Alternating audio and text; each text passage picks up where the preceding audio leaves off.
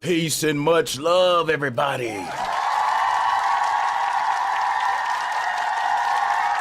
We back.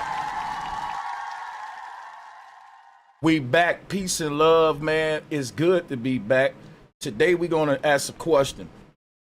Is the American Negro the American Indian?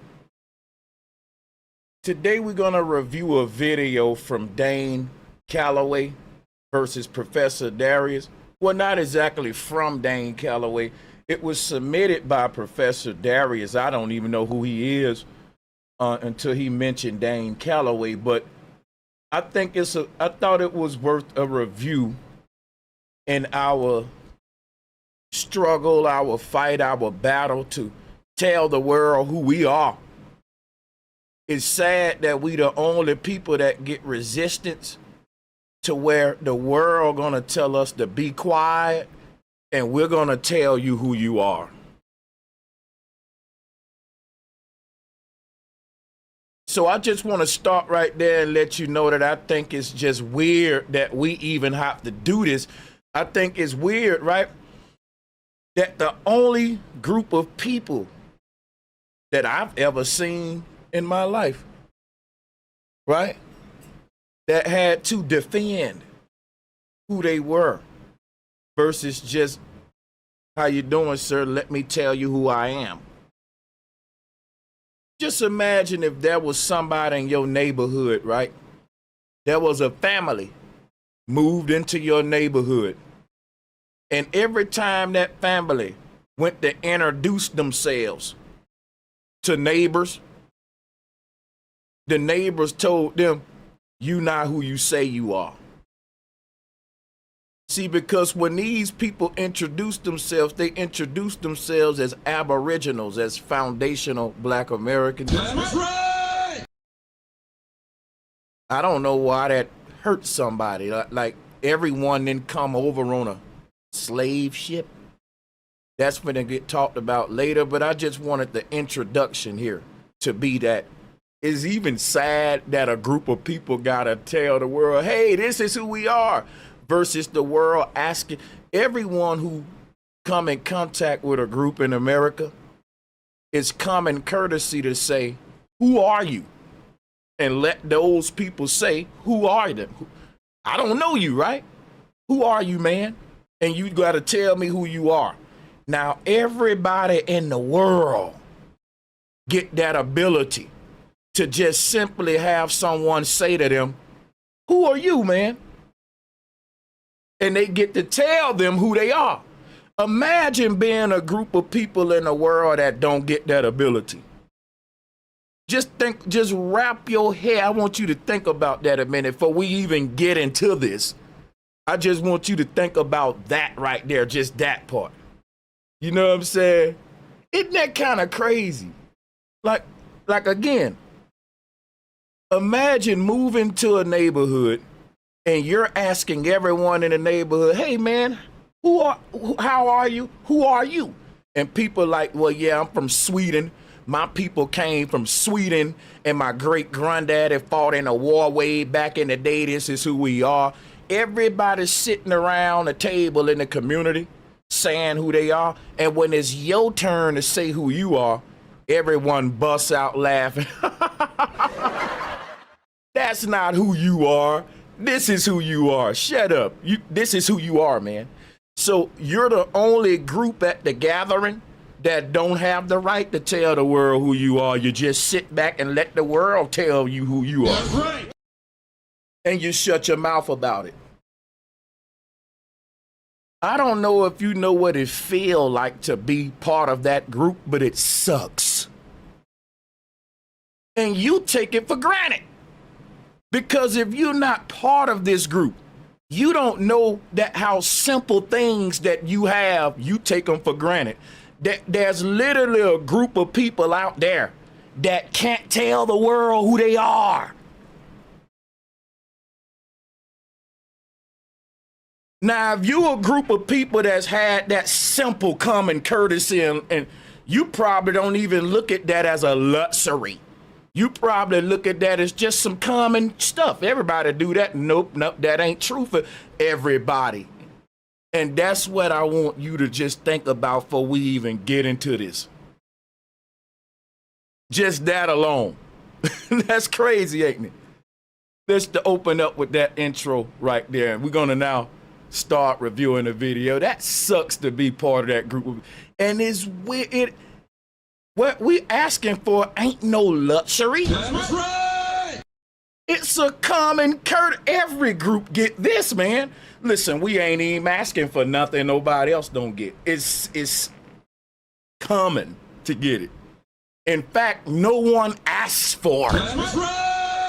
No one asked for it but my group.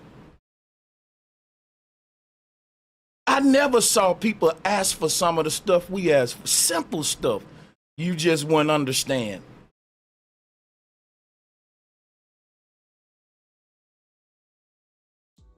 Hey folks, this is Darius Spearman and the people have spoken.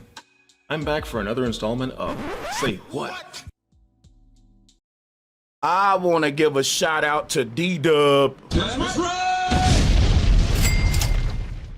Thank you, D-Dub, for the support, for the donation. I really appreciate that.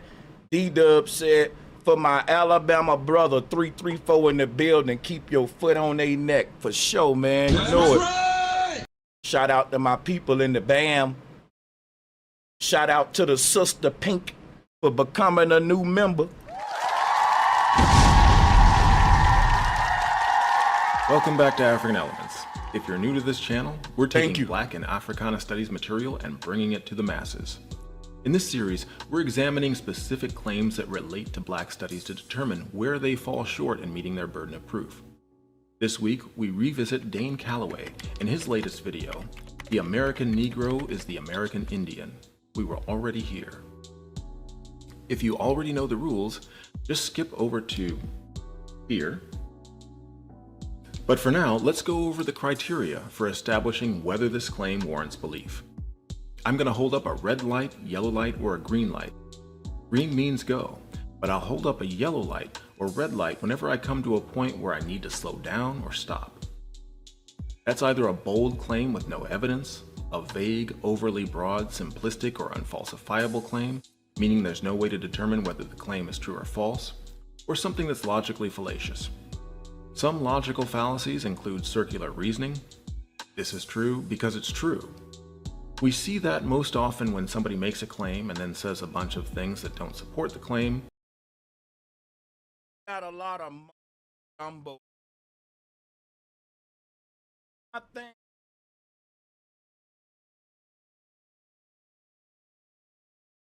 I don't.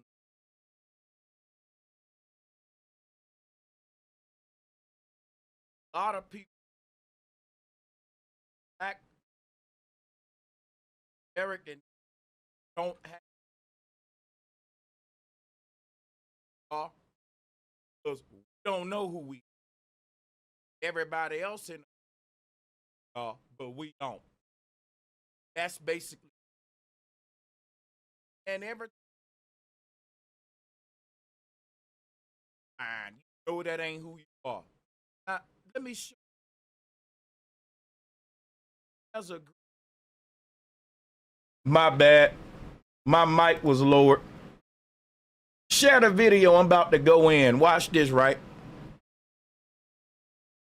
Every time we try to tell the world who we are, the world say, shut up, that ain't who you are, you lying.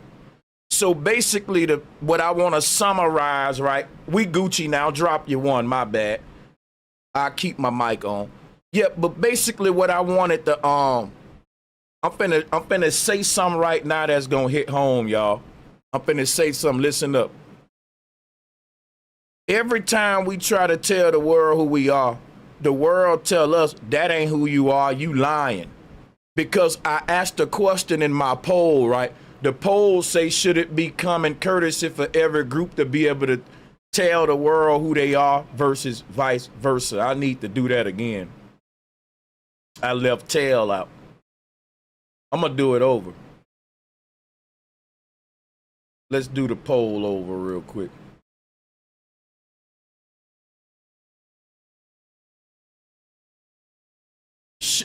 Should so yeah, I did leave tail out. Let me do it again. Should it be a common courtesy for every group to be able to tell the world who they are versus the world telling them who they are?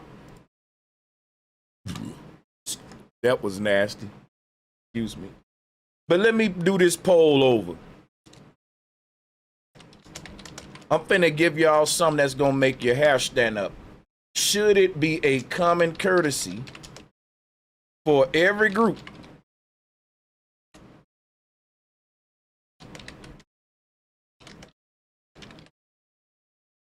should it be a common courtesy for every group to be able to tell the world who they are versus vice versa, versus the world telling them who they are? Why am I asking this question though? That's the reason I'm asking the question is because every group is able to tell the world who they are. Now, here's what happened when we try to tell the world who we are. They say that ain't who you are. You lying. You don't know who you are. I'm gonna say this again. When you try to tell the world who you is, the world will say, you know, black people are ignorant and they don't know who they are. So let us tell them who they are. Now listen, every time we tell the world who they are, who we are, they say you lying. That ain't who you is for real. That you ain't who you claim to be. Now here go the kicker, right? There are a group of people in power that have taken over every government. They're called small hats. They're claiming to be the Israelites, and they're claiming to be the chosen people of God. And ain't nobody telling them, quit lying. That ain't who you is. I'm going to say that again now. I'm going to say this one more time. When we simply tell the world that we didn't land on Plymouth Rock landed on us, they say you lying, nigga. Shut your mouth. You don't know who you is. You did land on Plymouth Rock. Now, on the other hand, there's a group of people called small hats that have convinced the whole world that they are the chosen children of God. And the whole world believing it. They're going around the world crusading. They practice and manifest destiny. All of the governments of the world are selling out to the Zionist agenda. No one is questioning these people and saying, that ain't who you. How can you be the chosen people of God? So wait a minute. You telling me God made everybody, but you his favorite people and he want you to rule over the world. We don't do that. We believe that, man. We take it as fact. That's something to think about. And then just repeats the claim. Repeating the claim doesn't demonstrate that the claim is true. We'll see that a lot. Other fallacies include shit. That's like a theory, right? Now, if you think of the whole out of Africa theory, you can repeat the claim all you want.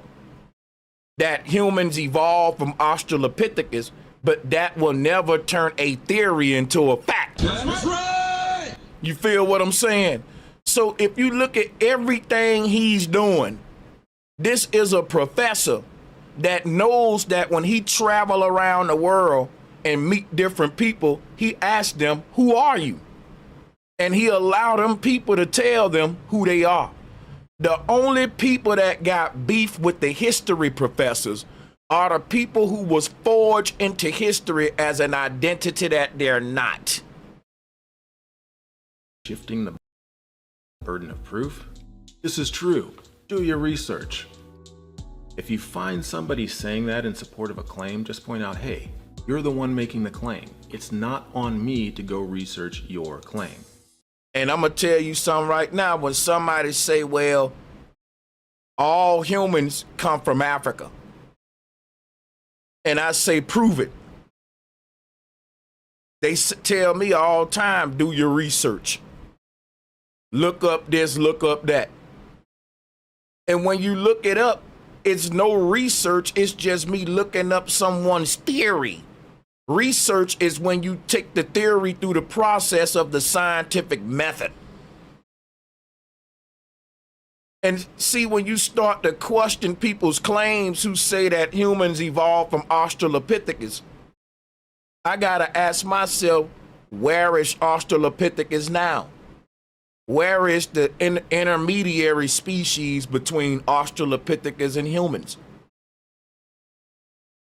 Why aren't we still evolving from Australopithecus? So my whole thing is this right here. Their whole foundation is based upon Darwinism. But Darwinism is based upon theories. Theories upon theories. And these theories are all unproven. They've never been proven. That's why they're not facts. So I just want to, right off the back, because he want to go over like logical fallacy, circular reasoning, shifting the burden of proof. Without all that, you couldn't even have Pan-Africanism. For real though. Also, we have arguments from ignorance, which you commonly hear in statements like, well, how else would you explain it? Related to arguments from ignorance are arguments from incredulity. How is it possible that we're on a spinning globe? I don't feel us moving. The fact that someone may not understand how we can be on a rotating sphere and yet not feel any motion. Well, here's the thing. People do understand how we can be on a rotating sphere and not feel any motion. We just saying it don't make no sense. We understand the theory that if you stick some people on a ball and spin it around real fast, they'll stick to it. But the truth is that if you practice that in your house right now, the people will fly off of it. So if you look at the thumbnail that he showed, if you look at what the little boy is doing, he's flying off of the thing.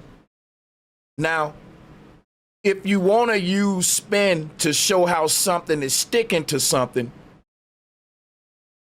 then everyone knows if you're on the surface of something that's spinning around real fast, you're going to fly off of it. This is what I mean about these historians and stuff not knowing how to use the scientific method, only knowing how to regurgitate what they've learned in school, which is easy. You don't know how to challenge what you've learned. And you think that the people that's challenging the stuff don't know it. But the truth is that in order for you to challenge it, you got to really know it more than anyone else. I got to know it more than the man that just repeat it and regurgitate it. So here's how they prove you sticking to something that's spinning around. But here go the problem with the gravitron. We don't live on the inside of the globe. We live on the surface of it. So this is right now, people not using logic. They're not using critical thinking. I've been in a gravitron before, but guess what? You live on the surface of the globe Earth, not on the inside of it. When people say the Earth is spinning around and that's what keep you stuck to it, that's, if you think about why that's deceptive, right? The way they try to prove that is with the gravitron.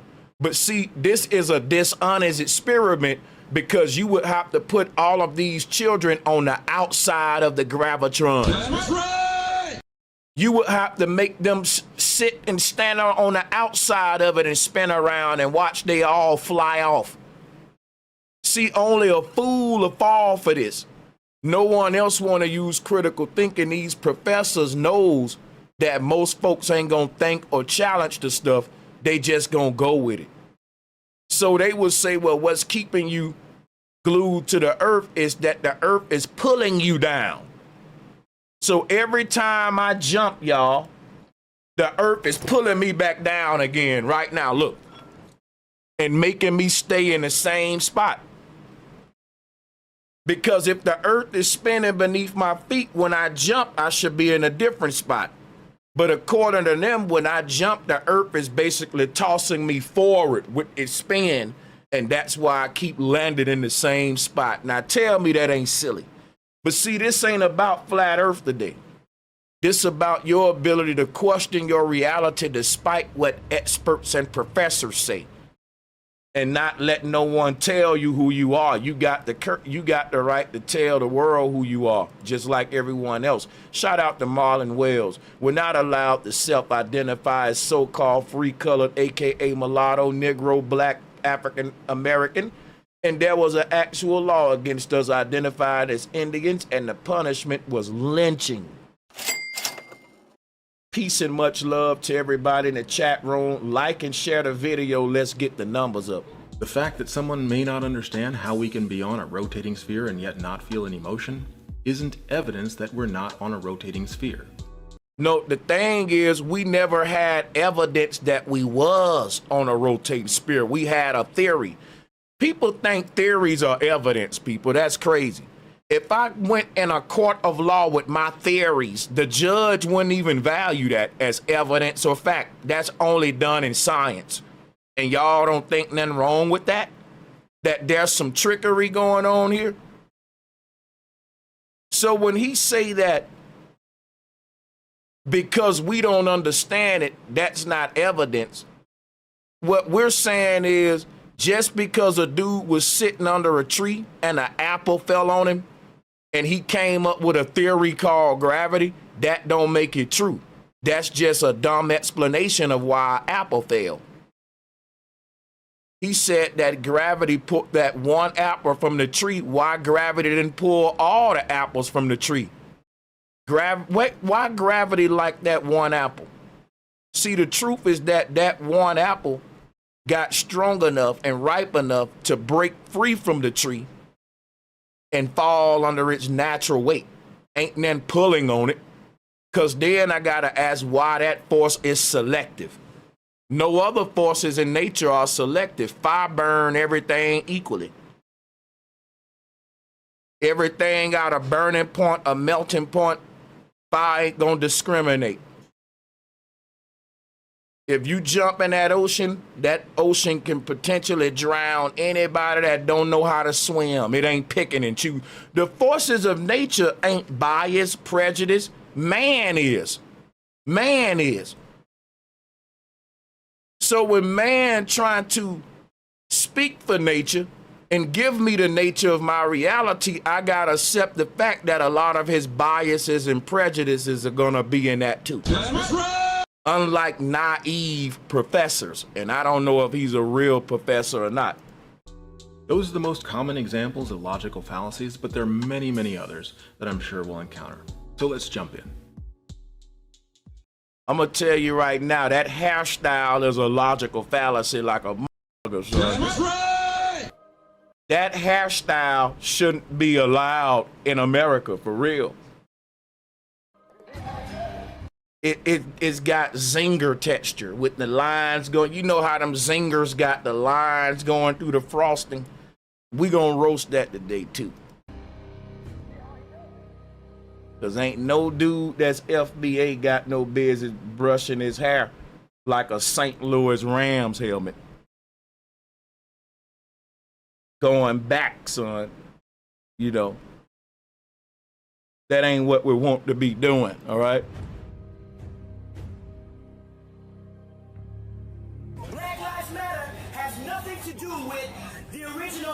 American Indians. Black Lives Matter is a propaganda to keep blacks thinking that they're African Americans that came on slave ship. We already know we are waking our people up to let them know that we are the American indigenous Indians. Black Lives Matter do not Shout out to Marlon Wells. It would be so fine if you could bring Dane on the show. He is the true scholar on this topic. You know what? You never know, man. That may be a possibility if we can get, we'll see, you know what I'm saying?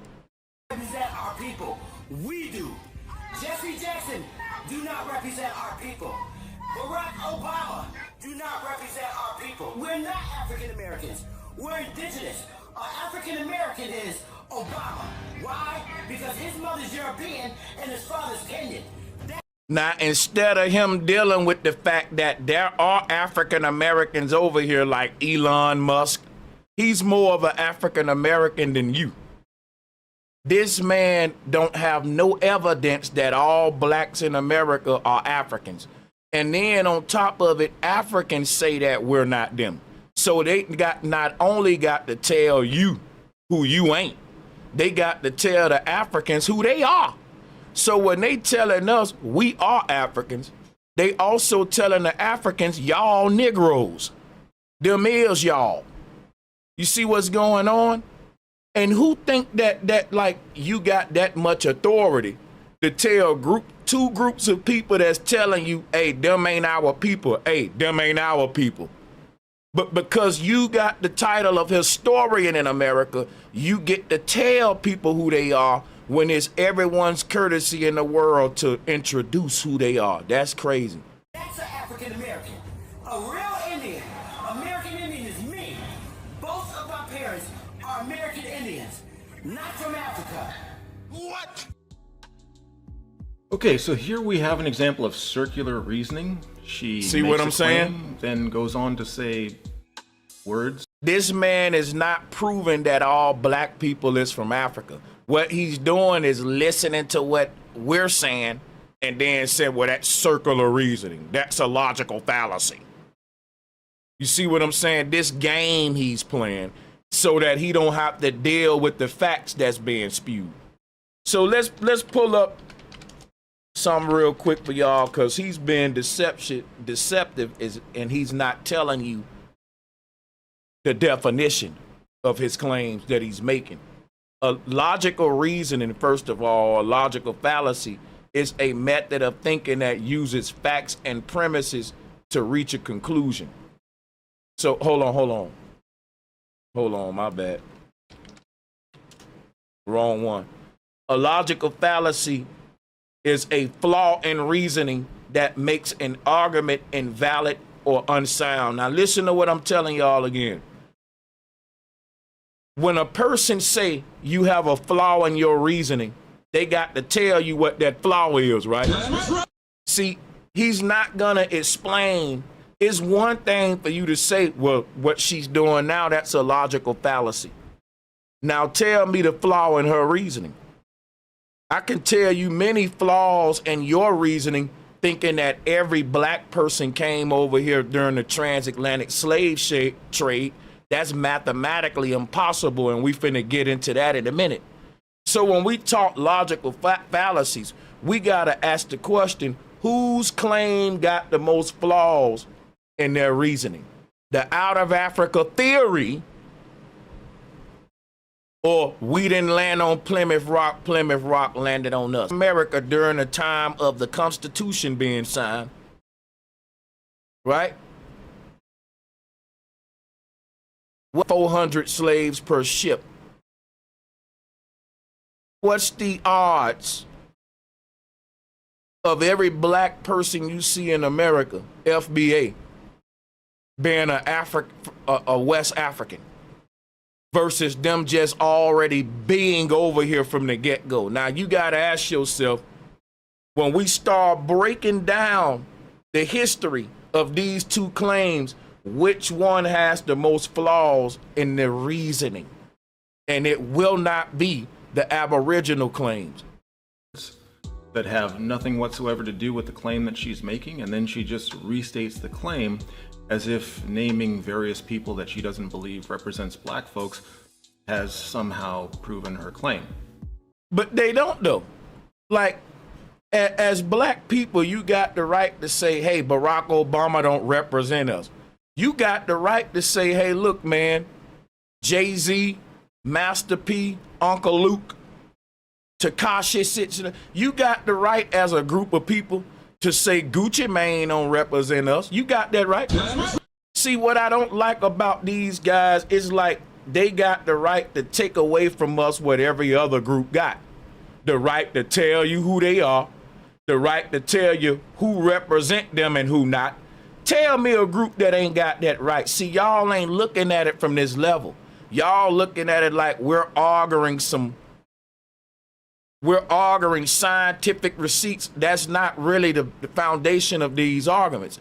They are theories, and one theory is just been more popular and is based on consensus, and that's the out of Africa theory. And that one just became the most popular theory. That's what I gotta remind you. So I'm saying twos.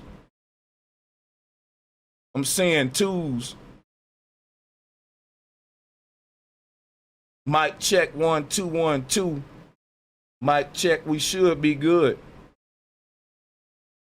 I'm saying excellent connection on my end. Mic check 1 2. Like and share the video. Drop a 1 if y'all can hear me.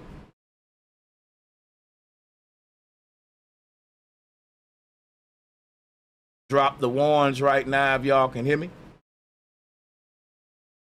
All right.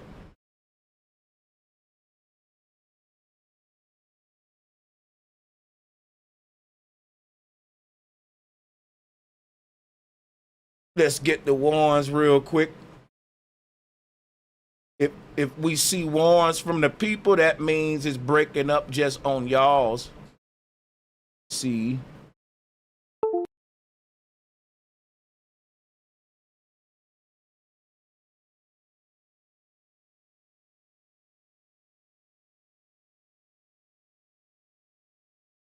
Another mic check. How we sounding?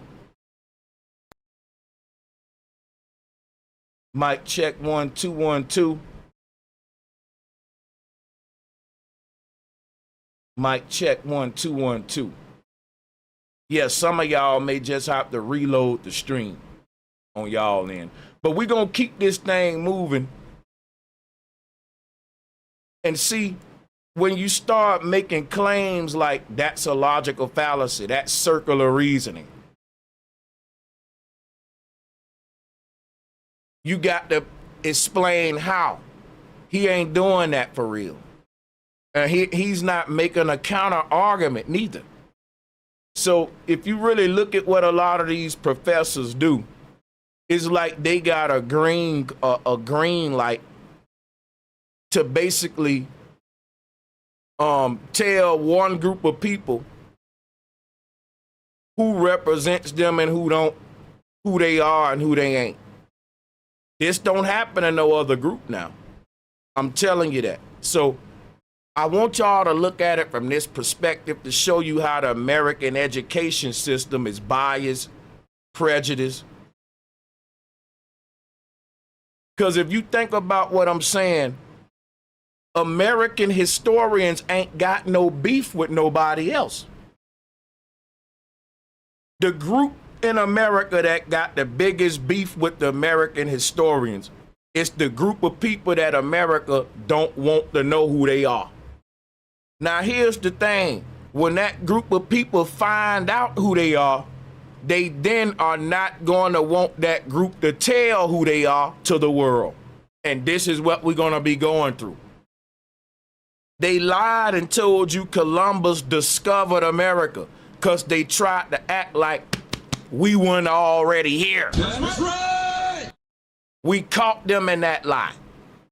There's even a lot of historians today that'll tell you Columbus then discovered America. It was black people here way before Columbus.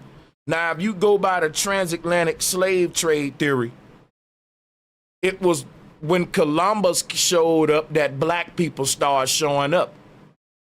It was roughly around that time, the 1500s, 1600s, coming into the age, like the age of exploration, all that. So they were saying that when the first Europeans showed up to America, that they saw Asians and that they saw these other groups, non-black groups or whatever. Shout out to Marlon Wells, colonizing tactic to displace us from our lands, take everything from us and give us a Bible so we can wait on the Lord while they paint themselves as God's people. Now proven her claim. D. Allen Warren, thank you for the support, man. Much love. Let's keep going. That's why y'all look at me funny. Like, nigga, I'm African. Like, you're not though. Like you're not. 80% of slaves was already here. It was natives. It's crazy. 80. Where you get that number from? I just checked the books. Which book? Yeah. I got a whole laptop full of it. So here's the thing right here. Waka Flocka, oh, he's talking to Waka Flocka. Let me share the screen with y'all. So he's reviewing a video by Waka Flocka. Well, Waka Flocka was saying, man, we was already here. Let's go back. Nigga, I'm African. You're not though. Like you're not. 80% of slaves was already here. It was natives. It's crazy. 80, where you get that number from? I just checked the books. Which book? Yeah. I got a whole laptop full of it. Yeah. Yeah, just for me reading. It's not a solid book like, hey, some 1,000 slaves came here and nah, man, you gotta read. You have what? Okay, so that's a common tool of the conspiracy theorists, from flat earthers to moon deniers. Now, y'all got to keep in mind, right, that there are astronauts that said we didn't go to the moon. And when we deny something, that should be a right in science. You shouldn't be living in a world where a scientist can tell you something and you don't have a right to challenge it, deny it, and say, I don't believe that. I need more. That should be welcomed in science. If you got the truth, why would you run from that? See what I'm saying? The fact that the moon missions are up for belief makes them a matter of belief and not a matter of fact. It's always a matter of, do you believe the moon missions? Just like a Christian saying, do you believe in Jesus? And someone got a right to not believe in your God or your belief, whatever it is, that support your reality. Right? And the thing is, if you had a fact, it wouldn't be up for belief. But the fact that it can be denied shows it's not as mathematical as 2 + 2 = 4. We all can prove that. We all can't prove they went to the moon. I just gotta watch a video and believe that what I'm seeing is a man on the moon, and that a president is speaking to that man on the moon with a landline phone, a rotary phone. See what I'm saying? It requires a lot of belief, and I don't do belief systems. I do prove it or not. We dealing with facts, right? It don't matter if you call yourself a professor, an expert. I'm still gonna deal with facts and not theories and all that. That's right. Your title ain't gonna make me sway, and your ridicule ain't. Your little bitty words like what Christians call people sinners and demons and unsaved. You call them pseudos, and you say they using logical fallacies, no different than a Christian saying you're using blasphemous terms. Deal with the words that I'm saying and tell me, are they facts or not? Counter argument. Don't place a title on my argument, counter it with yours. This is a religious response. If you tell someone who's in a belief system some facts that go against their belief system, they'll say, what you said goes against the Bible. And what he will say, but that goes against science. So it's okay to go against science. That's right. Bro, it's okay to go against science. You're supposed to, but the world has turned into a damn cult. That's right. It ain't even science no more. It's a religion. Black people are the original inhabitants of the Americas. Do your research. No, you're the one making the claim, so you're the one who bears the burden of providing the. So right. If somebody say, man, you said the earth's spinning at 1,000 miles per hour, why don't I feel it? You can't tell that person just because you don't understand how the earth can be moving at 1,000 miles per hour and you don't feel it, don't mean I'm wrong. No, it means you didn't prove that it's moving that fast if I can't prove it by feel. You see how that works? You're making a claim that the only way I'm gonna be able to prove is by feeling it move. So because I can't feel it move, you got the burden of proof to explain to me how I'm on something moving that fast and don't feel it. But instead of you doing that, You say, well, listen, if you don't understand how you can stick to a ball spinning at 1,000 miles per hour, that don't make it not true. No, it's not true because you never proved it. It was just a bogus claim from the get-go. It ain't not true because I don't understand it. I understand it enough to know it's bull. Right? And so that's what I'm saying. Like, it's crazy, man. The claim. Otherwise, that which is asserted without evidence can be dismissed without evidence. Right. This is why we dismiss the out of Africa theory. If this guy's foundation was supported with evidence and facts, why is it a theory? A theory is not a fact. So when you come to me with your out of Africa theory, since it's not a fact, I can reject it right off the bat, bro. After all, it's just a theory. No one should be forcing theories on people as facts. If you got a theory, he should be able to come up with a theory. I should be able to have a theory. The other man should have a theory. How you just gonna make a theory and say no one else can make a theory? My theory is the only theory, and if you're saying something else, you got it wrong. No, I can see if you had a fact, like what the hell? All you got is an out of Africa theory. Anybody can make another theory that makes more sense than that one or make less sense than it. But you don't have a monopoly on theories, and you don't, a theory is not a fact. So according to his own logic, if you're presenting something without facts and evidence, I don't have an obligation to just accept it. You only obligated to accept the truth, y'all. Excuse me, truth is that can be proven with evidence and facts. The out of Africa theory stands as a theory because there are no definitive and conclusive facts that can support its foundation. Let me give a big shout out to DL. Appreciate you, bro Sanchez, helping us find the truth. You're welcome, and I appreciate you guys' support. Shout out to Davis McMillan. Shout out to you guys for the super chat. Davis, I appreciate the love. Shout out to all of my channel members and Patreons. Let's keep going. People don't understand. Black people did not just come from Africa. Black people were already in the States. People don't know that, though. They don't get that part. You know, they don't know that Nat Turner was really an Aborigine. That ain't African. You can look at Nat Turner and the depictions of him and know he was an Aborigine. Yeah, what? Okay, so this is kind of baffling to me. What is your criteria for saying that he looks indigenous? If you're saying that he looks black, then that's circular reasoning. If you're saying that he looks Native American, then basically you're acknowledging that black people and Native American are visually distinct from one another. In any case, what something looks like isn't necessarily proof of what it is. That's an appeal.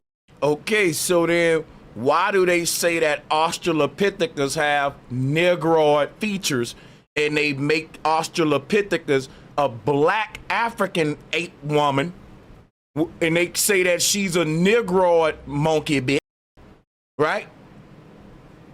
And they able to make the claim that Australopithecus Lucy is a Negroid Sasquatch hoe. And that, right? And that she's a Negro Sasquatch trick because of her features. And we're dealing with lookership, ladies and gentlemen. You see the double talk. You see somebody like me got to come in there and point this kind of hypocrisies out to you. You know I'm going to do it surgically.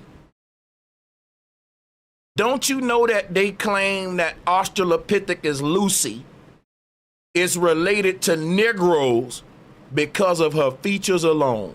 It's the most racist thing ever because they trying to say you look like a chimpanzee. That's right. Somebody said, well, Sanchez, you don't have no proof. Let me show you how this works. If somebody come up with a theory called an out of Africa theory, I don't need no proof because they don't have no proof. They only have a theory. You get what I'm saying, guys? If I say, man, I got a theory that there are deep underground military bases with green aliens running around with laser guns, and somebody that believes my theory may try to defend it by telling another person, but you ain't got no proof that he wrong. And guess what? He ain't got no proof that he wrong. But you know what's crazy about it? He ain't got no proof that he right neither. That's why it's a theory. That's right. I'm trying to reteach y'all how this work because it's like we got ignorant or something. They hit the ignorant switch and everybody just got silly overnight. Look here. If a person got a theory, they don't have no proof that they theory right or wrong. That's why it's just a theory.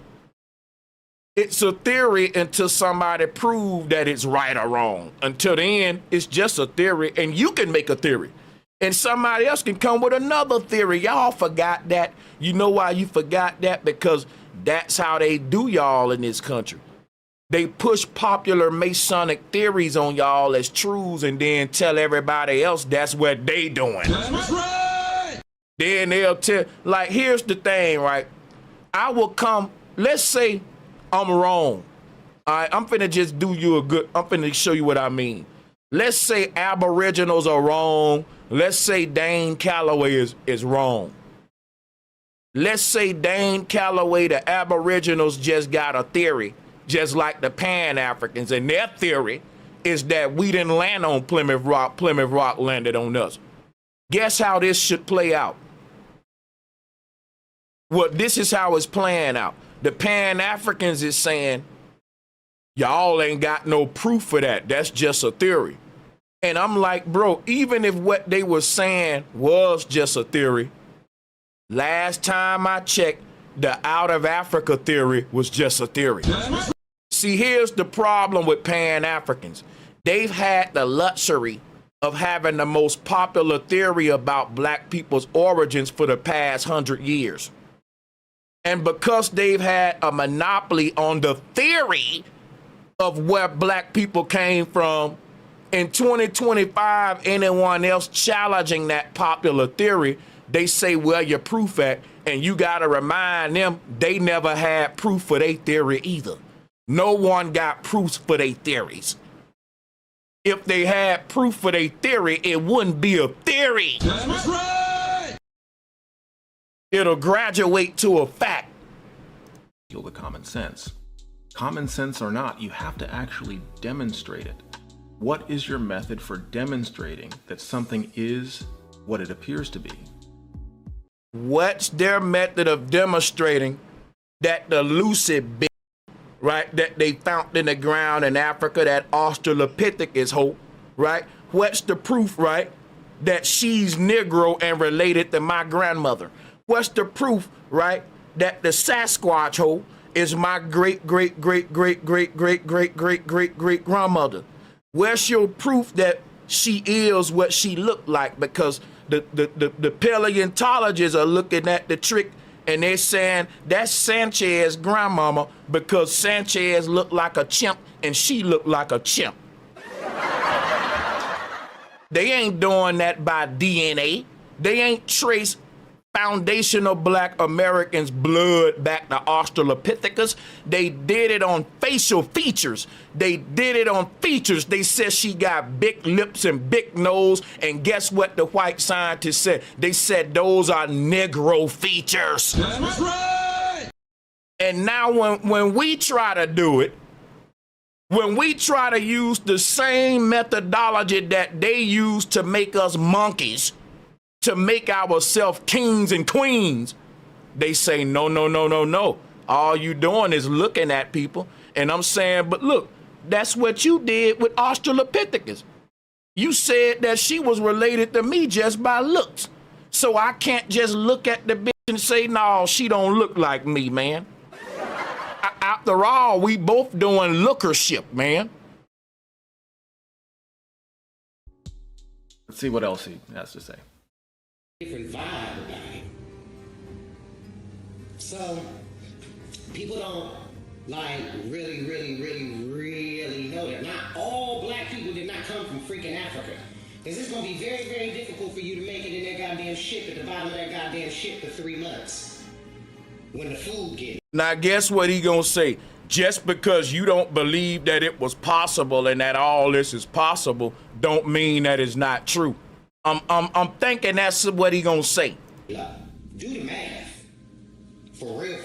Do the motherfucking math. Seriously. Yeah, go do the math. Guess what he gonna say? Why don't he do the math for you? Cause you shouldn't be lazy as hell. You're a professor. I'm guessing what he gonna say. He should do the math for you. And just cause he's saying it don't make no sense, don't make it true. He's such a simple zinger head. Let's go. And just ushering everybody in on boats the long goddamn way. They not stopping. Ain't no bathrooms on that mother. Come on now. What? Okay, so here we have an argument from incredulity. Actually, I have done the math. According to most reliable estimates, about 2 million died on the Middle Passage over the course of nearly 4 centuries. How did you do the math by saying according to? Where your calculations at? Because I'm about to show the math right now when he's done. That doesn't take into account those that died on the way to the coast even before they got to the slave ships, and nor does it take into account the heavy toll that... How is this doing the math? This regurgitating what you was told. You see that, man? The seasoning process extracted on the survivors of the Middle Passage. I have a video on the Middle Passage that explores that in more detail, but to deny that great disaster puts him on the same level as Holocaust deniers. No, it doesn't. We're challenging historical events. Y'all see what I'm saying? The historical events that they don't want you to challenge. They act like, well, it hurts someone so bad. No, it don't hurt no foundational black American. If the group of people that you're telling that they're slaves that came over here on a slave boat is telling you that ain't who we are, how are you going to counter the argument by saying, oh man, you're hurting people's feelings? The only people feelings who would be hurt is ours, dummy. We're the people history you trying to tell. And we don't agree with the way y'all telling our history, and more of us disagree with y'all than don't. If you did a vote right now, I would say way more than half, more than 50% of black people in America disagree with the history as they tell it about who we are as a people. Over half. Facts. Don't even agree with the Columbus story. So if the people whose history you trying to tell are saying you ain't telling it right, why don't you listen to them verse say, I am telling it right, and you trying to challenge me is gonna hurt people's feelings. Who feelings gonna get hurt? Yours, because it's our history.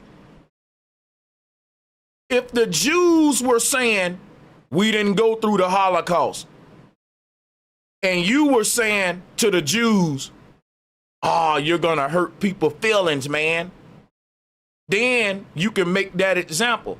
But you're making a dumb example.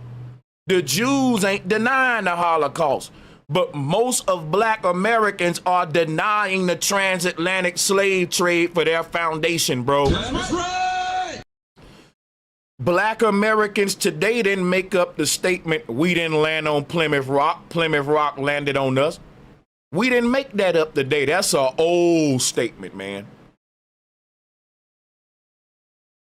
So you trying to compare that to Holocaust denial is ridiculous, because there are no Jews that saying the Holocaust didn't happen. But if you go up in any room full of black people, if it's 10 of them, 5 of them will tell you we don't agree with no transatlantic slave trade. That ain't happening with Jews. Every Jew agree with the Holocaust. But most black people in America tell you the transatlantic slave trade bull crap. So you cannot make that argument, bro. So I think I'm done with this guy. In short, personal incredulity isn't proof of anything.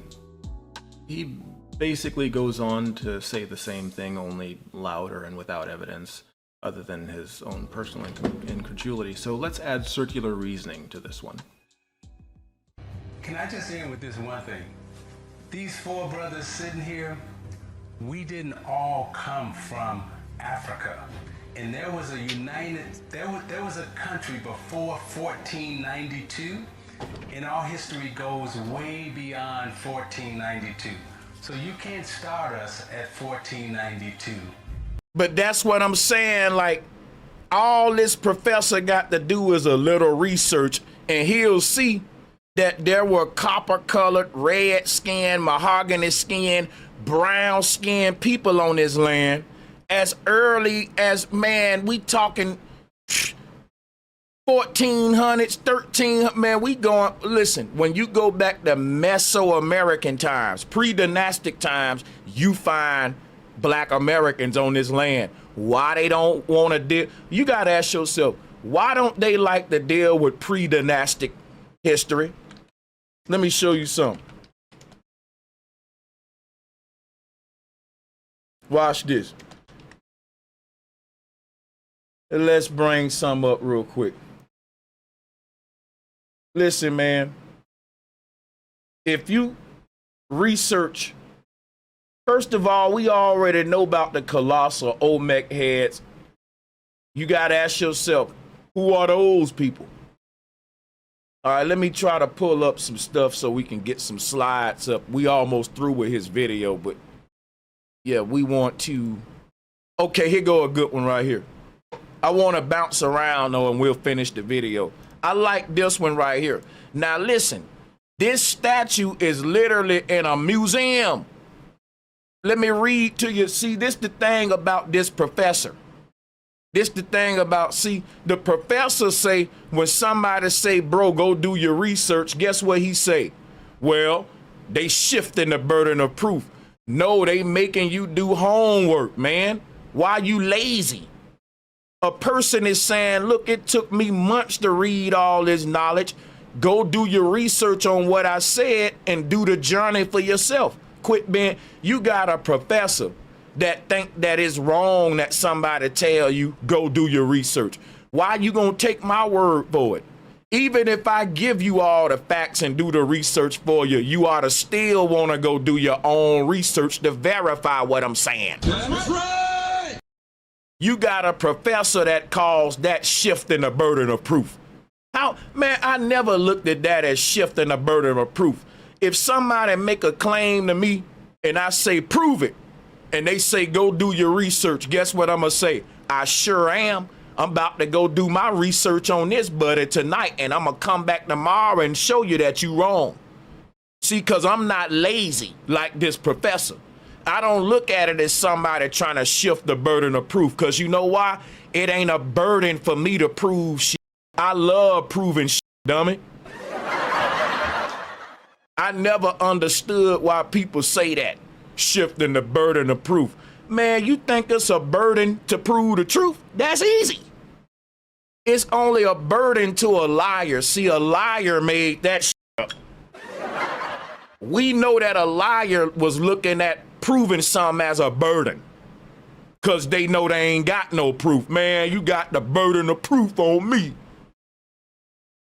With the truth don't even think like that.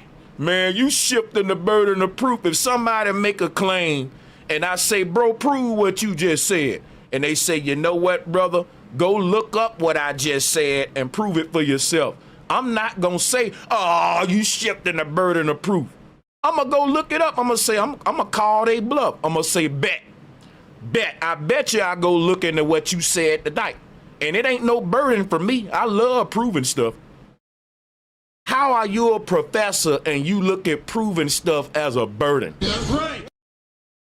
And this is what I'm saying about these professors, man. They ain't ready for what's going on in the world right now as far as this collective awakening. They gonna be left behind with their scholastic uppity asses. That's right. We were always here. We were always here. What? So this clip has been making the rounds with folks who are supporting claims about Watch this though, right? Let me show you how stupid all this is, right? Let me just show you how stupid this is. Stupid all of this is, right? If a black person say we was always here, right? They'll say that's so silly. But then they got another group of people who was always here. Ain't that crazy? I want you to think about what I just said. There's another group of people that they said was always here. But they act like when we say we are the group that's always here, then they play this game to where, well, where did you come from then? What about the group y'all said was always here? Where did they come from? Did they just drop out the sky? See, because the group that they said was always here, they lying. They weren't always here. They saying that Africans populated the whole world. That's the out of Africa theory. Now, here's the crazy thing. When the Africans migrated, they didn't come to the Americas in their African form. The first Africans that was here, y'all, listen to me. Y'all, I can't make this up. According to Pan Africans, the first Africans that migrated out of Africa and settled on this land were Mongolians that looked like Bruce Lee. Stupid. Think about how silly this is. The Pan Africans will tell you blackness come from Africa, this skin, but they'll turn around and tell you that the first Africans was yellow.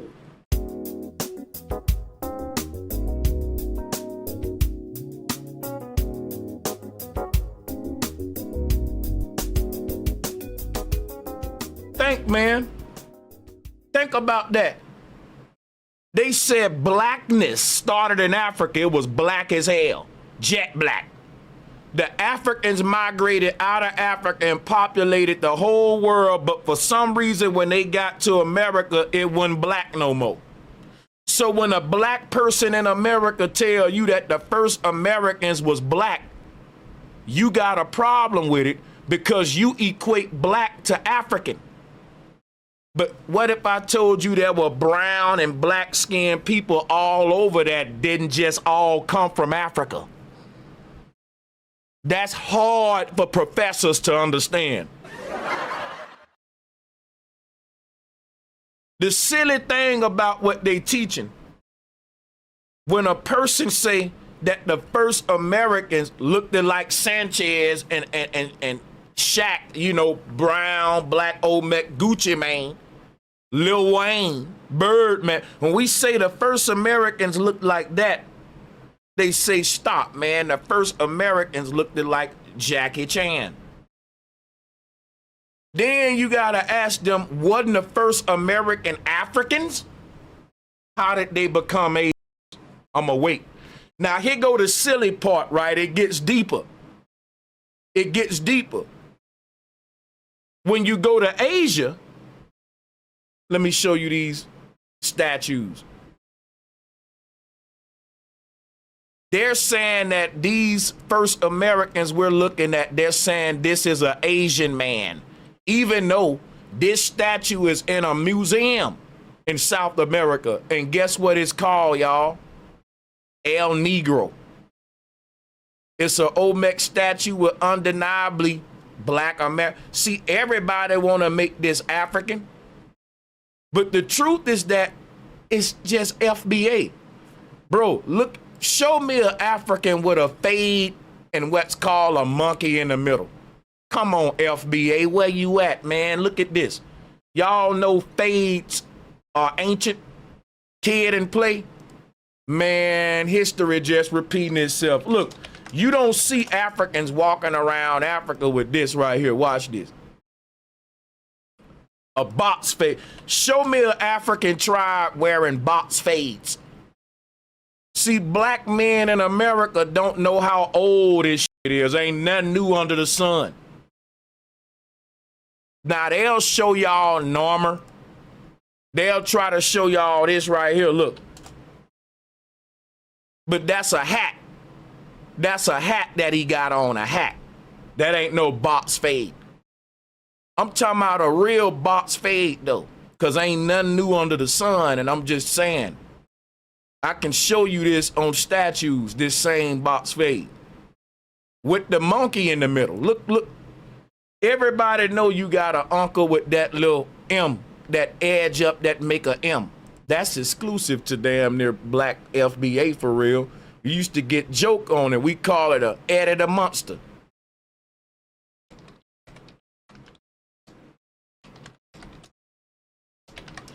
Yeah, in America, a lot of Negroes, they get this Eddie the Monster. That I'm telling you that the Eddie the Monster is a black man feature. That's why they call it Eddie. Everybody know Eddie is a black man name, but I'm just reaching, joking.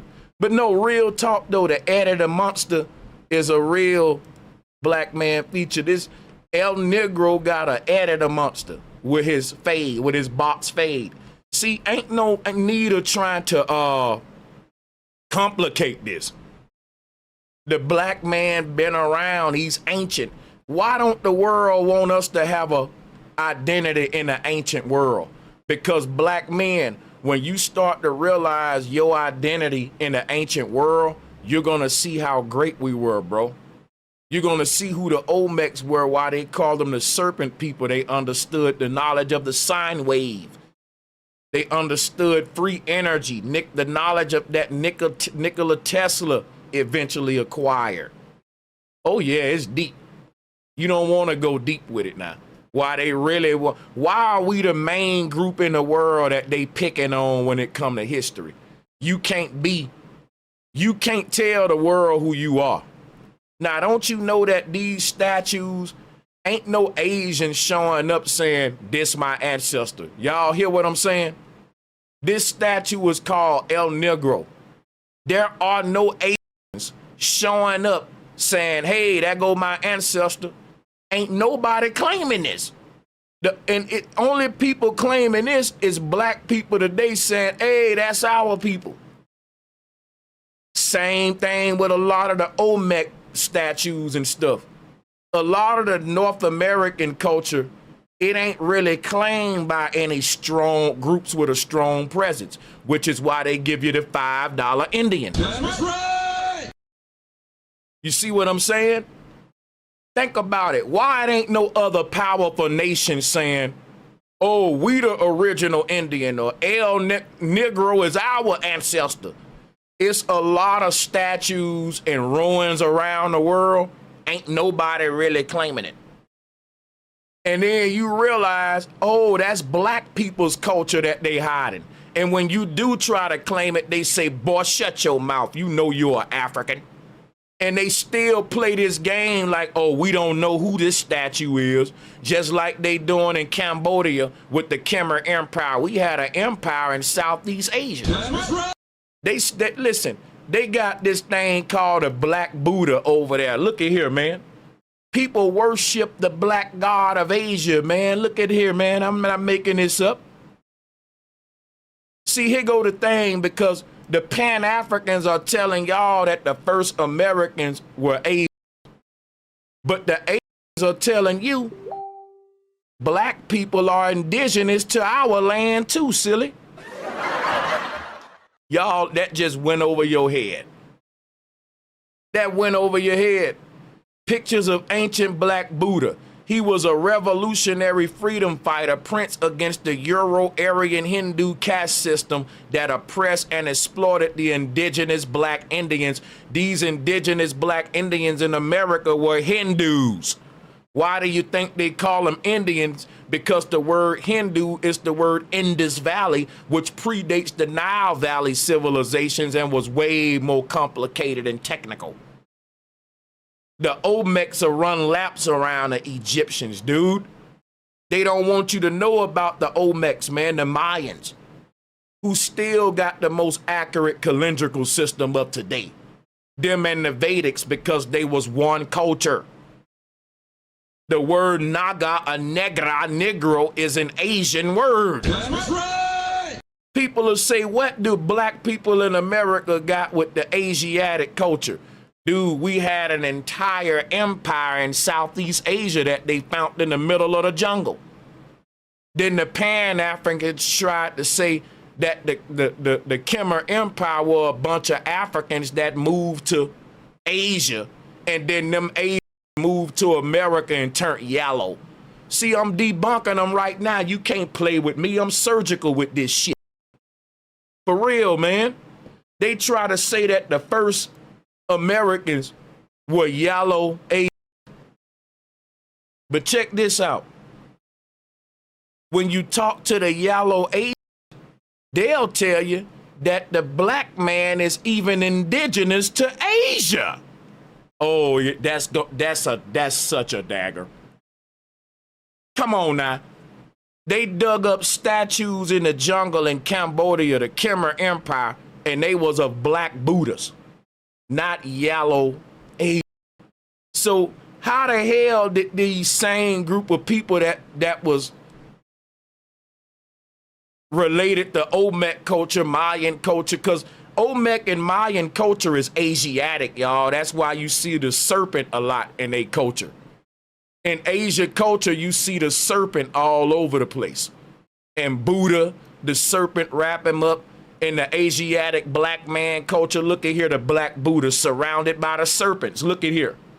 You can find this in America. They turned this to the Statue of Liberty with the 7 spikes. Count them, my nigga. 1, 2, 3, 4, 5, 6, 7. He got 7 serpents coming out of his head. They turned this right here into the dragon in the Bible with 7 heads so that they can curse the knowledge of the black man.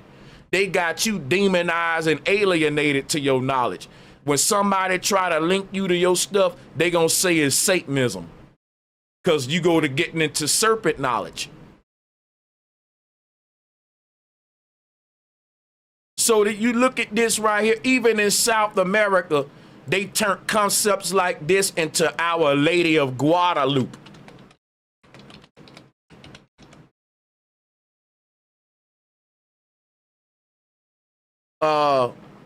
Let me show you something.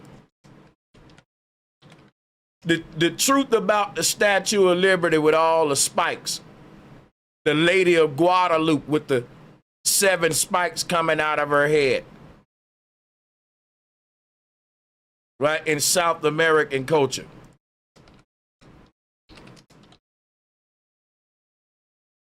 Look at here. Why do you think that the Indians wear the feathers? Because it represents the spikes.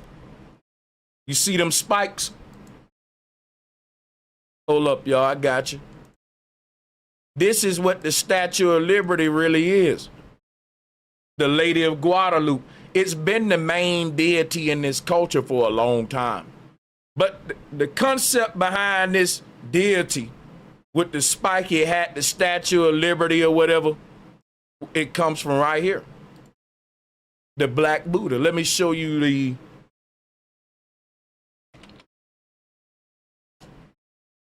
Statue of Liberty got 7 spikes on the head. You can count them. They whitewashed it. Look, 1, 2, 3, 4, 5, 6, 7. Now the Black Buddha. Go back to the Black Buddha. See the 7 spikes? 1, 2, 3, 4, 5, 6, 7.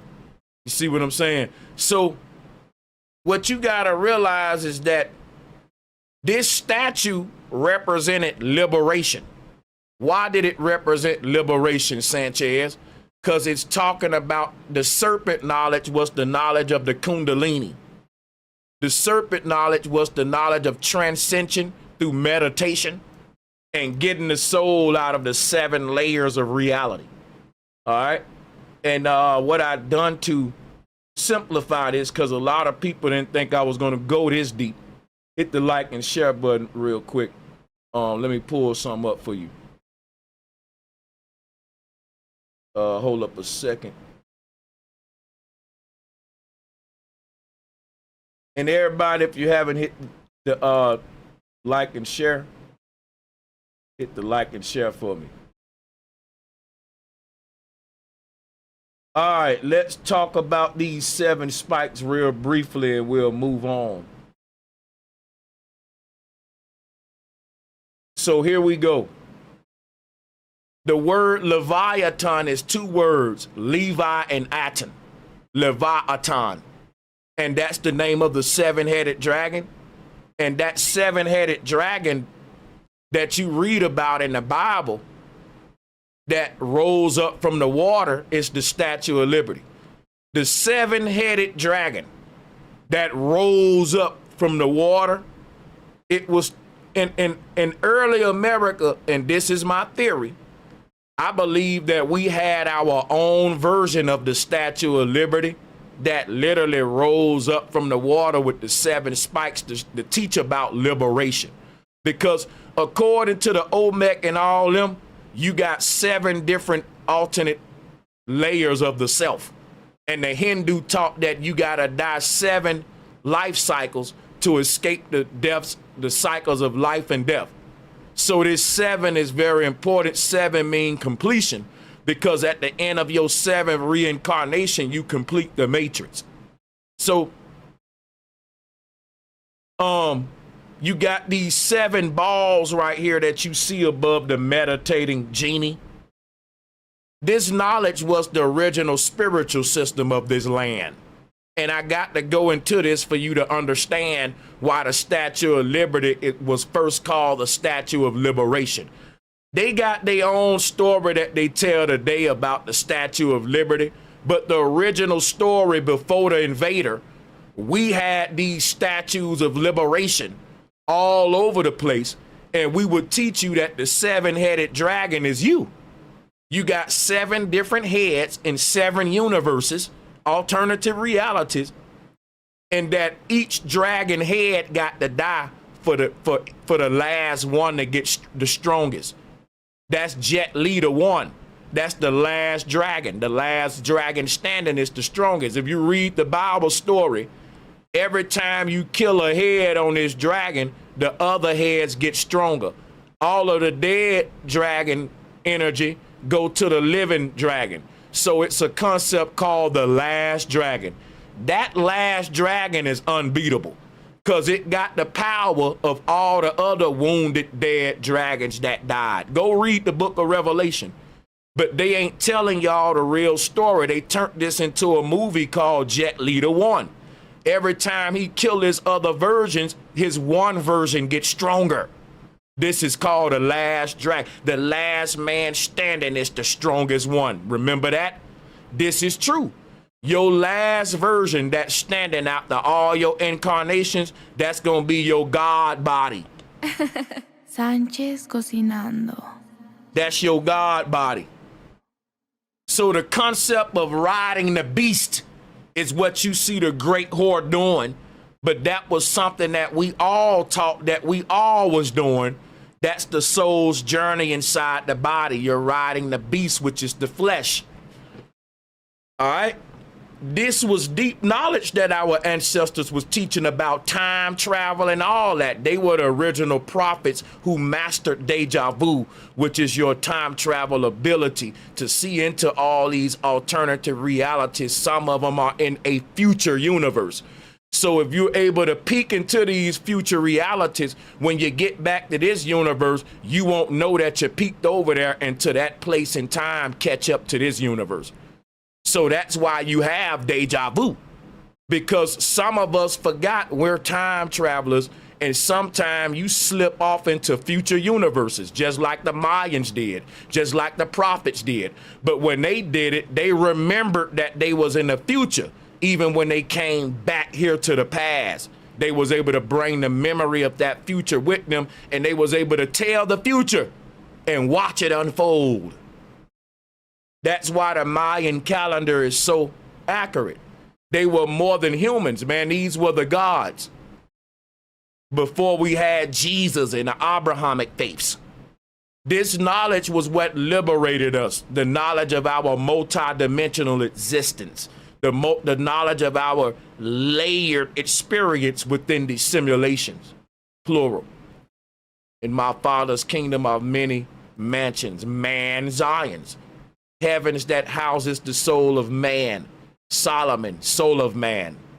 These are 7 temples of Solomon. And each temple is a different head. What is a head called? A temple. Point to your crown, your temple. That's what's housing the spirit of God, the seat of the soul. But you got 7 heads. And each one is housing a fraction of God's consciousness. These are the 7 candlesticks in the Jewish menorah. And the menorah is what? Man's aura field. Man aura, men aura, which is why I have the aura field in the bottom left corner. The Jewish menorah isn't something that the Jews came up with.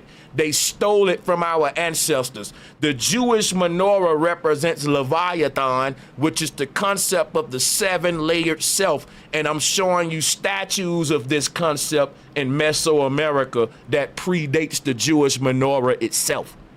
They spoke about a dragon that blows fire out of his mouth, but the dragon has 7 mouths. So I want you to picture this dragon. Each head is blowing fire out of its mouth, and it's 7 heads of the dragon.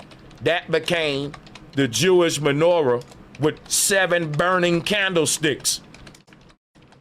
This is Mesoamerican knowledge you ain't gonna get from nobody.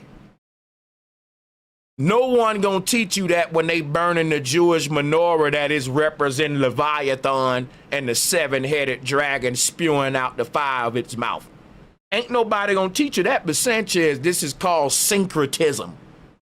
Showing you the one truth that was interpreted in many ways all around the world, even up to modern times, is being misinterpreted as this thing called Leviathan.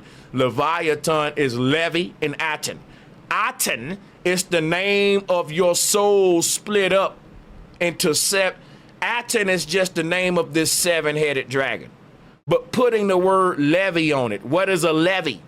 It's a dam, like Hurricane Katrina, the levees.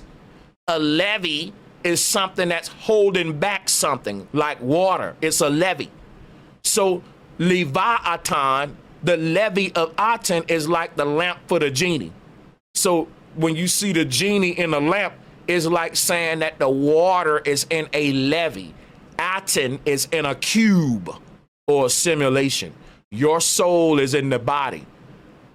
The soul is called Aten. The body is considered a levee or a dam. It's only a container that's holding the soul from passing over, like a dam is holding water back. Your body holding your soul back. But see, no dam is permanent. Eventually, nature will always win over the levee or the damnation, which is the body, which is why death is got to come, because the soul can't be contained inside this thing forever. Every dam gonna break one day, and the water will do what? Pass over. You're gonna have a Passover upon death. You're gonna be able to pass through. The water breaking is gonna be your mama's belly in a future world giving birth to you again. Boom, the water's broke, the dam opened up. So the floodgates, this is what I'm telling you. The floodgates are the chakra layers.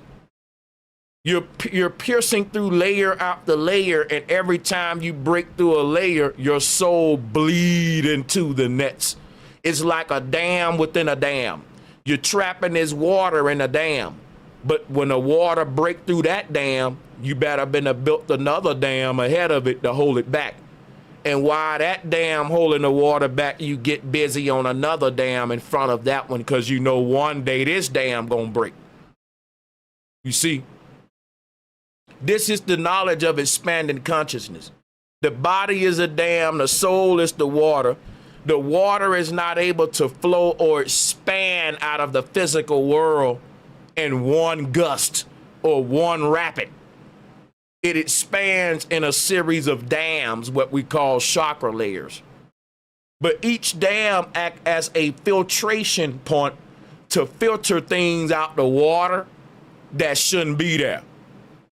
That's why your soul got to go through each one of these layers, because every time it goes through a lifetime or reincarnation or a layer of itself, it takes off things it don't like. is say, you know what? I need to work on my jealousy, or I need to work on my laziness, or I need to get better at this. And we don't master ourselves in one lifetime. Each lifetime we strip away the dead weight and add on perks, and we master ourselves in 7 steps of perfection that was also summed up as the 7 Hermetic principles. So these 7 spikes on the Statue of Liberty shows the 7 steps up the stairway to heaven that leads to the glorified self. This was the original knowledge of the Olmecs and the Black Buddha of Mesoamerica. That's right. So something else I want to share with y'all, Jacob in the Bible got a ladder, but Jacob in the Bible is Jacob, which is Jack's beanstalk, or Jack popping out the box. And one thing I wanted to show you about Jack popping out the box is look at in the top left corner of this collage. Yes, they stole it all. I got another one for you. Check this out. Look at the Olmec statue. Look at that Olmec statue. They've been plagiarizing our knowledge, y'all. Let me show you the end of Jet Leader 1. At the end of Jet Leader 1, people don't realize Hollywood ain't original. Hollywood stealing from your ancestors, man. They owe us billions of dollars, trillions. They owe us trillions, bro. They've been stealing our stuff, bro, and taking our story and all that. Look at this. The concept of Jack in the Box is the genie leaving out of its cube or its lamp. That was told in Mesoamerica. The whole concept of the genie in the lamp come from us, El and Aladdin, Middle Eastern culture when it spread it there. This knowledge can be found prevalent amongst Mesoamerican culture. Here we see the end of Jet Leader 1 when he killed all of his layered versions, like I was just explaining, and his ultimate God body rose up out of the simulation. You see, Jack reaching the heavens on a beanstalk, Jacob reaching the heaven on a ladder, Jacob's ladder, Jack's beanstalk, Jack's box, Jack in the box. It's all the knowledge of the genie leaving the lamp. And this was our original spirituality before the Bible and all that, black people in America. It was the knowledge of Enoch, which is why they took the book of Enoch out the Bible. That's right. Because if you go read the book of Enoch, Enoch is basically telling you ancient Mesoamerican spirituality and how to leave the earth. This was before the space program lied to you like we can go to heaven in rockets. No, you can't, no flesh and blood and no physical objects enter this spiritual kingdom. You got to get out of your body and out of physicality itself and strip yourself to get to heaven, son. And you got to rise up the stairway to heaven. Here go the stairway to heaven right there, man. It come from the Olmecs. Look at that Olmec brother breaking out the simulation. We find this same story in Samaria. Check it out. Jack in the Box. Look at him, Jack popping out the sky in his beanstalk. You read stories of Jack and the beanstalk, and you think that this white man, let me quit saying the white man, that this small hat, this Jewish man, you think he made Jack and the beanstalk. You think these folklores come exclusively from these people. These are stories that's been told on the earth for eons. They go all the way back to the Olmec of man leaving the earth simulation. Enoch, Jack, all of these different creatures exiting the earth, liberating themselves from the body, which is why it's called a statue of liberation. And they dumbing the knowledge down today. I had to go into all that just to show you something real quick about America. But when it goes, why did I go into that? Because think about this. The stories that I'm telling you about, they had to retell these stories and act like these are new stories that the slaves learned from the slave master, when really these are old stories that the so-called slaves taught the foreigner when he showed up to America. That's right. I'm gonna say that again. You read stories about Jonah inside of a whale, right? Let me show y'all something, because they don't like to talk about Mesoamerican history. So I gotta do it to give you an example of what I'm saying. You read all of these stories like Jonah inside of a whale mouth. But guess what they ain't telling you? Jonah inside of the whale. All right, let me pull this up real quick. Hold up a second.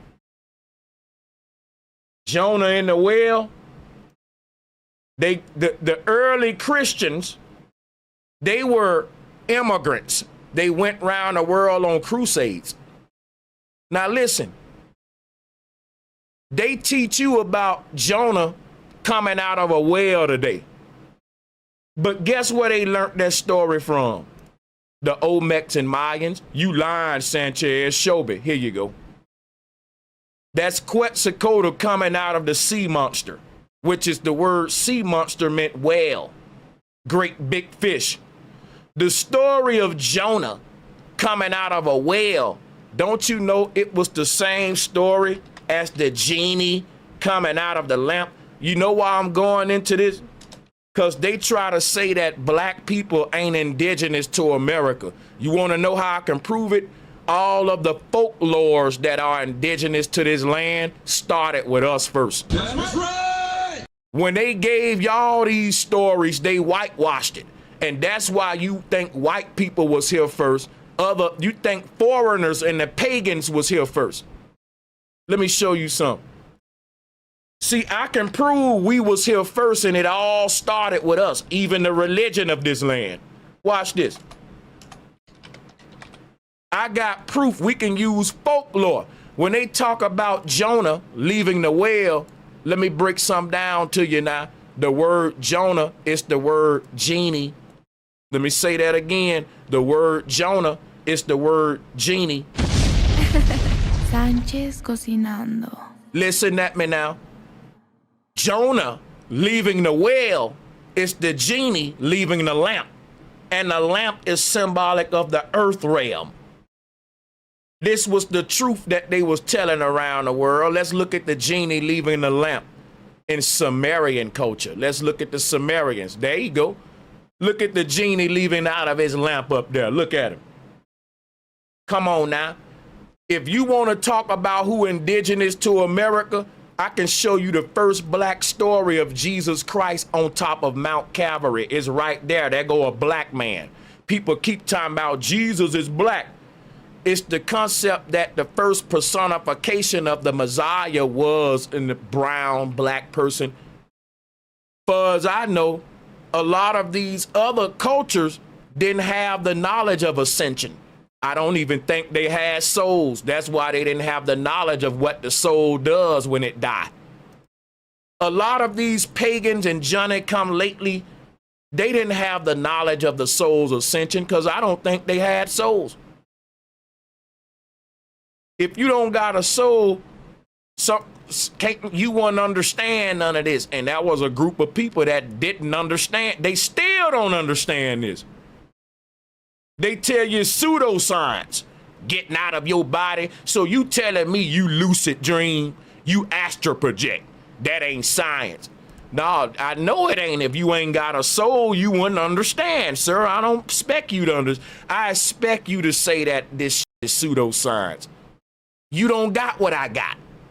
Me trying to explain astral projection to a soulless creature, I got to remember that. So check this out, right? Jonah is genie. And the first story of some genie or Jonah leaving a whale or a world or the lamp was told in Mesoamerica, the story of Quetzalcoatl. Way before the foreigner showed up here talk about some Jonah. Come on now. I'm debunking Pan-Africanism. Because according to Pan-Africans, we got introduced to modern Western folklore through slavery and the Bible. It was the Bible that taught us about Jonah and the whale. It was the pilgrims that taught us about Jack and the Box and all these pilgrim folklore.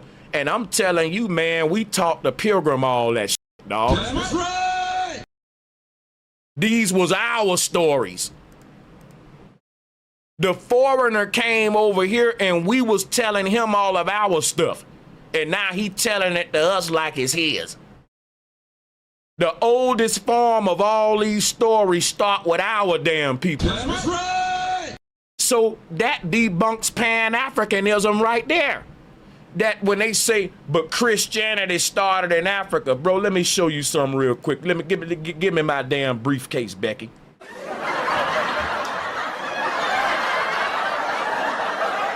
Hold up a second. Show you something. Let me show y'all something. It's gonna take me 1 second to grab this. Damn. Watch, I might can pull it up here.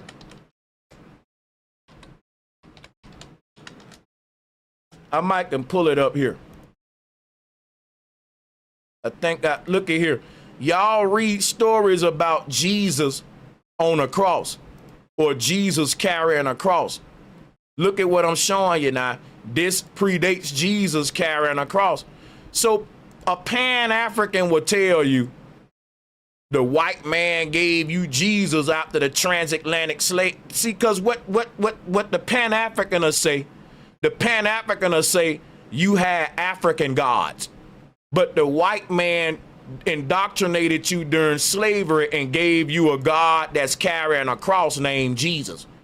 But before that, you had all of these African gods. That's a big old lie. The truth is that when the white man came over here, he had gods like Zeus, Mercury, Venus, Mars. That's right. And we had a god that was carrying a cross. Now, come on, I'm gonna beat up on it today, baby. Hit the like and share button. We didn't come to do no plan. Sánchez cocinado. Let me tell you something, man. They done told you wrong. Let me tell you something real quick, man. The people that showed up over here, they didn't have no story about no God carrying no doggone cross. We did. The foreigners that showed up here, the Europeans, the Greeks that invaded this land, they had a pantheon of Greek gods like Mercury, Venus, Jupiter, and they had all of them gods on a Greek pantheon. When these people showed up here with all of their Greek gods, we weren't Greek ladder fraternities and sororities, black people. You weren't Greek laddering up, Greek this, Greek that, Greek this. I'm in a Greek fraternity. That wasn't what you was doing. That what they was doing. You didn't have these Greek gods, Mercury, Venus, all that. We told stories about the soul leaving the earth through ascension. And Quetzalcoatl was one of those stories. And I'm showing it to you right now. This predates some Jesus carrying a cross. See, when the invader showed up here, he didn't have no story of nobody carrying no cross on no back. He didn't know what resurrection was. Sánchez cocinando. That doggone barbarian didn't even believe in life after death. They was teaching, the Europeans was teaching, when you die, you go to Hades, which is a shadow-like place with shadow figures, and that was just it. No matter if you do good or bad, all humans go to Hades. That was the old church way, the invaders' way. It was taught that only the Greek gods dwell in heaven. It's called Olympia, and that mortal souls didn't go to Olympia. Mortal souls go to this place called Sheol, Hades. There's several different names for it. That was their religious system. Then they met us, and we was teaching about resurrection. Let me give y'all something real quick. When the invader came in contact with the indigenous Americans, they was teaching that the soul don't even resurrect. They was teaching that the soul go to the inferno, the bottomless pit, and that only the Greek gods go to Olympia. That's what the invader was teaching. They didn't even have a concept of resurrection till they came in contact with us indigenous folk. And it make me think that they don't have souls if y'all weren't teaching resurrection. Come on now. That's right. Everybody with souls was teaching when they children was asking, hey, daddy, what happened when we die? Son, you are a God. Your soul just gonna resurrect and live on. That's what we taught our children. Guess what the barbarians taught their children? When you die, you just go to Hades. It's a dark place, ain't nothing to look forward to.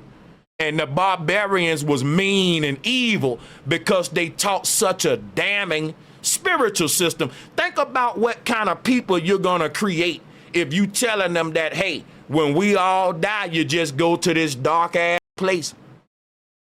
Only the gods get to go to the good place.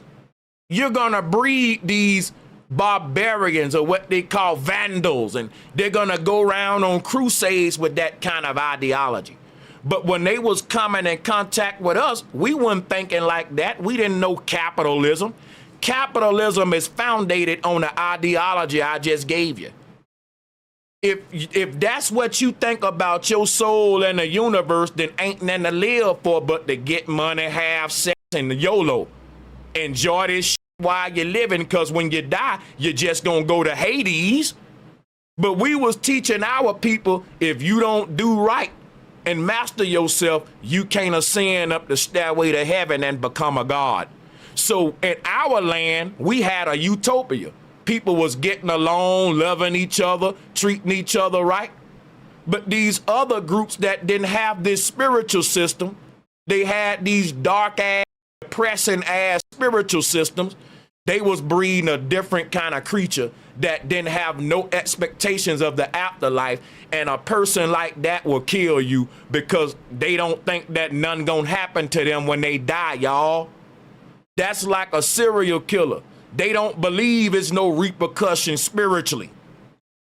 They're convinced that we're ain't nothing to look forward, bro. That'll create a monster. That's what separated us from them. So when we talk about Pan-Africanism, Pan-Africans try to tell you that the Europeans stole Christianity from Africa versus telling you that Christianity was a universal concept that was worldwide. No one stole it from nobody. If you had a damn soul, you knew that your soul wasn't gonna die. That's right. Listen, that's like saying they stole the knowledge of the penis from Africa. Listen, man, every man around the world got a penis. And if you got a penis, I don't got to steal the knowledge of the penis from some other group because I got my own dick, man. Come on. Like I can't learn about what a penis is. I got one. I don't got to steal the knowledge of the penis from the Egyptians. Everybody got one. If you got a soul, you don't got to steal the knowledge of that shit from nobody. You got one. So the Pan-Africans want everybody to be thieves that's stealing from Africa versus everybody knew these universal truths. Like everybody learned how to have sex from Egypt. Listen, dude, if these lands had men and women on them with vaginas and penises, they don't gotta learn. Some things are universal. And nobody had to teach everybody that. They learned how to blink and how to walk from the Egyptians. You know, shit like that. Everybody learned how to scratch their ass from the Egyptians. Man, if your ass itch, you scratched it. You didn't have to learn that. Some shit just universal. Pan-Africans want everything to come from Africa. Walking comes from Africa. Being human itself come from Africa. That's the shit they say. Like, come on, man. And you telling me that what we got is an illogical fallacy? Bro, the oldest stories that have been, listen now, they are saying that the Bible, y'all, is at least, I'm gonna chat GPT it. How many thousands of years? Because I know they got it, they got this shit dated. The Bible's supposed to be so old. Watch this. How old is the Bible?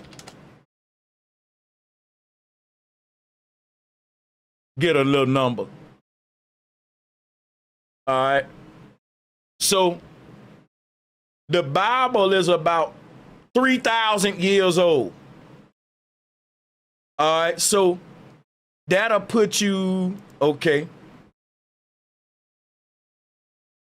Hold up. Well, give me a minute.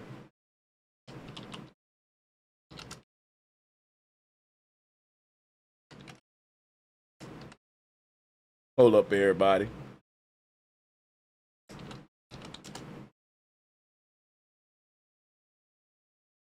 Okay, so listen. Okay. Hold on. So 3,000 years ago from today would be 1,000 BCE. All right, now hold on a second.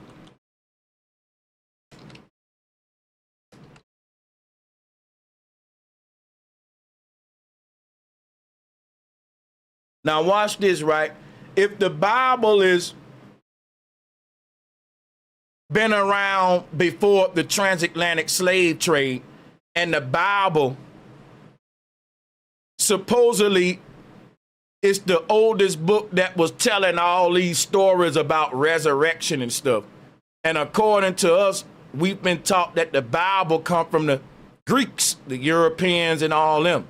And what the Pan Africans will say is that these Greeks or Europeans actually stole these stories from Egypt, which is the only place in the world that was teaching resurrection during that time. People, these Olmec statues is just as old. This is what I'm telling you. You got stories and artifacts in this land that have resurrection stories that are just as old as the ones told in Egypt and all that. The youngest ones are the biblical Christian ones that the whole world got today with Jesus Christ holding the cross. No one tells you about the North American Jesus Christ called Quetzalcoatl.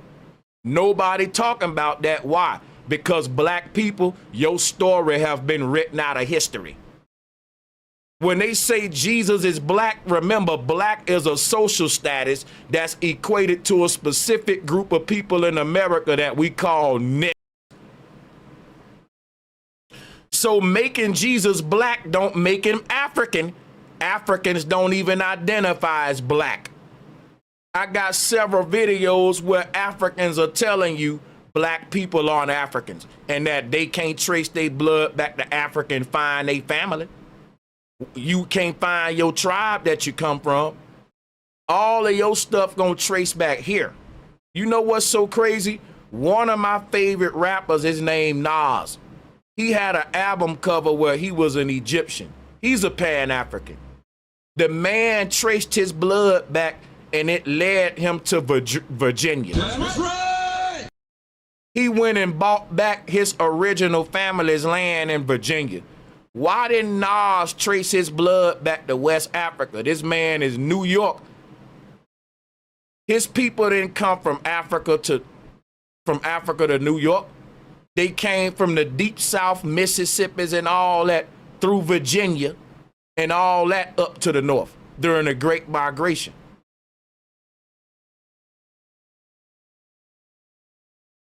See, the whole thing is you can't find black people in Africa right now. That's how you can debunk that.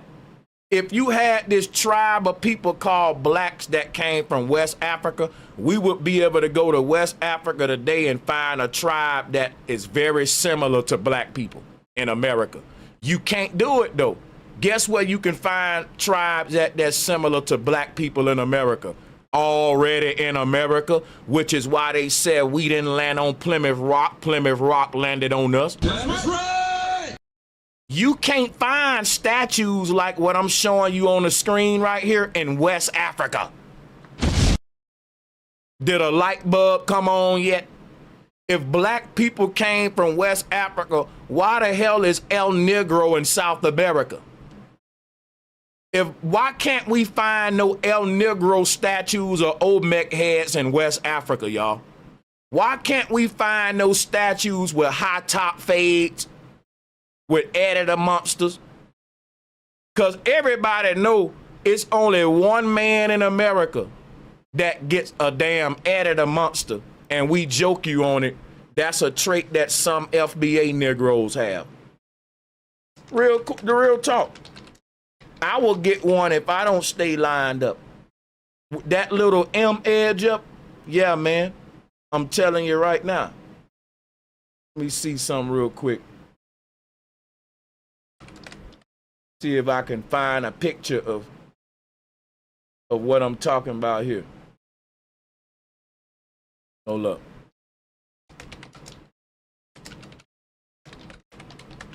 But check this out, right?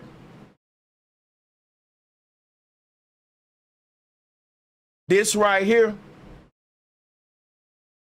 I can't find a picture because I don't know what they call it and stuff. We called it that, editor monster.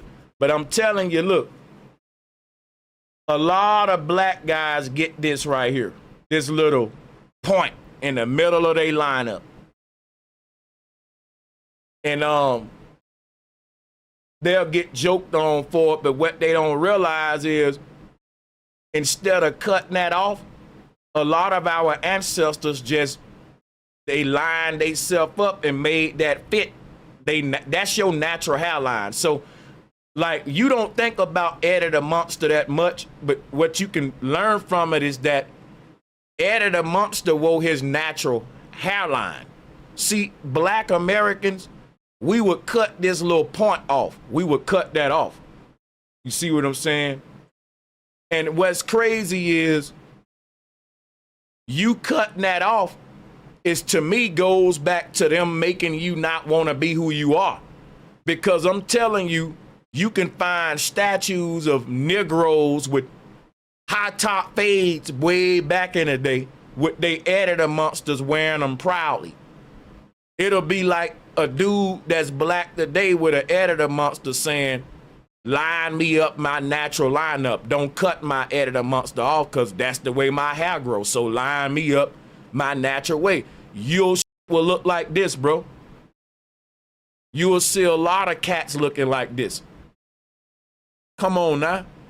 Who else do high top fades with it? Like if you look around, they trying to put this statue on so many groups.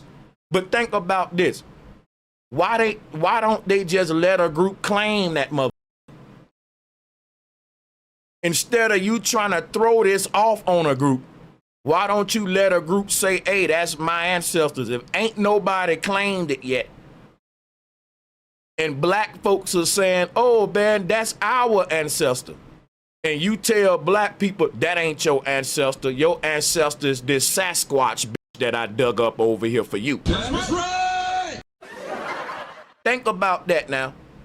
Because they'll give black people the Lucy. When you try to claim the unclaimed stuff that ain't nobody claiming and say, hey, that's clearly me right there. They say that ain't you. We still trying to figure out who that is. Here you go right here, nigga. And they give you this for you. And if I argue against this, I'm uneducated. I'm ignorant. The professor gonna get on my ass. No homo. If I don't take this crap, the out of Africa theory, I'm dumb. But I can prove that black men already been here with El Negro. We're gonna ignore stuff like this. We're gonna ignore Olmec heads to take a theory where they do that at. I don't care what school you went to, what professor title you got. You can't force a theory on me over architectural facts.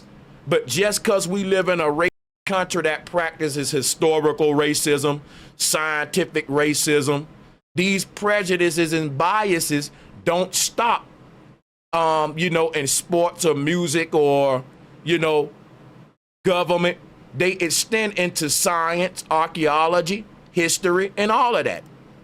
And this is how it manifests, with them forcing this on you. And they ain't forcing this on everybody. They only forcing it on black Americans. You got to think about that now. They got an entire theory that they force it on the world. But in order for them to force this on the world, they got to force it on black people because it's based upon the out of Africa theory, which is how did niggas to America? How did black people get to the Western world? They came out of Africa. The most dominant Negroes in the Western world are what we call black people. The explanation of how they got here, because the Western world is controlled by non-blacks. And when they try to explain to you where the blacks come from, they tell you immigrants. That way you don't have your full rights.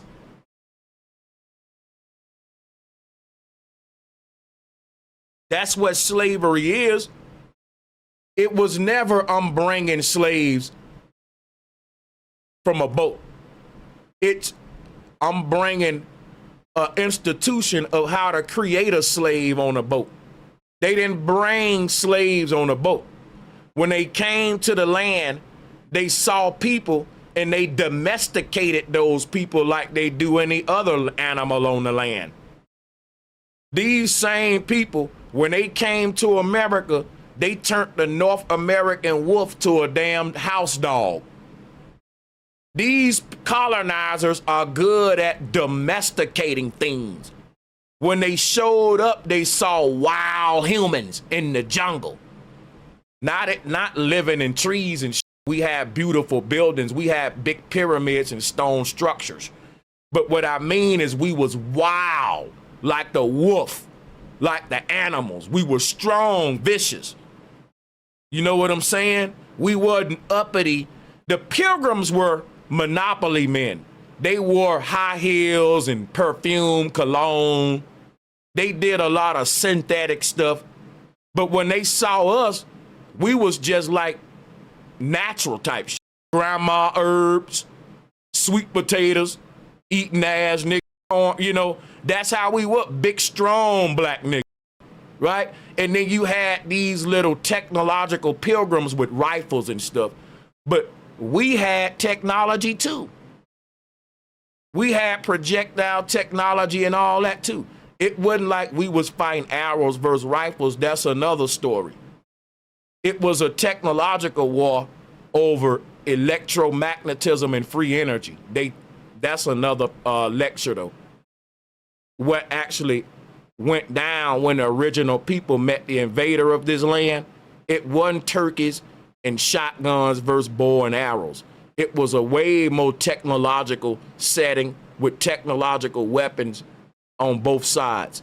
And we'll talk about that in the future. But just to get back on track to keep debunking this out of Africa theory, the theory that they try to push on my people is that we evolved from Australopithecus and that this evolution process expanded out of Africa over so many years and over so many places till we ended up here as a black man. All right? That is a theory that they forced on everyone. That theory ties into manifest destiny and Zionism. They need everyone believing that in order to make the indigenous people of every land immigrants when they're the immigrants. We always been here, but the people in power got the whole world thinking they always been here. They rewrote history to make themselves the constituents, you know, the heirs to the land. But check this out. In order to do that, they had to write you out of history to write themselves in history. So what does it look like to write a group out of history? It's to tie their entire origin story to a damn theory that's racist. I'm trying to teach you something. Everybody say, man, they deleted our history and they won't tell us who we are. They are telling you who you are. They telling you you're a damn monkey. That's the problem. The problem is that they're telling us who we are. We act like the problem is, man, they ain't telling us who we are.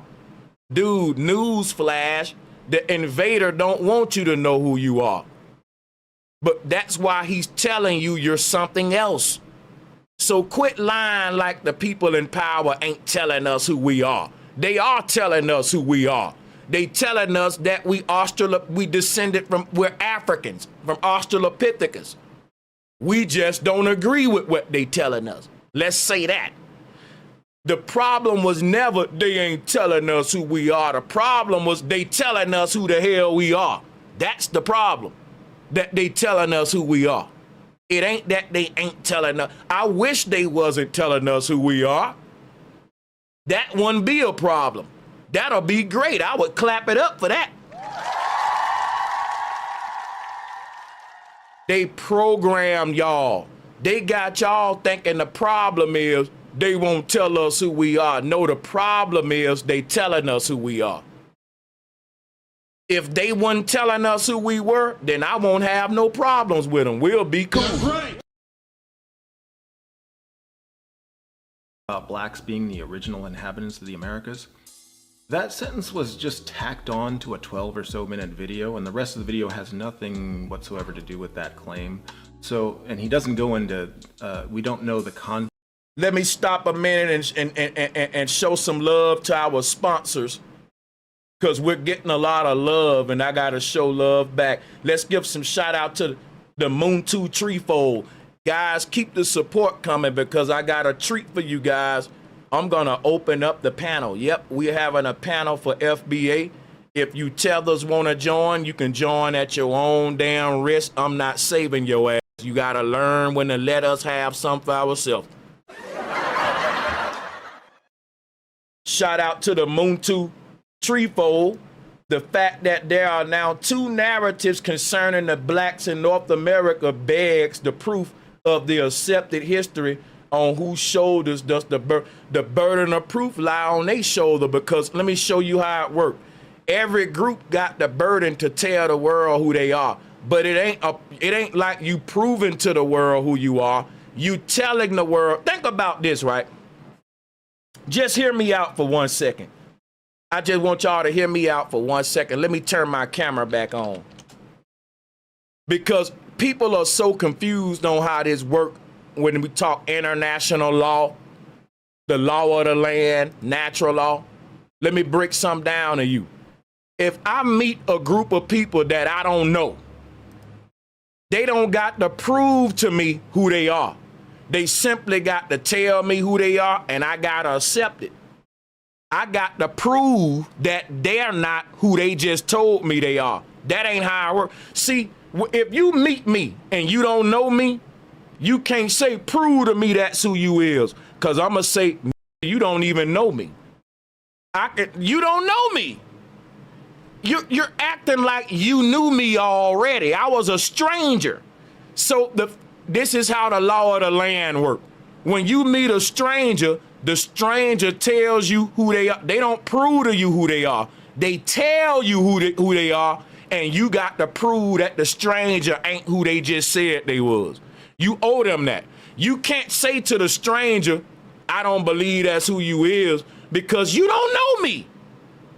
I can say to you, so who I am ain't based on your belief. Ain't that so great that who I am ain't based on your belief? Clap it up for that. I love that. But guess what? That ain't the truth.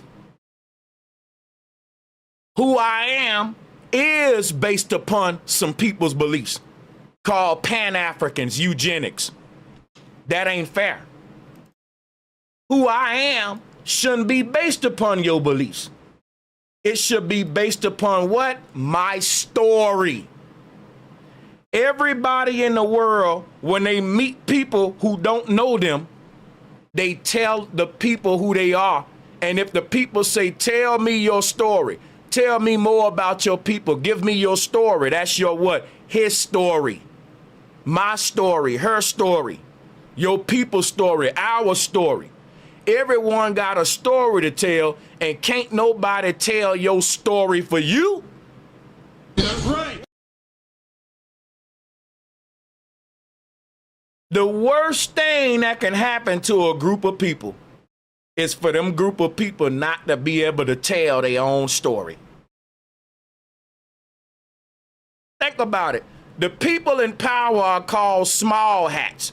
Their whole identity come from a fairy tale book called the Bible. I'm going to say that again. The small hats, Their whole identity come from a mythological book and a fairy tale called the Bible, with them being the chosen people of God. People allow them to create an identity for themselves based upon a story that they told, but they won't let me do it. Don't nobody challenge these people's story. These people go around the world telling their story, and they force it on people.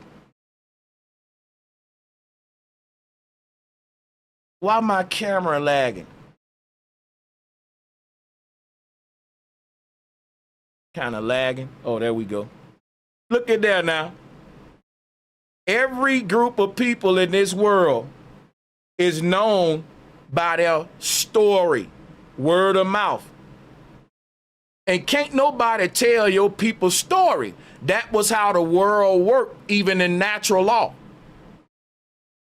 Listen, if you read the history of some tribe in the jungle out of your history book, and you take a trip to meet that tribe yourself, and the tribe say, that's bull. Let me see that history book. Who wrote this crap? Yeah, that's not our history. That's not who we are. Let us tell you who we are. Guess what some of y'all will do? You will argue with the tribe and say, but it's in a book. It's right here in the book. No, I'm going to tell you who you are, even though I just met you for the first damn time. Bias. You act like a colonizer. Because guess what colonizers do? When they go to your land, they rename everything and they rename everybody. They change your language and your name and all that. And in order for them to do that, they got to retell your history, who you are, your story, and make it compatible for the new you that they telling the world you are.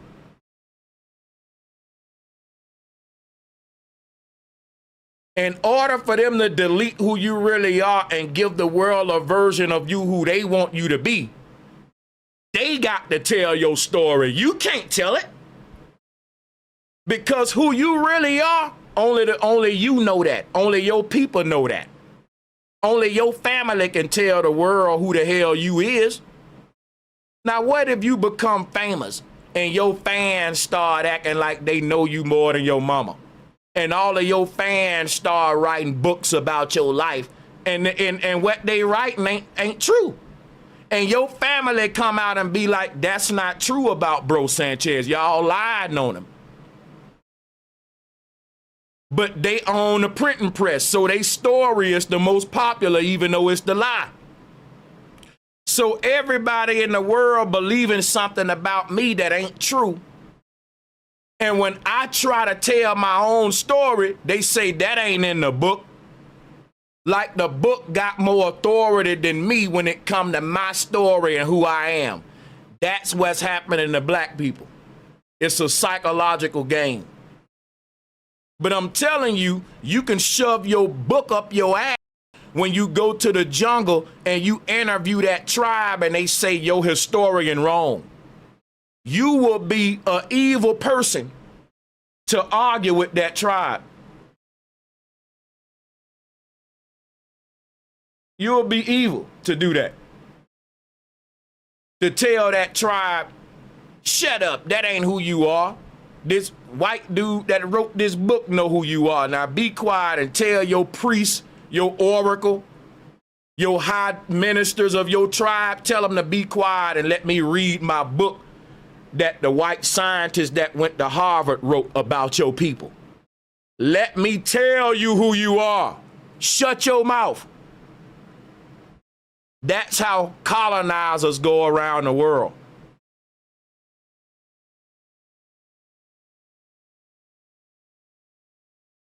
You are programmed with the mentality of your colonizer, which is, I'm gonna tell you who you are.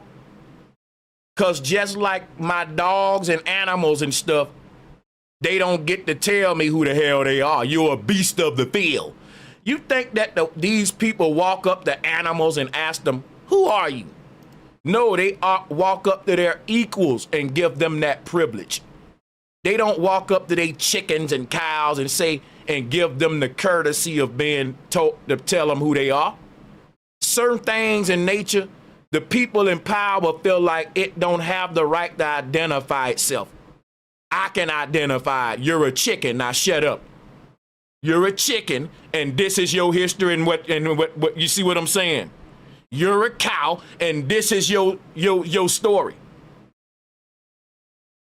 So when they came in contact with indigenous Americans, they said, you're a nigger, and this is your story.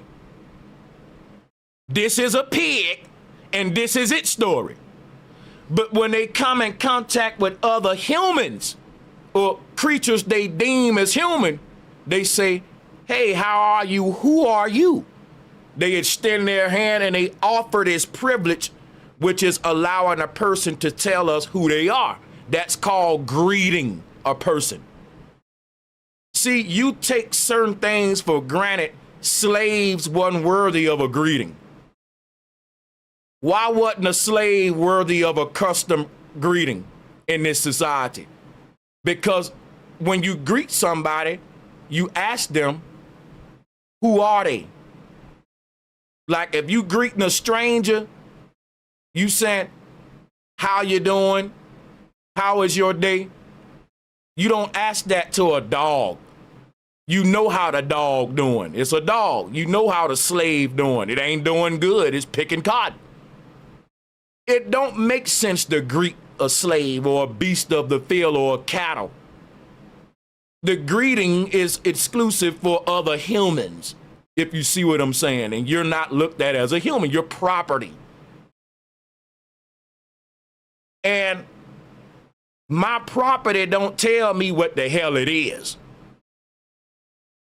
I tell my property what it is.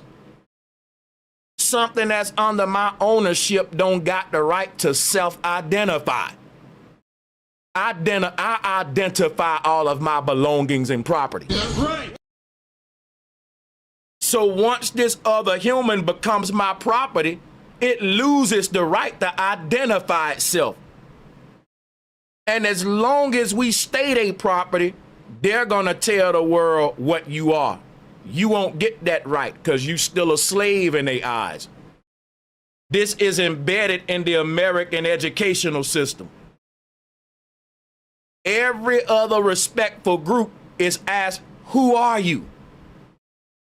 No one asked a slave that because they say you're a slave. See, when the slave master asks another slave master, who are you? That's tell me where you from and the story of your people. But when the slave master don't ask no slave, who are you? Because the slave story and history is deleted. We don't care to know where your people come. Who cares to know the history of a cow when they eating a hamburger? That's right. Who values the cow's family lineage? Who says before they bite into a hamburger, I wonder where this cow originated from? You're just cattle. No one cares about the history of the damn cow that they eating in their hamburger. Neither did anyone care about the history of the slave that's picking a cotton. Why does that matter? He's only a cotton picker. He's only a, who cares about his history? He just the dude to shine your shoes and all of that. It's a product. So that's why your history was taken for you. When you fell under the ownership of people that didn't bring you over here, when they came over here, they started genetically modifying everything, AKA domesticating everything. The corn that you eat, it was never yellow. The corn was brown. It was black and brown. It was, the corn didn't look this way. The watermelon didn't look that way. When the pilgrim came over here, he bleached and starched up everything, modified it to fit his nutritional diet. That's right. He took the sweet potato and turned it to the white potato. He took a lot of this stuff to make it compatible for his dieting system, which is a bunch of fats and starches, what the pagans had, and you still got it today. They came over here and terraformed this place and told you it was always theirs. What the reason, see, here's the laws that y'all don't realize, because this is much sinister than you think. From my research, the system that the slave masters had, you could not own a thing if you did not modify it. So for example, right, I just can't copyright the color red, but I can take the color red and mix it with a bunch of other colors to create my own shade of red, and now I can copyright that. That's mine. If I modify it, then I can own it. So this concept was true to the law of the land, which is why they had to domesticate the Negro, terraform him, genetically modify him, and all that. You in your natural state is not profitable, because when it comes to packaging things up at market, it becomes too, they have to transform a lot of this food to make it shelf worthy, right? So a lot of the food we eat got a lot of chemicals in it just to make it last long on the shelf. In other words, you take a wild thing out of the jungle like a strawberry, then you put chemicals and all kind of stuff in it to make it more marketable and profitable. So when they took the wild indigenous American, when they came and drop a one if I'm still live and y'all can hear me. We got to do another tech check. Every now and then I'm gonna do a check to make sure we still good, because they be targeting your boy. And I'm gonna read every super chat and every cash app. You better believe it. I'm just in my Holy Ghost bag right now, and I don't want to stop my flow.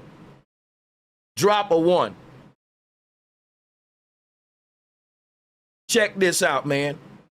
They didn't bring no slaves from Africa.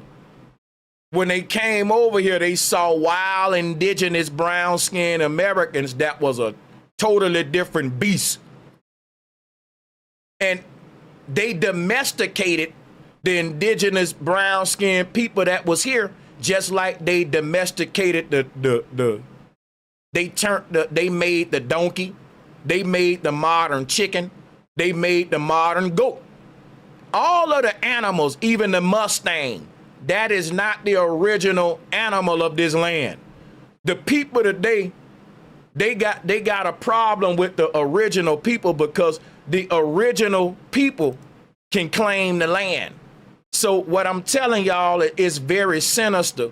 What they did, they said, listen, the original people of this land are the original owners. So how do we get around that?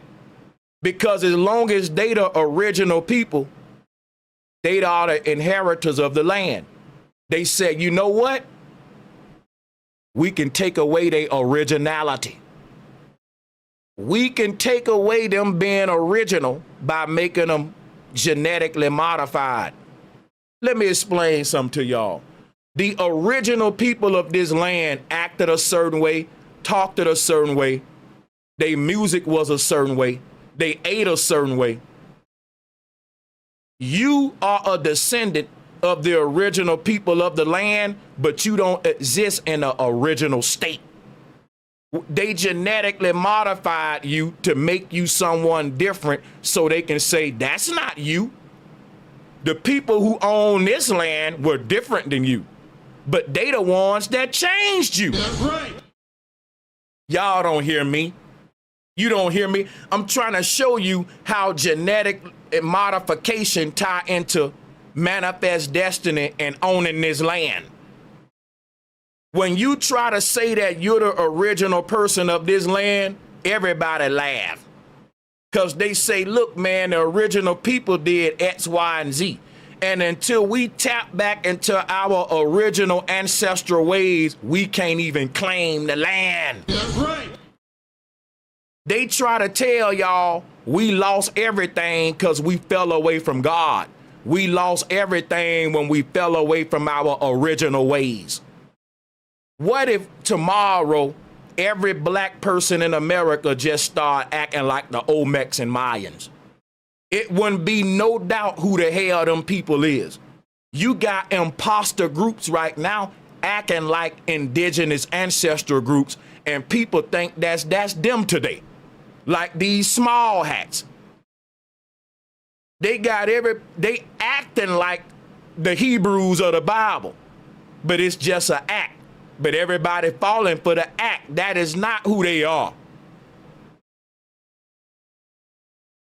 See, but the moment we start acting like who we really are, they say that ain't you, y'all just acting. But let me tell y'all something. We're acting like we black people right now because that ain't who we really are. See, the world be telling us, y'all just acting like indigenous Americans, putting feathers in your head and all that. And I'm telling them, look, we're acting like Europeans, bowing to a white man and all that. See, y'all got this shit backwards. We're acting like we some damn African Americans. When we start saying we Aboriginals and wearing our feathers and stuff, that's when we stop acting. Y'all got this shit backwards, buddy. Sánchez cocinado. They said that y'all black folks ain't no Indians, y'all just acting. No, us black folks ain't no Greeks. We ain't no AKAs and Deltas. Y'all just acting. Yeah, you black folks ain't no colonizers. You ain't no doggone King James Version Bible thumpers. Let's talk about, see, you're acting right now like some you ain't. We trying to get your ass to stop acting. And when we get you to stop acting and you're being who you is, that's when the world say, oh, you acting. No, the act just stopped. You see, when you see a black man with a dashiki on, he's acting. When you see a black man, you know, yeah, he's acting. I'm a Greek, that's acting. They don't say you acting when you really acting, but the moment you stop acting, oh, look at him acting, man. Y'all ain't finna get me with the psychological reverse psychology. I know who I am and who I ain't, just like every other group. Let's take a minute and acknowledge some donations because people are really showing love, and I want to read every one of them and give it a heart. Shout out to Edgar. Shout out to Edgar Anderson. Thank you so much, Edgar Anderson. And D-Dub Exclusive. Thank you for being a member. And for gifting 5 memberships.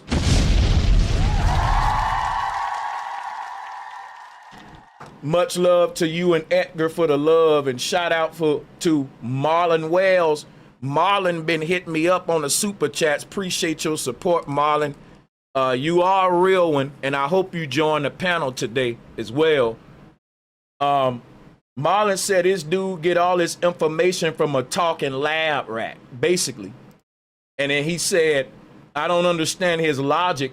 They would enslave us, hang us, discriminate against us, grape us, redline us, segregate us, but heaven forbid they would ever lie to us. Right. Right. I don't get him.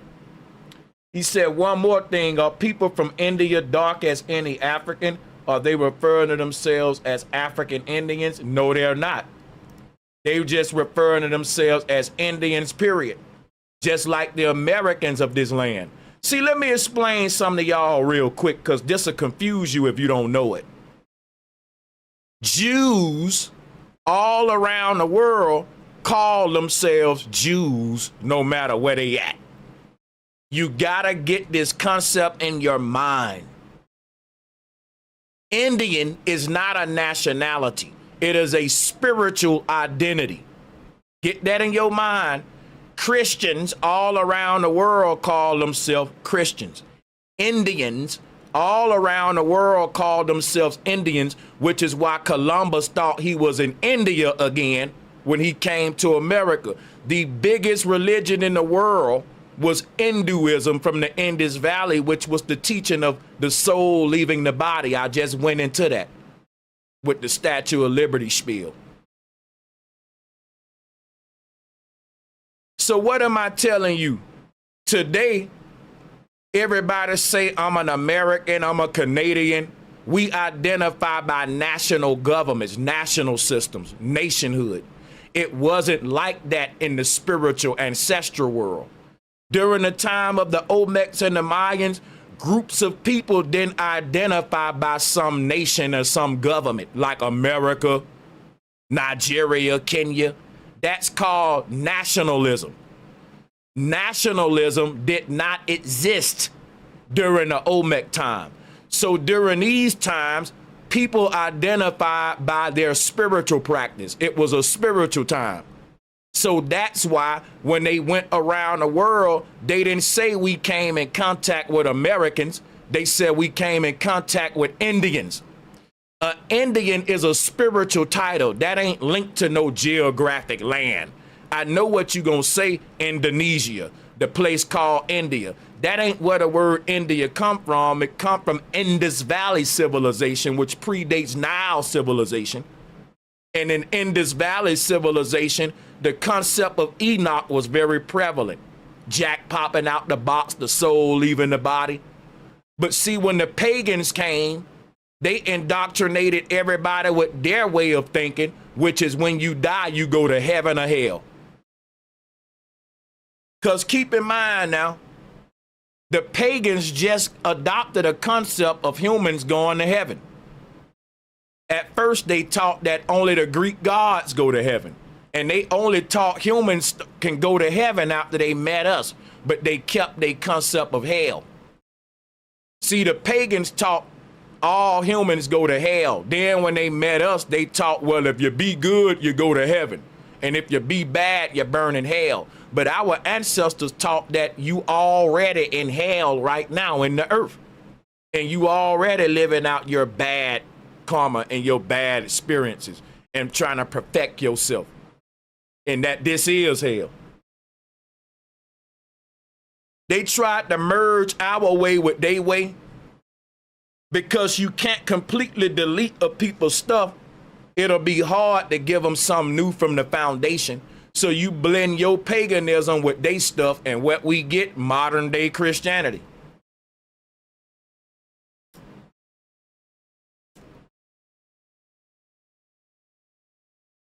They will bring all their pagan rules and values into it, but merge all the symbolism. So, yeah. So where was I real quick? And I'm going to read some more donations here. It says, Elo, oh, let me go in order. Hey, shout out to Tara Island. Tara Island says, oh, you didn't type anything. Thank you for the love, Tara Island. Shout out to D-Dub Exclusive for the $5 super chat. So Jeannie is semen. You gotta rub it out, no diddy. Salutes to D-Dub. Shout out to Peach Rolls for becoming a new member and for the donation. Thank you so much. Shout out to Marlon once again. Fact, Sanchez, the Americas were, according to science, the first continents to break off from Africa. And he said the Redskins were removed from those helmets for a reason. The real Indians are waking up. I agree with that. Shout out to Prime Time, says Sanchez Cooking for sure, man. Shout out to Awakening Minds, says Jamaicans. You cooking, fam, classic stream. Just like the Jew, see, listen, people, listen. There is no place called Jew, all right? But all the Jews identify as Jews. Their name isn't related to a geographic location. Now, some of y'all gonna say Israel, but guess what? People from Israel call themselves Israelis. You can be an Israeli and not be a Jew. Y'all better listen to me. I'm trying to help you out now. Everybody from Israel is not a Jew. But why do the Jews want to protect Israel? Because the story in their Bible is linked to that geographic location. In order for you to forge your way into history, and you're a mythological group of people, a pseudo group of people, a fictitious alias name group of people, If you want to merge your fairy tales with reality, you're going to end up with a book with a lot of mythologies in it, but these myths are going to be tied to real geographic places. That's like the Wizard of Oz or Alice in Wonderland. It's like in the Wizard of Oz, Dorothy was in Kansas. It wasn't like they was in some mythological land. Now, they gave you a mythological story, but they made the setting in a real geographic place. That's a mind fuck. That will make people start believing the mythology like it's real. That's why Candyman, Bloody Mary, all that's real. You blend the myth with real stuff. So you have your superhero be born in Brooklyn, New York, right? Versus Never Never Land, right? You make a geographic real, but the story fake. When you do that, people will start to look in these geographic places for evidence of the story. If I write a story or a mythology now about a mad captain that buried gold in Tennessee, I'm gonna start decades of gold digging in Tennessee. They're gonna have to rewrite the law in that area. They're gonna have to say people have been traveling here for hundreds of years looking for the hidden gold. It was written in Captain Shreveport's legends that is some gold here. And people will read that story and people will go digging out gold in Tennessee for hundreds of years, even if they never find it, based upon a story that took place in a real place though. Now the story was fake. The captain didn't bury no gold out there, but because Tennessee is a real place, that story can end up causing gold diggers to go out there.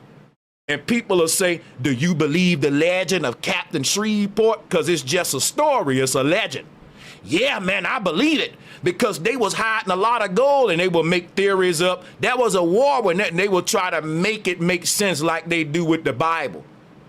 So when they say, well, Jesus slept in Bethlehem or Jesus fell asleep over here, people will literally go out there and look for shrines and evidence of Jesus being there.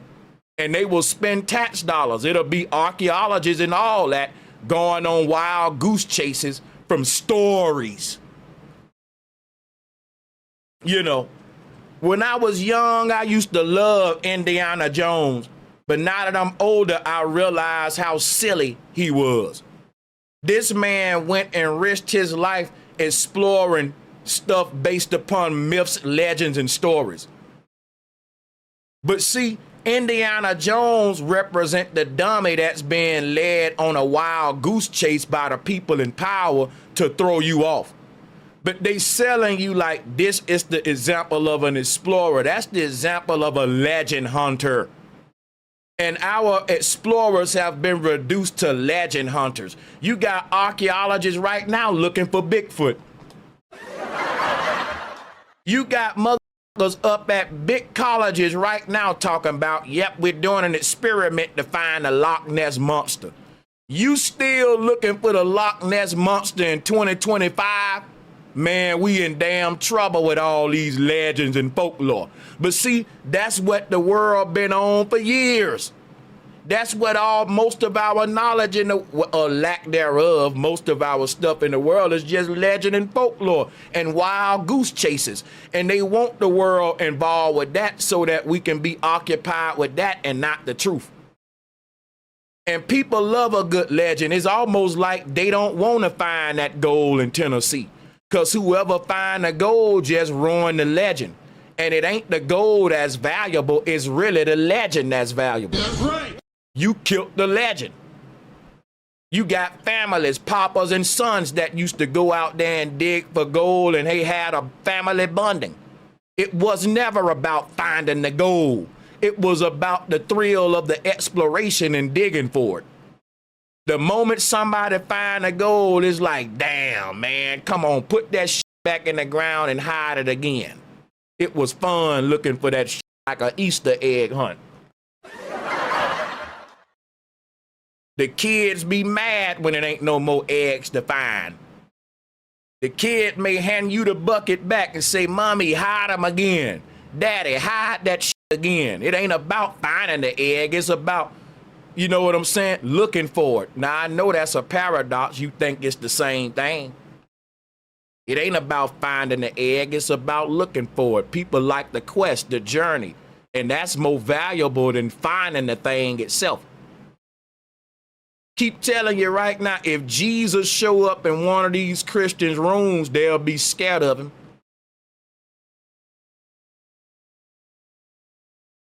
But yeah, you know, I can go on because we at the end of this video for real. And it's basically him talking about logical fallacies, all that. We can finish it on up. Let's do it. And then I'll open up the calls. Context, he doesn't go into depth about what he means in that statement. You can actually check out the entire video link below in the description, but unless we can find something more extensive where he expands on that, and I've looked, he hasn't said anything more about it. This would be an example of quote mining. If you want to talk about indigenous people in America or Native Americans, they always dealt with extraterrestrials. They called them the star people. And yes, they were black. This is where the word Indian comes from the Latin word indigo, okay, which means blue black, and it's a skin color. What? Now, I can't defend young Pharaoh. I'm sorry. Now, a wise man once said, you can't save everybody. All right, and the Pharaoh just said right there, I'm gonna have to go with the professor.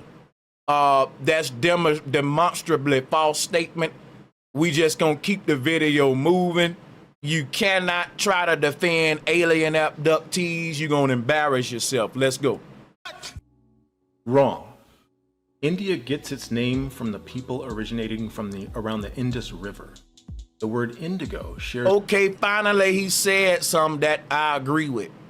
The same root. But I'm gonna tell you, the fact that he's a Pan African is crazy because science have always been split up, historians, on who's older, Indus Valley civilization or Nile Valley. They glorify Nile Valley for a reason. Why? Freemasonry started in Nile Valley civilization. It didn't start in Indus Valley civilization because there were no secret societies and class systems in Indus Valley civilizations. Everyone practiced an ancient form of Buddhism, which is mastering yourself, peace and love, respecting all creatures with respect. Do unto others as you have them do unto you. The golden rule during the golden age where we had utopias on the earth because we had a great spiritual system. It was a paradise. Wasn't no war. But that's why they wanted everybody to act like it all started in Egypt, because what really started in Egypt was fiat government, money, taxes, and religious systems. It was the end of spiritual systems and the beginning of Abrahamism and the worship of the goat of Mendes, or, you know, capitalism, the golden calf, the bull of Wall Street, the world we in today, the secret society world of the rich and famous. That come from Egypt. But prior to Egypt, we had a utopia based upon spiritual systems from the Indus Valley. And they don't want you to know that. They want you to think it starts with Egypt, end with Egypt, ain't nothing else. It's all for a reason. Root because the dark blue dye that gives indigo its color was imported originally into Europe from India. It has nothing whatsoever to do with skin color. That is just flat wrong. Okay, listen, I'm not gonna play any more of this. He's basically going through videos trying to debunk people, and I'm gonna skip to Dane Calloway's version, and then I'll let y'all hear what he said about Dane, and we all can start joining the call and kind of letting that be the one that we can all start the calls with. I'll take composition fallacy with a side order of circular reasoning, please. A composition fallacy is when someone infers that something is true of the whole based on the fact that it's true of some part of the whole. Some non-indigenous people gain control of indigenous land, therefore non-indigenous people control indigenous land. So here's the thing right here.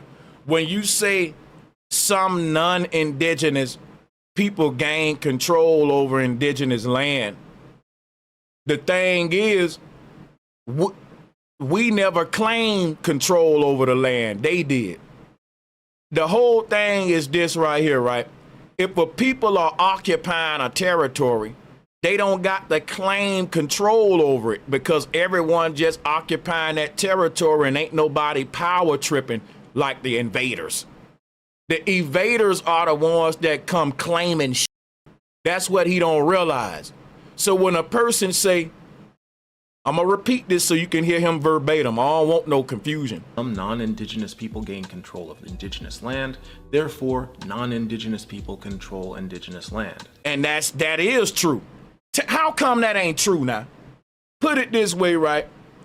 If you and your family find a piece of grass at the park and you have a picnic there, y'all controlling that little area. That's y'all space. That's y'all by natural law. Even if somebody walk into that little space and try to take it from y'all, the police gotta lock them up. That's right. Why the hell am I teaching natural law to this professor? Why the hell are our professors dumb as hell? Or maybe he ain't a real professor. Don't you know that if I go to the park with my family and I sit on a piece of the grass and have a picnic, I don't got to say, this is my land, I'm claiming this. The people that's got to say that are the people that's trying to move me and my family away from that area. We never had to make it known that it's our area. The very fact that we squatted there marked our territory with the action of putting our property down there and squatting there. It's like the foundation of squatters' law. And I'm not going into modern day squatting. I'm going into the basic principle of it back in the day. Every man got the right to land on earth. You're a creature on the earth. So you can go to a space and chill there. And once you chill there, that's your space. A person got to give you a certain perimeter of space. And if they don't, guess what they're doing? Forcing you out of a public area. They can go to jail for that. That's the main principle. The person that's occupying the space don't gotta claim it. Dude, I just squatted here. It's obvious that I'm chilling here. But the bully that's saying, get the fuck off my land, he the one that's gotta act like it's his if he wanna move me out of that spot, because I'm gonna say, wait a minute, you don't own this land. And he got to say, it is my land, now move. You see how that go? This dude is backwards. The fact that I'm saying it's not your land and I can be here means I'm in control and I'm occupying this area. You're not. You're trying to gain control over it by saying it's mine. And I'm saying, no, it's not. I was here first. So he's like, think about everything he just said is stupid and wrong. Let me replay it back. Something is true of the whole based on the fact that it's true of some part of the whole. Some non-indigenous people gain control of indigenous land. Therefore, non-indigenous people control indigenous land. That is true. If indigenous people was on this land, putting seeds in the ground, tending to the land, they got hundreds of cornfields growing, spinach, sweet potatoes. They are in control over the land, you dummy. They got animals that they raising, right? They maintaining roads. They cutting down trees. They got specific areas that they've designated to cut down and harvest lumber to make housing. And others, they said, we ain't chopping them down. Tell me that ain't governing the land. That's controlling the land. That's even having a system of control of how we gonna negotiate our actions on the land. The indigenous people of this land was controlling the land. The trees, the plants, the livestock. Who else was in control over it? It wasn't on autopilot, dummy. That's right. The people that's trying to gain control over this land are the ones that first gotta claim it. If for you to control something, you got to prove it's yours. But if it ain't in your possession, you the one that's doing the most claiming. The people that was here before anybody showed up ain't gotta claim nothing. They here, man. That's stupid. That's stupid. If I go out in the woods and build me a house and I'm occupying that house, do I gotta claim that house, y'all? The person that's trying to gain entry to the house after the fact are the claimants. I'm the owner, not a claimant. Now, last time I checked, a claimant and an owner ain't two different things. The owner don't got to claim nothing. The owner got ties to the property. The claimant don't. Even the house that you renting right now, the owner of that house got direct ties to the property. You renting that house. You don't have the direct ties to that house that the owner got. You paying rent to the owner. You're like a claimant. You for a short while you can claim it and occupy it, but if you stop paying that rent, the owner gonna kick you out. And you can only claim it for a certain time after that till the contract run out, and now your eviction notice when your time, because I just can't kick you out. It's a law where I got to give you a certain amount of time and after your payments have expired or whatever, but what you're paying for is the right to claim the property. And I can take those rights back and come back as the rightful owner. I'm not a claimant though.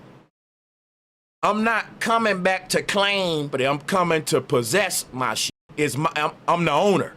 I'm trying to give you an idea of terminology and when we talking legalese and shit, and how they using it on you with the paper genocide as the American Negro, who was the original American Indian. We're not no claimants to property of this land. We're the owners. If you own the land, you own all the resources that is on the land. They use the resources to make merchandise, products. That's all I'm saying. So the people that showed up to the house after it was built are the claimants, the renters. The renter is a person that's able, and I'm just using these terms to make it make sense to you. They're like renting this shit. But see, they supposed to be getting evicted because they in debt to the owners, which is us. That's right. Instead of them paying their debt, they convinced the whole world they the owners and we the claimants. We renting. We just showed up. We the immigrants that came from Africa into their house called Plymouth Rock asking for a place to stay. We're not asking for a place to stay, but what they're saying is you black Americans didn't build nothing in America. When you showed up on a slave ship, the plantations and all that was already built for you.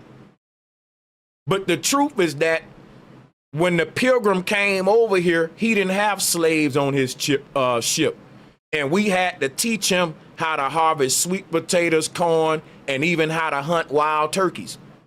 Go look at the history of Thanksgiving. The Indians taught the Pilgrims about North America. The Pilgrims didn't teach the Indians, so they double talking.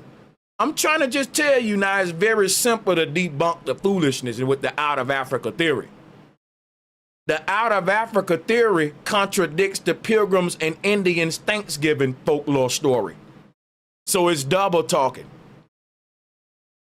If you read the story or look into the story of the Pilgrims and Indians and the history of Thanksgiving, what you will find out is that it was the Indians teaching the Pilgrim everything about the land.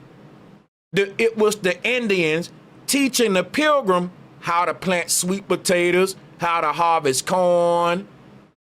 If the Pilgrim was here before the Indian, think about this now. They telling you that the Pilgrim showed up with Africans on the ship.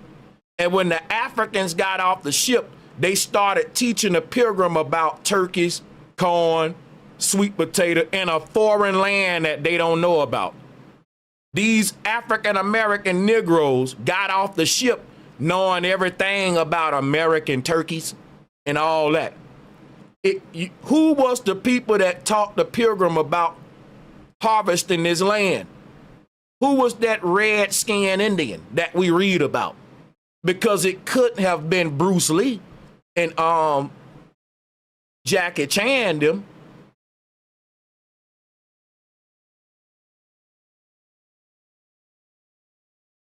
The Florida State Seminoles, they are mahogany. Go look at their uniforms. That's the color of the Washington Redskins. That's the color of a penny. You can't just delete the red-skinned Indian out of history. You just by taking them off a helmet like we gonna forget about it. Don't you know that the color of the Washington Redskins is symbolic of a common color that was prevalent in this land that they probably bred out with genetically modifications because we don't exist in our original state? Because you gotta think, bananas ain't yellow, bro. Bananas are brown in their original state. Watermelons don't look the same. They ain't red on the inside. They're like orange.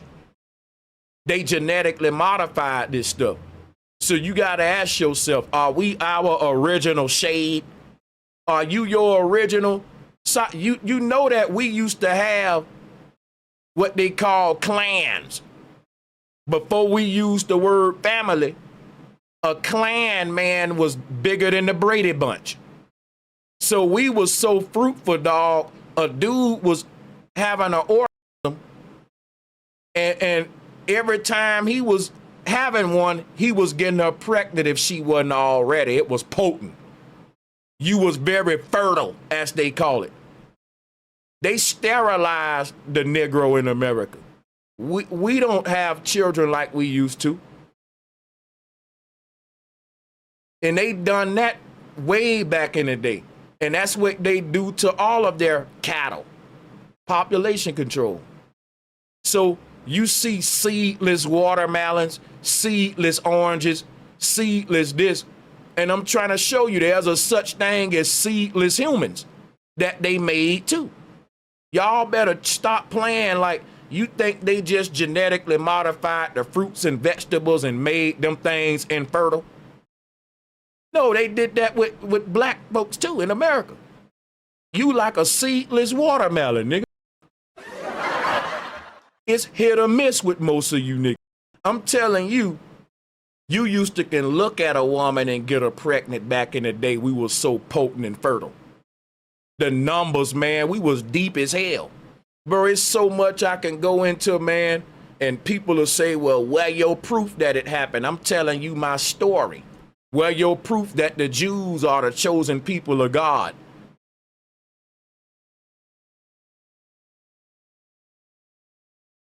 If the Bible told us to be fruitful and populate the earth, where your proof that we didn't follow that commandment?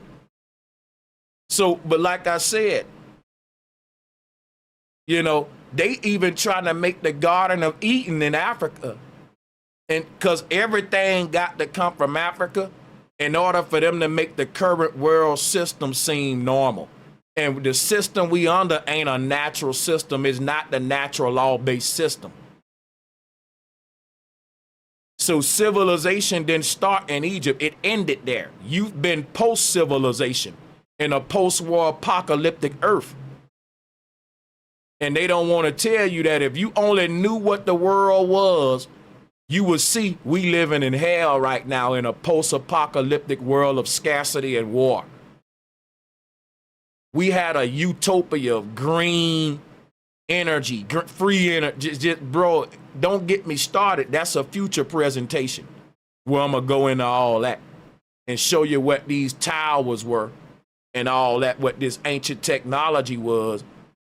But I don't want to play this no more after I get through Dane part because I can't look at his hairstyle for too long without just want to just smack the back of his neck like, bro, you got a cow lick. That's what we call his hairstyle, a cow lick, son. Let's see what he's saying about Dane, and we're going to all rip it apart together. I'm allowing callers to come on. We building our round table right now. And I'm looking for a good round table of brothers and sisters that's going to bring this energy, man, and put their foot on their neck unapologetically FBA, unapologetically Aboriginal shit.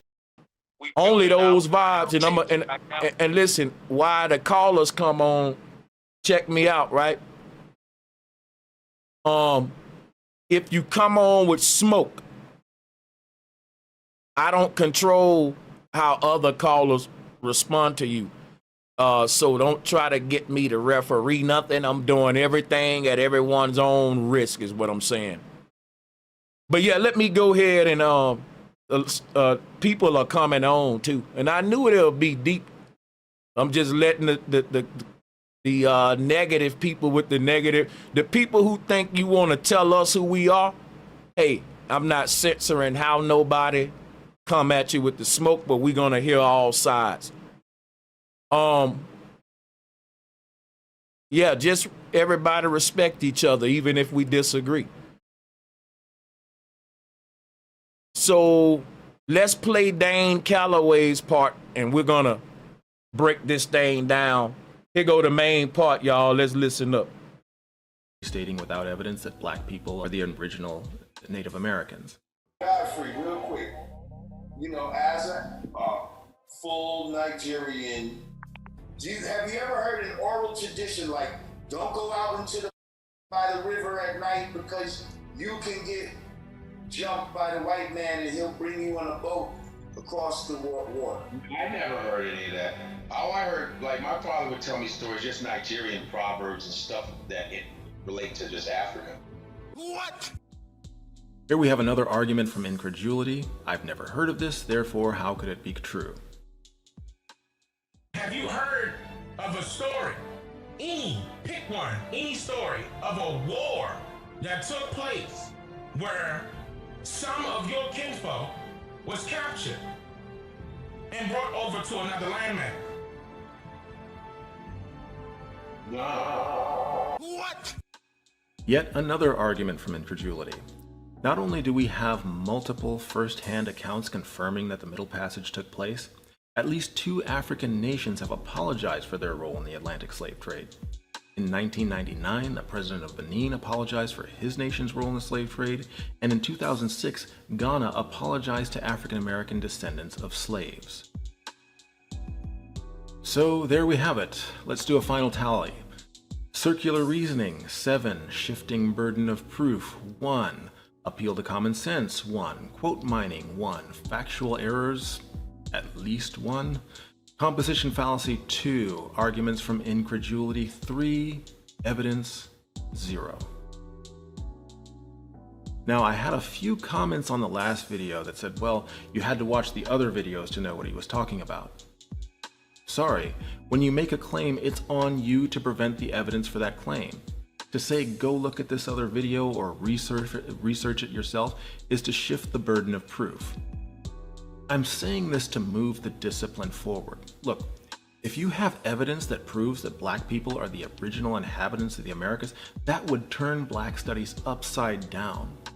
If you could actually prove the claim, any serious scholar would be all. You know what's so sad about this, man? They said if you can prove that black people are the first Americans, now he doing what he said we doing, which is shifting the burden of proof. Tell me I'm lying. Because think about this, right? If you show up and you see, we got statues, man. Listen, watch this, right? Watch this. He said if we can prove that blacks were the first Americans, but here's the thing. History says that blacks aren't the first Americans. Before that, nobody even questioned it because when they came to America, they just saw black people here. Y'all hear what I'm saying? When people was coming to America, it was never an argument if blacks were here. They was always here. It only became an argument when people rewrote history and said we wasn't here to begin with, and they came with a theory called the out of Africa theory, and they say everyone started here. Now he's saying prove that you've been in America. I'm saying prove that everyone started in Africa. The burden of proof was on the man that took me away from America. Think about this, y'all. If you got the out of Africa theory, it ain't the out of Africa fact. Your theory says if every human started in Africa, this is how the earth would have got populated with evolution if Australopithecus started in Africa. That's a theory. It ain't a fact. Now check this out. Your theory starts every human off in Africa, but the facts are every human was already where you see them at today. Ain't too much changed in the world. Just where you see people at today, we are people of the land, y'all. This whole thing about humans being swapped to this place, that place over all these years, that was them trying to retell history. Because when you go to these places today, you can't find these big, massive swaps of tribes and people. Even if you go to Egypt today, the Egyptian government got the most accurate and longest record of world history, and they never recorded of Exodus. They never recorded Israel's Jews being captive in Egypt and having some Exodus leaving. So we got to ignore everyone else's historical accounts and just take the Western man's account. That's bias, man. That's bias to tell everyone in the world, fuck your account of your own record of history. If you ain't going with mine, you wrong. But your account of it is the youngest one. You got the youngest goddamn interpretation of what happened on Earth. And anybody that don't agree with you, you want to go to war with them. Of course, the man that got the false story want to fight everybody. If everybody in the room saying, nope, you got it wrong, that ain't who I am, this is who I am, and you the only dude in the room, don't nobody know who the hell you is, but you trying to tell everybody who the hell they is, and they ain't agreeing with you, and you want to fight everybody. You is this is who you are. You're trying to force an identity on them people. That's called forcing an identity on somebody. That's the foundation of colonialization, y'all. You've been colonized. And the moment you say, I'm not who my oppressors say I am, your oppressors say you my property. You don't got the right to self-identify. And this is what it looks like in 2025 with a certain group of people not having the right to tell the world who they are. The historian always got to come correct you ignorant nigga. But guess what? Everybody else in the world, when the historian meet them, the historian sit there with his empty notebook and interview the tribe and say, tell me about your people. Who are y'all? We're the such and such Ooga Booga Booga tribe. And this is our oracle. And this is how long. And they pan the video around with sad music, and they say, this is Object Boy. He's the master priest. He said that his people has been on this land for this long, and they don't question the people. They don't argue with the people. They let that dude with that bone in his damn nose tell everybody who he is. But the moment Sanchez say, let me tell, come on, bring your camera, let me tell you about my great-grandma Muddia, what she said about my people. And who we are, they say, boy, shut your mouth. You don't get that privilege. Another nigga trying to self-identify. You don't tell the world who you are. Your master tell the world who you are. You better shut your mouth. You ain't like everybody else. Everybody else can tell the world who they are. But the slave master got to let the world know every time you nigga try to self-identify, he lying. He just a slave. He from Africa. We got him off a boat. We dropped him off over here and turned him to a hip-hop loving nigga. That's it. Ain't nothing else to him. He was never great. He came on a ship. He picked cotton. That's it. Don't listen to that nigga. There was nothing before that. He don't have a history. Don't lie. That lie to you. He's a nobody. He just a slave. His existence start with the transatlantic slave trade. Don't listen to him talk about no Olmecs, nothing like that. That's what we get. Shout out to my callers. Let me share the microphone, but first, let me finish showing love. Shout out to Marlon. Once again, he said they turned Queen California into Wonder Woman. Yeah, Queen Khalifa. God is Khalifa. That's facts. And we got receipts on all this, just like I was just doing with Jesus on the cross. Y'all didn't even know there was a North American Jesus and a North American Jonah story that's older than these folks. They trying to delete us out when we started all this shit. Shout out to, shout out to Unique Organics Hair Care. That's what's up, man. Organic hair care. I like that. Shout out to Elohim. Sanchez on fire. Keep kicking facts. They not ready for it. No, man. Tomorrow I'm going to have Brother Nasir on from the Nation of Islam. I've been very critical about the nation and Farrakhan. Now I got a brother that's going to oppose me. It's going to be very respectful. And I'm doing this so I can learn to get out of my echo chamber. I've been very critical of the NOI and all that. So this is going to be big for me. Y'all make sure that y'all be on me. If you see me cutting a brother off, if you see me kind of getting worked up, make sure you put in the chat room, Sanchez, calm down. Sanchez, let the brother talk. I'm going to need that because I'm passionate about the Nation of Islam. And I want to give this brother the utmost respect because I don't want to alienate y'all from these groups. And I do got respect for these groups, but I also got smoke, real smoke. And I think that it's legitimate smoke that if they are our real brothers, they should be ready to address the concerns of their people. And so that's why I salute to Nasir for that. But let me finish. Shout out to Seeds of the Sun. Thank you for the donation, and to Lewis Russell, as always. Appreciate y'all so much for the donations. I'm going to get on the Cash App and read those as well. If you send in a Cash App, put "don't read," and I won't read it. Other than that, I'll read it. Shout out to Elohim. Said prior to World War I, people didn't need passports to travel. That's crazy. Shout out to Wendy Wooten. Keep the truth going, bro. Definitely talk about the free energy towers and the plasma batteries. I can't wait.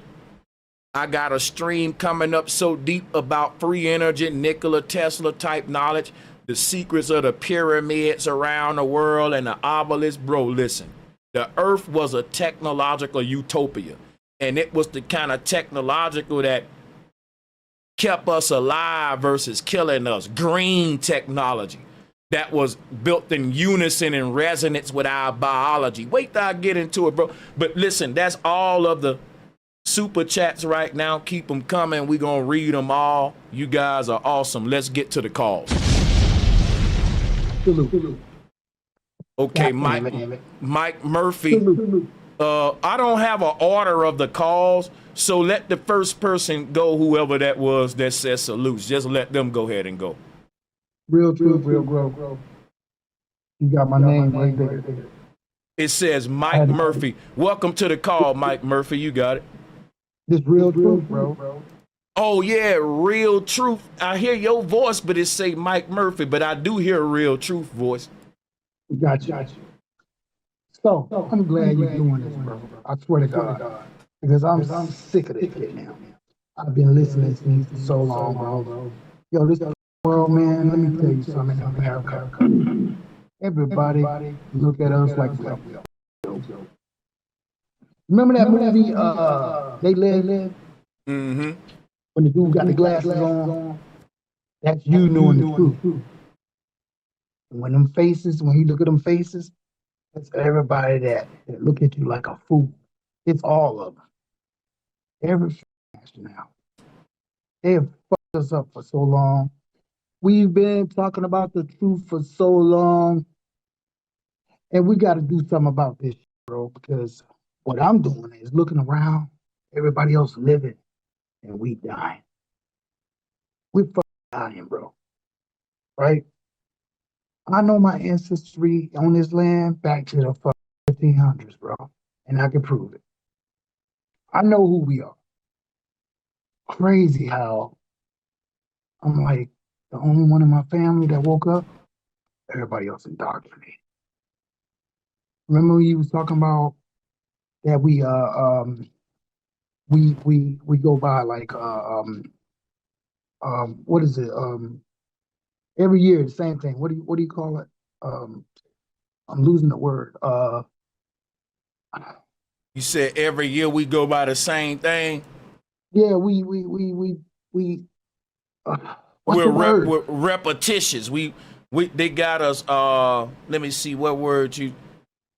I don't know where you're trying to go there, but you saying when every year. Okay. All right. Let me say it like this. Like we caught in these damn like this loop. Goddamn. Yeah, we on a hamster wheel for sure, right? Okay. So tradition. So my mother's the matriarch of my family, right? And when I try to kick the truth to her about certain things, oh, it's like, just shut up. You don't know what you talk about, blah, blah, blah. I'm like, and I know she's indoctrinated, bro. I know you can put the truth in an indoctrinated person's face and they'll tell you that the shit ain't true, right? Bro, if we don't stand up and go ahead and take this shit back, bro, like, we're fucking done, bro. Because everybody else is here, they're just waiting for us to fall. They're looking at your ass like, yeah, you dumb, you fucked up, we know you ain't shit. I got a friend, bro. I've been knowing him since '95. He's from another country. He's Panamanian. He's been a millionaire, right?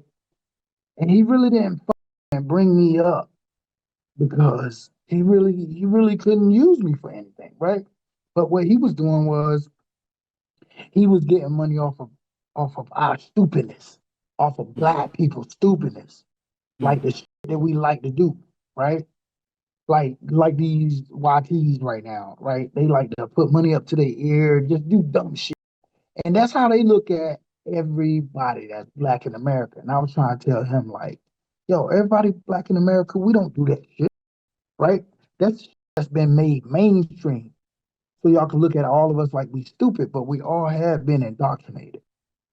So but what I'm saying is, who we are, the truth of who we are, man, how the fuck we gonna kick everybody off our land and get our shit back in their right state of mind, and they don't even want the truth, bro. Well, listen. At this point, that question about getting our land back, I'm gonna be honest with you. Ain't gonna happen. I mean, at this point, it's to the point where I think that as spiritual beings, when we really think about this, right? The richest part of our history is our spirituality, which is we knew how to get off the earth. You got a soul. The knowledge of our ancestors was to save your soul. You know what? I hate to say this because a lot of people love, the land stuff. Me too. I want land. But at the end of the day,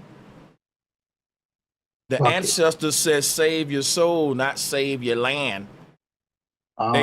So it's like, if we really went deep with it, I think the earth is a simulation that our ancestors built. And the reason they said get out of it because it's got a virus, because it's been infiltrated by soul harvesting beings, and that we can escape, but they can't. And that we can't, you know what I'm saying? Now, I don't think that we could go to war with them and take the land back or nothing like that. I think that, I think that once cancer spread so much in the body, that the only way out now is death. Hey, it's just like that Jet Li movie. Remember when all of him was coming at him? They were gonna eventually get his ass, bro. Remember that? Yeah. It's like he was gonna eventually be consumed no matter how much he fought. And in our state of mind, like in most people's state of mind, like, bro, you even got people that look like you against you, bro. It's like this whole shit is a cancer. It's like shit, bro. It's like and I gotta go to the next caller, but right now, real quick. But check it out. It's deeper than the land because people losing their souls, literally. Soul harvesting. People losing their mind, and a mind is a terrible thing to waste. So we say, okay, they took our land. They took our souls. They took our sanity and our mind. Now, if a man take my house and he take my sanity, I'm going to want my sanity back before I even know to get my house back. Or I'm going to want my mind, my soul back before I even understand. Before I, you know what I'm saying, before I want my house back. Like, that's how I look at this shit. Now, our people are so far behind. It'll be a plus to get our minds back, our souls back from this oppressor. And if you get the land, that's a bonus. I mean, this should drive you to the breaking point where you be a good person, you woke.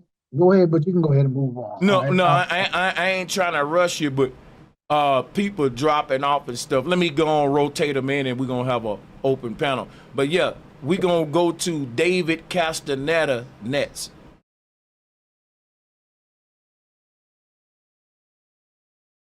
Yeah, you can do them both. What's up? CC and Didi. Yeah, Thanks David. for having me. Peace and love. I just peace and love. I just had a question on incubator babies. How does this tie in with incubator babies, if it does at all? Well, it don't. I think they could tie in, but I don't think that the particular context of my show today requires for me to tie them in. It'll be me reaching, even though it ain't a reach because they can tie in. But in the context of today's show, of me just debunking this professor on the transatlantic slave trade, it'll just be me reaching to throw that in there. But yeah, that is something that could tie in. You can go into, yeah. Okay. That's all I had. So. And that's something I'll talk about in the future too.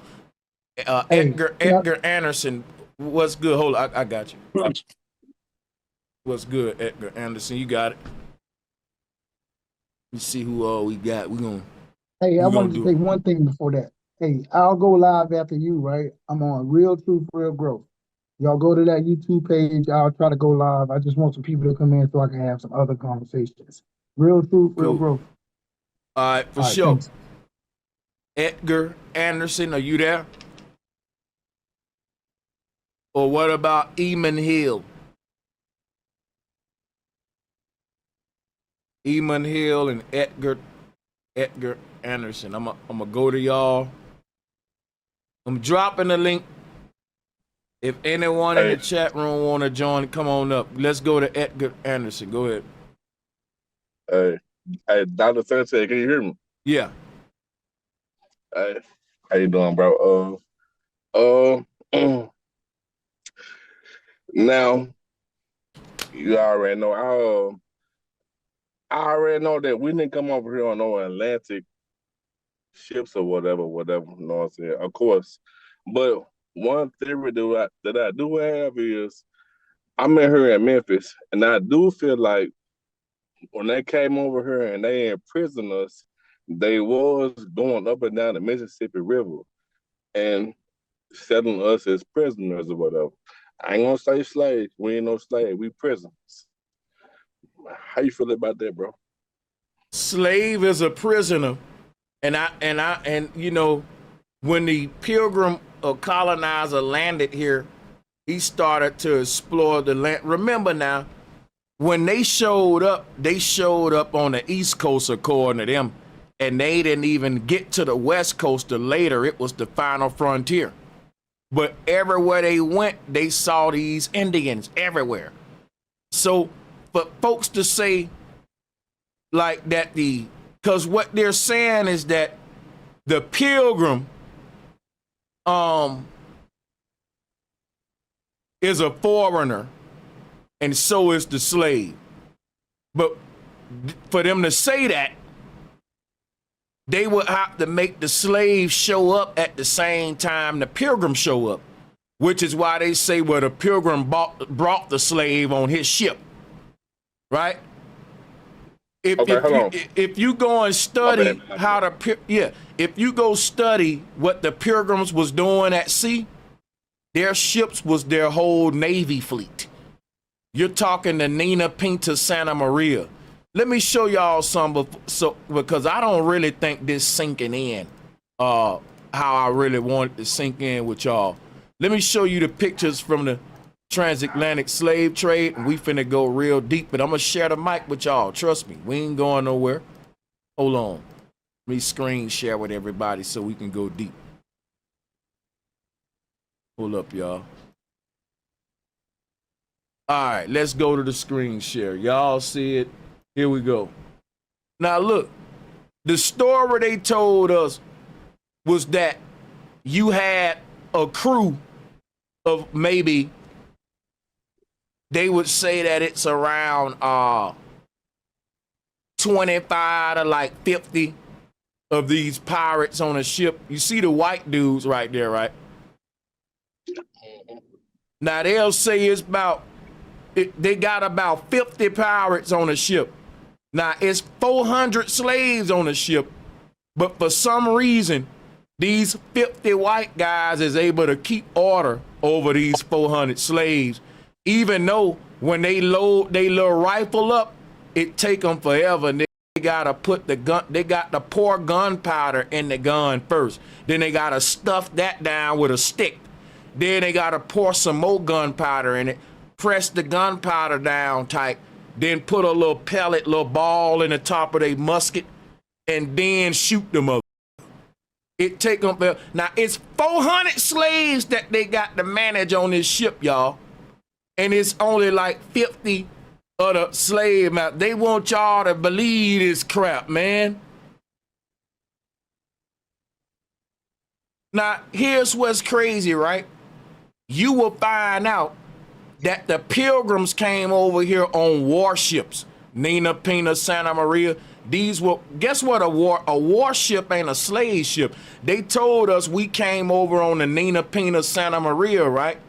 Them ain't slave ships, them warships. That's a lie within itself. All of the ships they saying is slave ships were Navy ships where you had a war that was fought between us and these folks.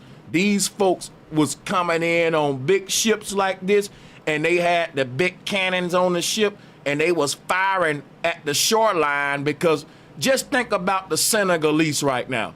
They going to these islands. These tribes don't want to be messed with the outside world.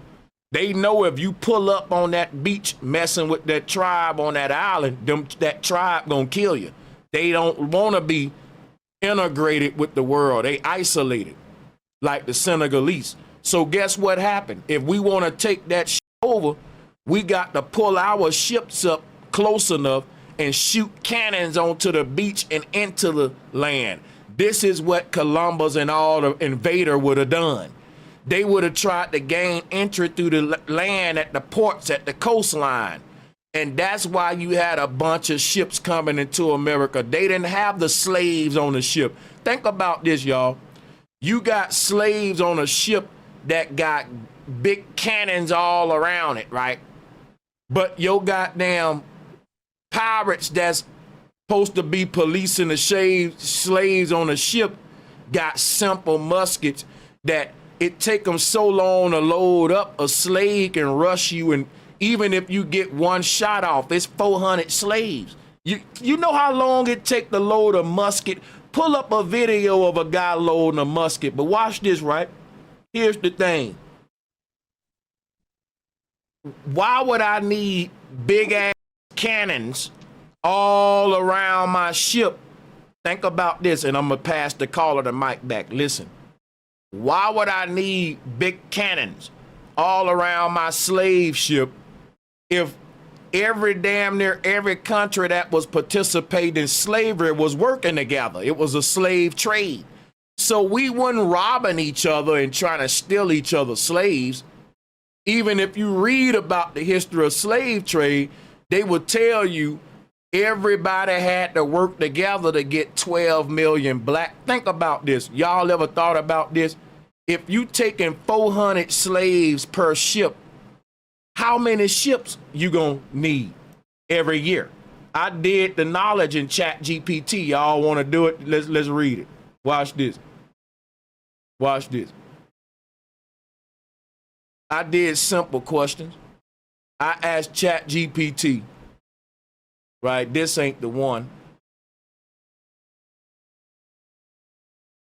So look, how many slaves came over during the transatlantic slave trade? 12.5 million. How many slaves per ship? 400. 250 to 600, they average it at 400. With ships averaging 400 slaves per ship over a time frame of 350 years, how many slaves would be brought over? Use math. Okay, ChatGPT did a formula for me. You ain't gonna argue with this formula. You Pan Africans, you remember, you Pan Africans got a theory and I got a formula right now. I'm about to hit you with a formula. They need 89 slave ships a year. And they need to bring 89, bro, let me tell you, 89 slave ships a year. Guess how long it take one slave ship to reach America? 3 months. It take a wooden slave ship, two and a half months. You need 90 of these motherfuckers going every day, all day for 350 years to get 12 million blacks here. Watch this. How many ships would you need to do 89 voyages a year for 350 years and bring 12 million slaves? Watch what ChatGPT say. Watch this. It's going to blow you away. Watch this. Look.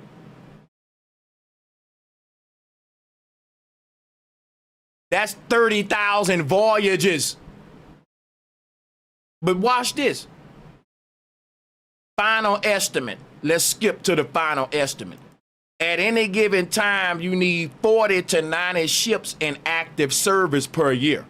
Over the full period of 350 years, which is the transatlantic slave trade, you would need 3,000 to 4,000 different ships used across centuries.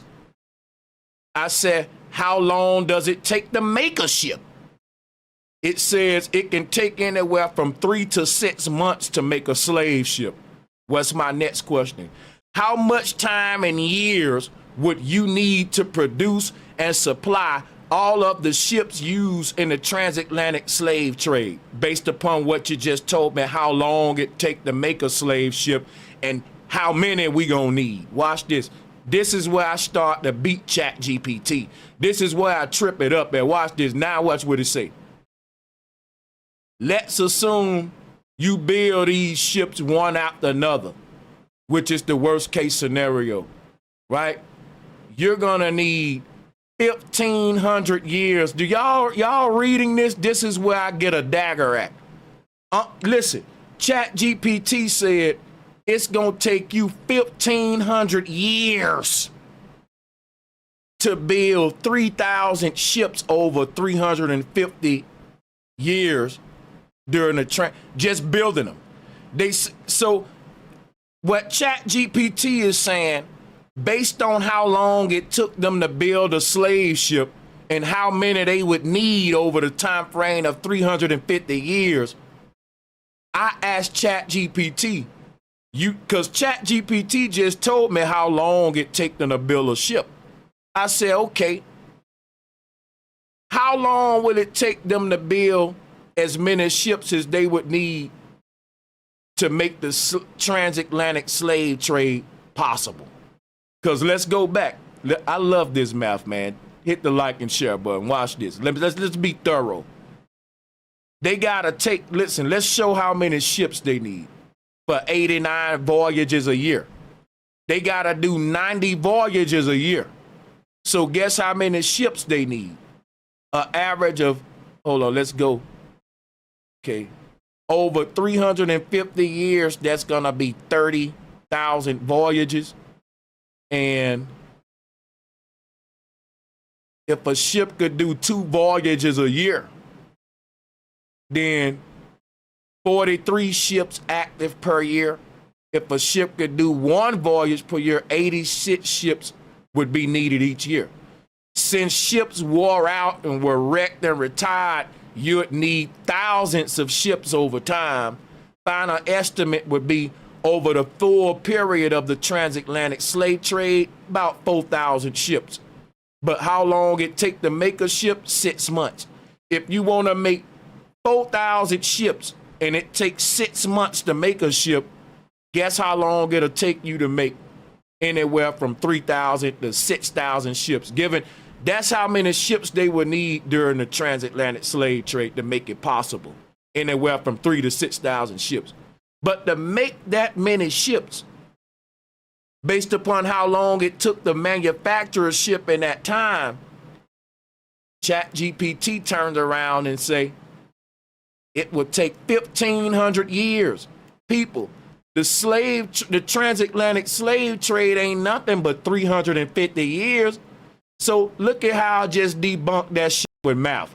If the transatlantic slave trade is 350 years, it take you 1,500 years to make all the ships for that shit. Now tell me how that's possible. If the transatlantic slave trade was only 350 years, the amount of ships they used and how many slaves they would have had to bring to America, ChatGPT just did a formula for you. You can't argue with this. This is math. This is a formula. A historian ain't doing them but telling you history, which is what? His story. Who? The white man's story. The small hat story. I'm not telling you no damn story. I'm giving you math and showing you that the stories they telling you don't make mathematical sense. That's right. It take you longer to manufacture the ships than the course of the entire transatlantic slave trade itself. But they don't think that niggas gonna ask these kind of questions. They didn't think when they made ChatGPT that niggas like Sanchez will use it like this. And you can't lie with this. It just did. I didn't make the numbers up. They told me the history. And I gave them numbers to ChatGPT, and I just asked her the question nobody never asked it.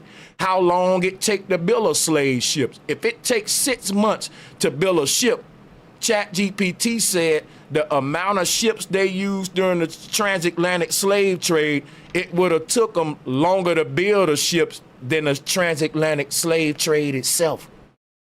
That debunks it, y'all.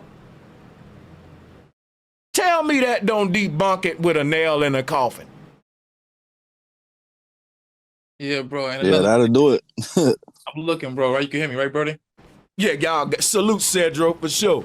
Salute. So I'm looking too, right? It says in 1780, right, there was 700,000 African Americans, and there was 600,000 Native Americans, right? By the time 1880 came, how it jumped to 6 million African Americans and 250,000 Native Americans. And after every year went on, the Native American population dropped like dramatically, and African American went up. Mm-hmm. So those numbers are just not right. I don't see that many people in just 100 years. You think that math is right, bro? Just say that last part again. Look, so in 1780, right? It was 700. It was 700,000 African Americans, and there was 600,000 natives, right? In 1880, just 100 years later, there was 6 million black people and 250,000 Native Americans. Damn. So in 100 years, 5 million, like the population jumped from 700,000 to like it jumped 5 million. Come on now. See what I'm saying? Stuff like that. It's like when the professors say you don't have no evidence to support your claims. Here's the thing. We never made a claim. Y'all made a claim, and we show evidence to debunk y'all claim. So don't try to put the burden of proof on us, because we never made a claim. They the ones said all humans started in Africa, and all humans ended up getting around the world through migration, and then that the blacks got into America through Africans being in a slave trade transatlantic for 350 years. They made that claim. But when we start pulling up the facts like this, Cedro, they say, but you don't have no support to support your claim. And you got to remind them, bro, we never made a claim. We just debunking your damn claim. Hey, yo, Sanchez, this E-Man, my original name was Meet the YouTubers. I met you before, and I still need them beats, but for that professor, I got a dagger for that professor. We got another professor who actually wrote a book, right? He wrote a book, and he actually gathered a lot of the journals from the Spanish, those guys that were, the guys that were on the boats and shit that were, from the Spaniards, right? And so what we see is that the British and the Europeans, they lie about a lot of stuff, but if you look around, you'll see a lot of other places where they couldn't get everything and get rid of everything, right? So there was the guy that what do you call him? What do you call him? The the people that the the conquistadors. All right, Yeah. so he wrote a book. It's called so if everybody want to check out this source, it's a philosophical and antiquarian Aboriginal history of America. Now, I got this source from Dane Calloway, right? And I made sure I took a screenshot of it. And it says, though America possess some dark brown men approaching to black, yet it has always been a universal belief that the Aboriginal black or Negro was not in America, right? And now he says that he doesn't believe that that's true. And he goes into it, and he says that the conquistador that came over, they would come over with black Africans, well black people, black Europeans or whatever, and they ran into the Indians that were on the West Coast. And it says right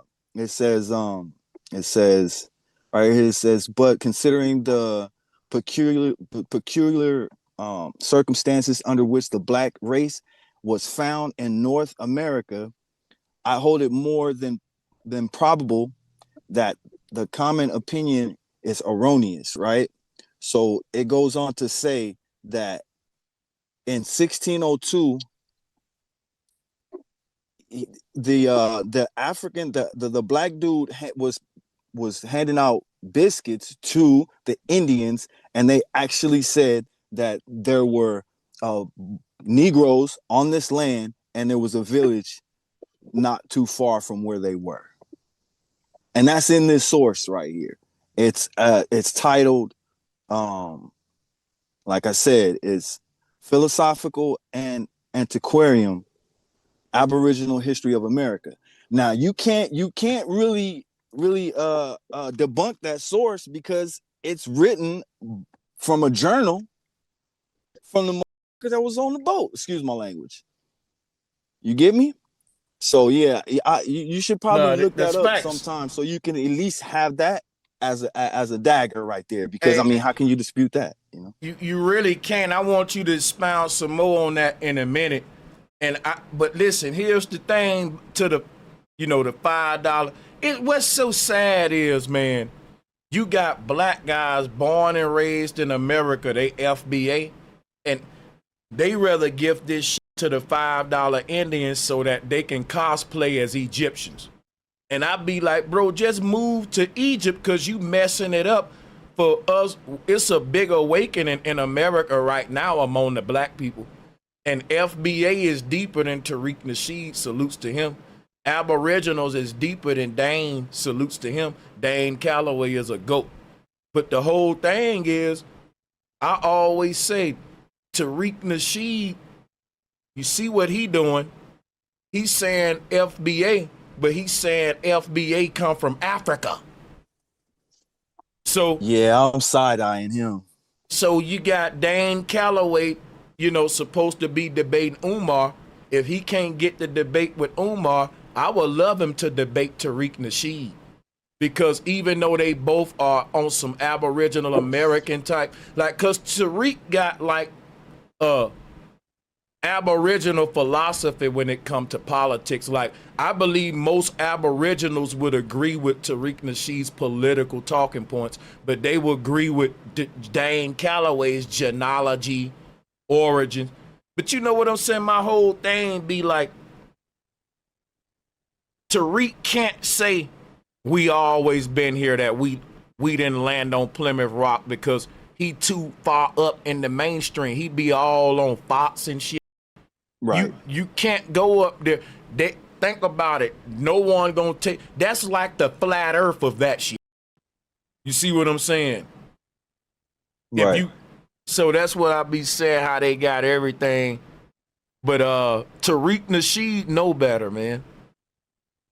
You can't. So, yeah, go ahead. That conquistador or whatever it was named, Viscanio. Viscanio, right? I've heard of that. And yeah, and it says that when he was when he ordered the guy to hand some biscuits to the Californians, is what he called them, that they didn't seem surprised at all. They were like, "Yo, we rock with y'all because we got some black people on this land in the other village." You know what I'm saying? Like that's like so point blank. Like, how can you even say that they're like there's no evidence when the conquistadors are saying it? He would have been been shocked. He would have been like, what? You know what I'm saying? So other accounts too, man, if you got any, bring them, because that's a dagger. I'm gonna take this back.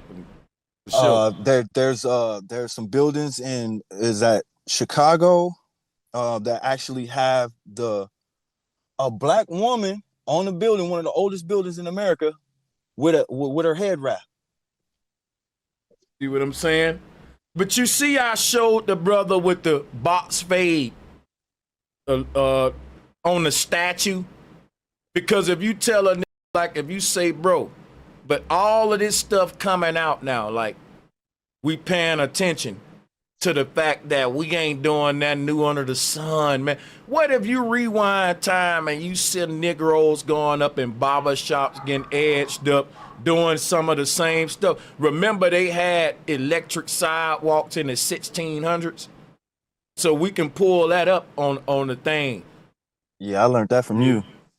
Yeah, they got video electric cars in the 1700, 1600, way before Elon. So the world was advanced a long time ago, but they got us thinking of Flintstones and Australopithecus, and it's a whole different reality when we go back in time. Hey, bro, you know what my brain told me? Yeah, she told me that, right? She said that they didn't know about slavery until Roots came out. She said that was the first time she heard about slavery. She said that you know who LeVar Burton is? LeVar Burton from the Reading Rainbow? Yep. Yeah, he the one that played him, right? Do you know that he got sued by the real Kunta Kinte because he said he wasn't African, he was American?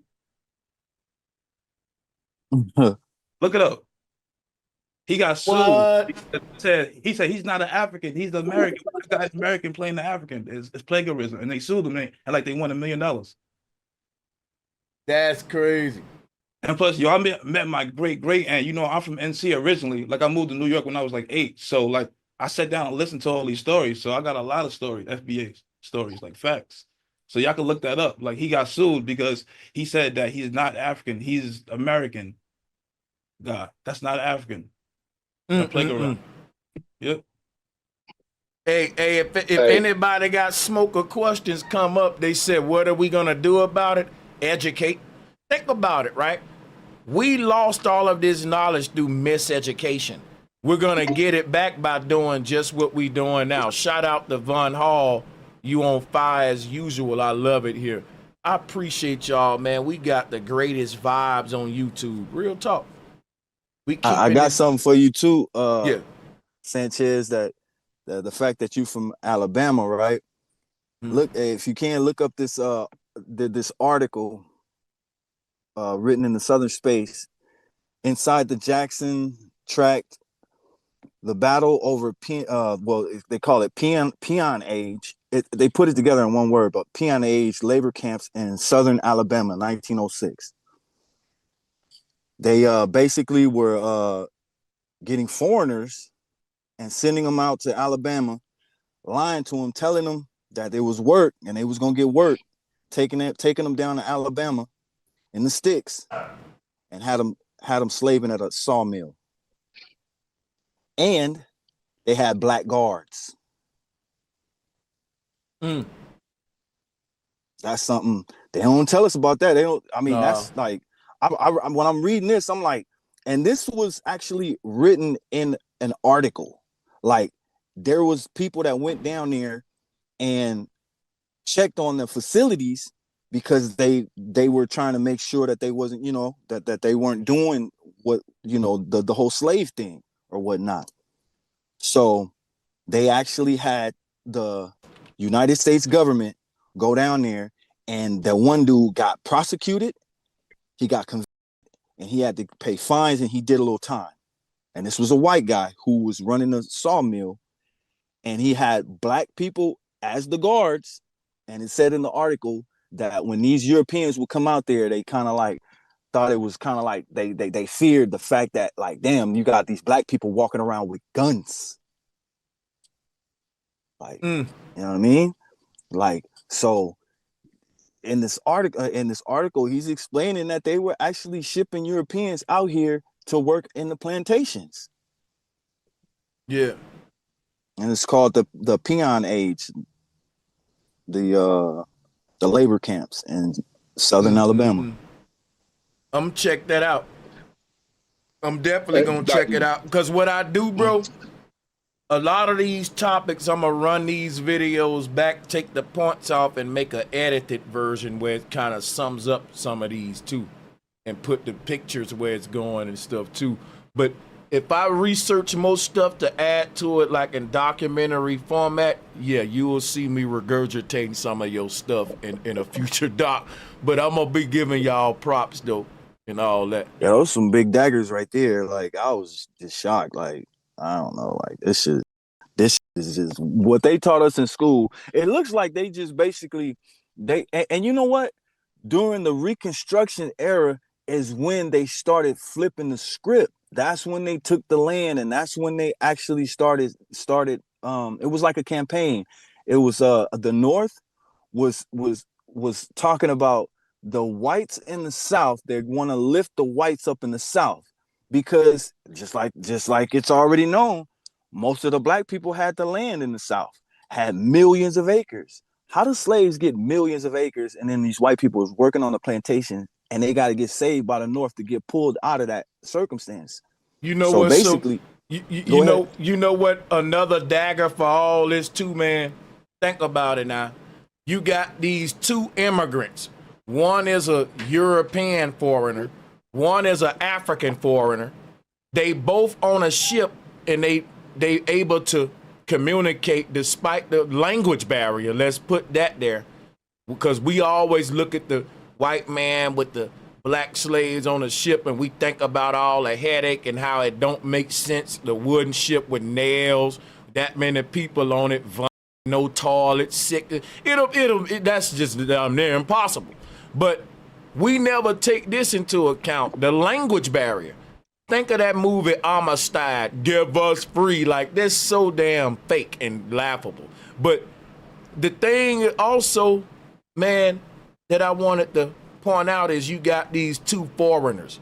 You got this African and this European coming to a land. Neither one of them know nothing about it. But the African gets off the ship and automatically know how to pick cotton, and the slave master know where to find it at. Now, they telling us that there was the original Indian already here before the slave master and the slave, before the pilgrim and the black man showed up. There was an Indian here. That Indian would have taught the African and the Pilgrim about cotton, sweet potatoes, corn. But when we read the history, it said that the slave, it don't tell you, it just say when black folks was brought here, they was made to pick cotton, corn, and a bunch of more crops. But what don't make sense is that a lot of the crops that grow here ain't native to West Africa. And the idea of a West African getting off a ship, knowing how to harvest cotton, pick it, because to pick cotton, you got to know how to pick it or you'll hurt yourself. It's so much that in order for you to harvest this land, you had to been on this land. You can't just show up a foreigner knowing about North American crops. The crops here are so exclusive to anywhere else in the world. It's like, bro, it's literally apples to oranges. But the whole thing in our land here, none of it makes sense. That meant that the indigenous people here would have had to teach the slave master and the slave about the land and then just let them both have it and just disappear afterward. Can I add to that, brother? Speak to what you were saying, Sanchez, a little bit. This is about narrative, like you said. Their own people was coming here working the fields, but they learned from people who was already here. But what they changed was they wanted the land. So what they changed was their people who were slavery, when you think of it back then, was just work, was just employment. It was job. You came over here poor or you came over here rich. It wasn't about the color of the people that was already here. So they had to change the narrative every time. They had to keep changing the narrative. And that's what they did over time. Walter Plecker, Darwinism, all of that to alienate one people off the land in order to put another people on the land. You know what I'm saying? So it was more or less narrative. So they had a thing called indentured servitude, where you served like a prison sentence. You served enough time to complete your contract, then you was a free man. And that didn't have nothing to do with color. That was their own people. That racism stuff really started right here when they wanted to separate their people from the people they had removed off the land. So that's when they really got into that racism thing, and they had to maintain that narrative. So how do we keep millions of people who are already here? Man, it's so that? But it's just in the whole thing, bro. It's so much that I can point out. Let me show y'all some, right? That's why I was saying earlier, though, not to interrupt you, though. Go ahead. But that's why I was saying earlier, it would be dope if you got Dane to come on here, because I've been watching Dane for a long time too. I've collabed with him on this, man. Dane know one thing. We got his back over here. You know what I'm saying? No matter the Aboriginal community know that we ain't gonna never be on no. We finna bring the smoke on the Pan Africans and shit for real. Yeah, he called them Pan Goofies. He called them Pan Goofies because you know they want to go over there and celebrate the African history, but you know what we have here has been just taken away and hidden from. But you know, I just thought about something.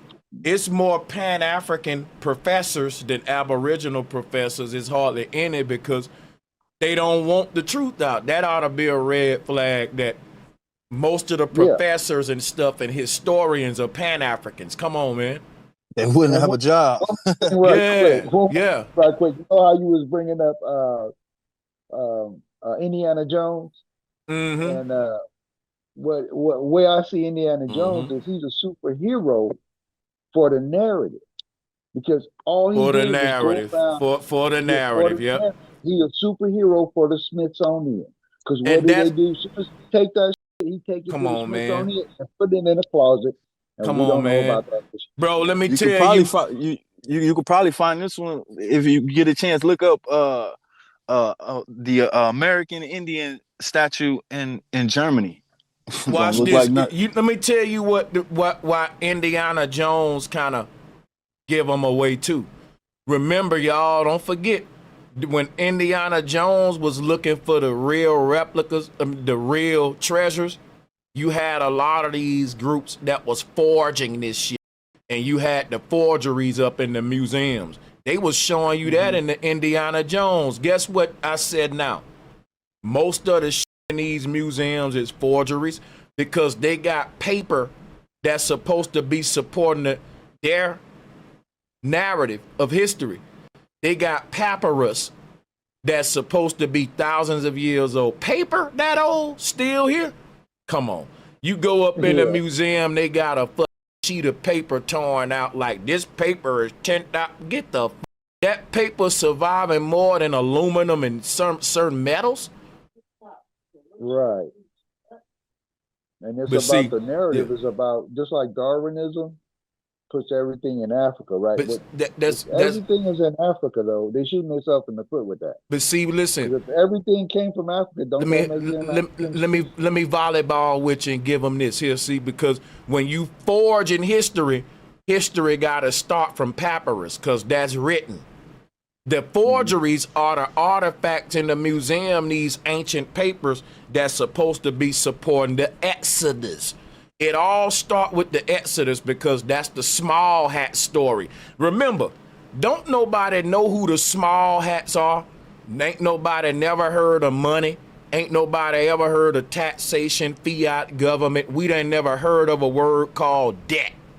Listen what I'm telling you. No one never heard of these people until the printing presses and the Bibles, and all of a sudden they became rock stars the moment the King James Version, the moment the first you had the Gideon Bible, you had the Gutenberg Bible. Remember, you got all these different Bibles and stuff, but every one of them agree, right, that the Hebrews were captive in Egypt. That story is very important because you got to ask yourself, these people that nobody never heard of, we never even know what their homeland was because it wasn't even Israel at first. They just pirates. Hold on before we go there. Hold up.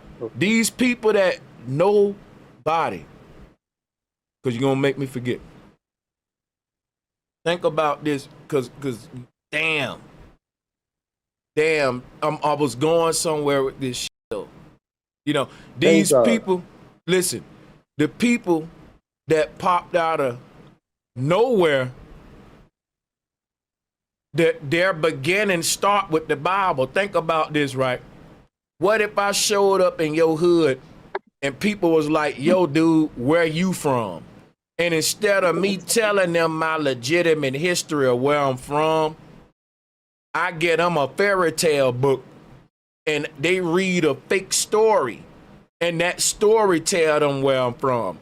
And that story starts me off as a captive in Egypt. Think about this now. Imagine watching a movie and the people without a history or origin story, they just, instead of saying we popped up out of nowhere, they stories start with them being slaves in Egypt, but it don't tell you what they were before that. It's like a movie started with slaves and captive, and no one telling you too much about these slaves. These slaves start off as captives in Egypt. Why? It make their whole shit convenient. Why? They stole the knowledge of papyrus, government, fiat currency, and the class system from the Egyptians. That's why Moses was learned in the way of the Egyptians. He's the father of the Western world's form of Christianity. But check this out now. See, and I'm going to pass it to you, Marlon.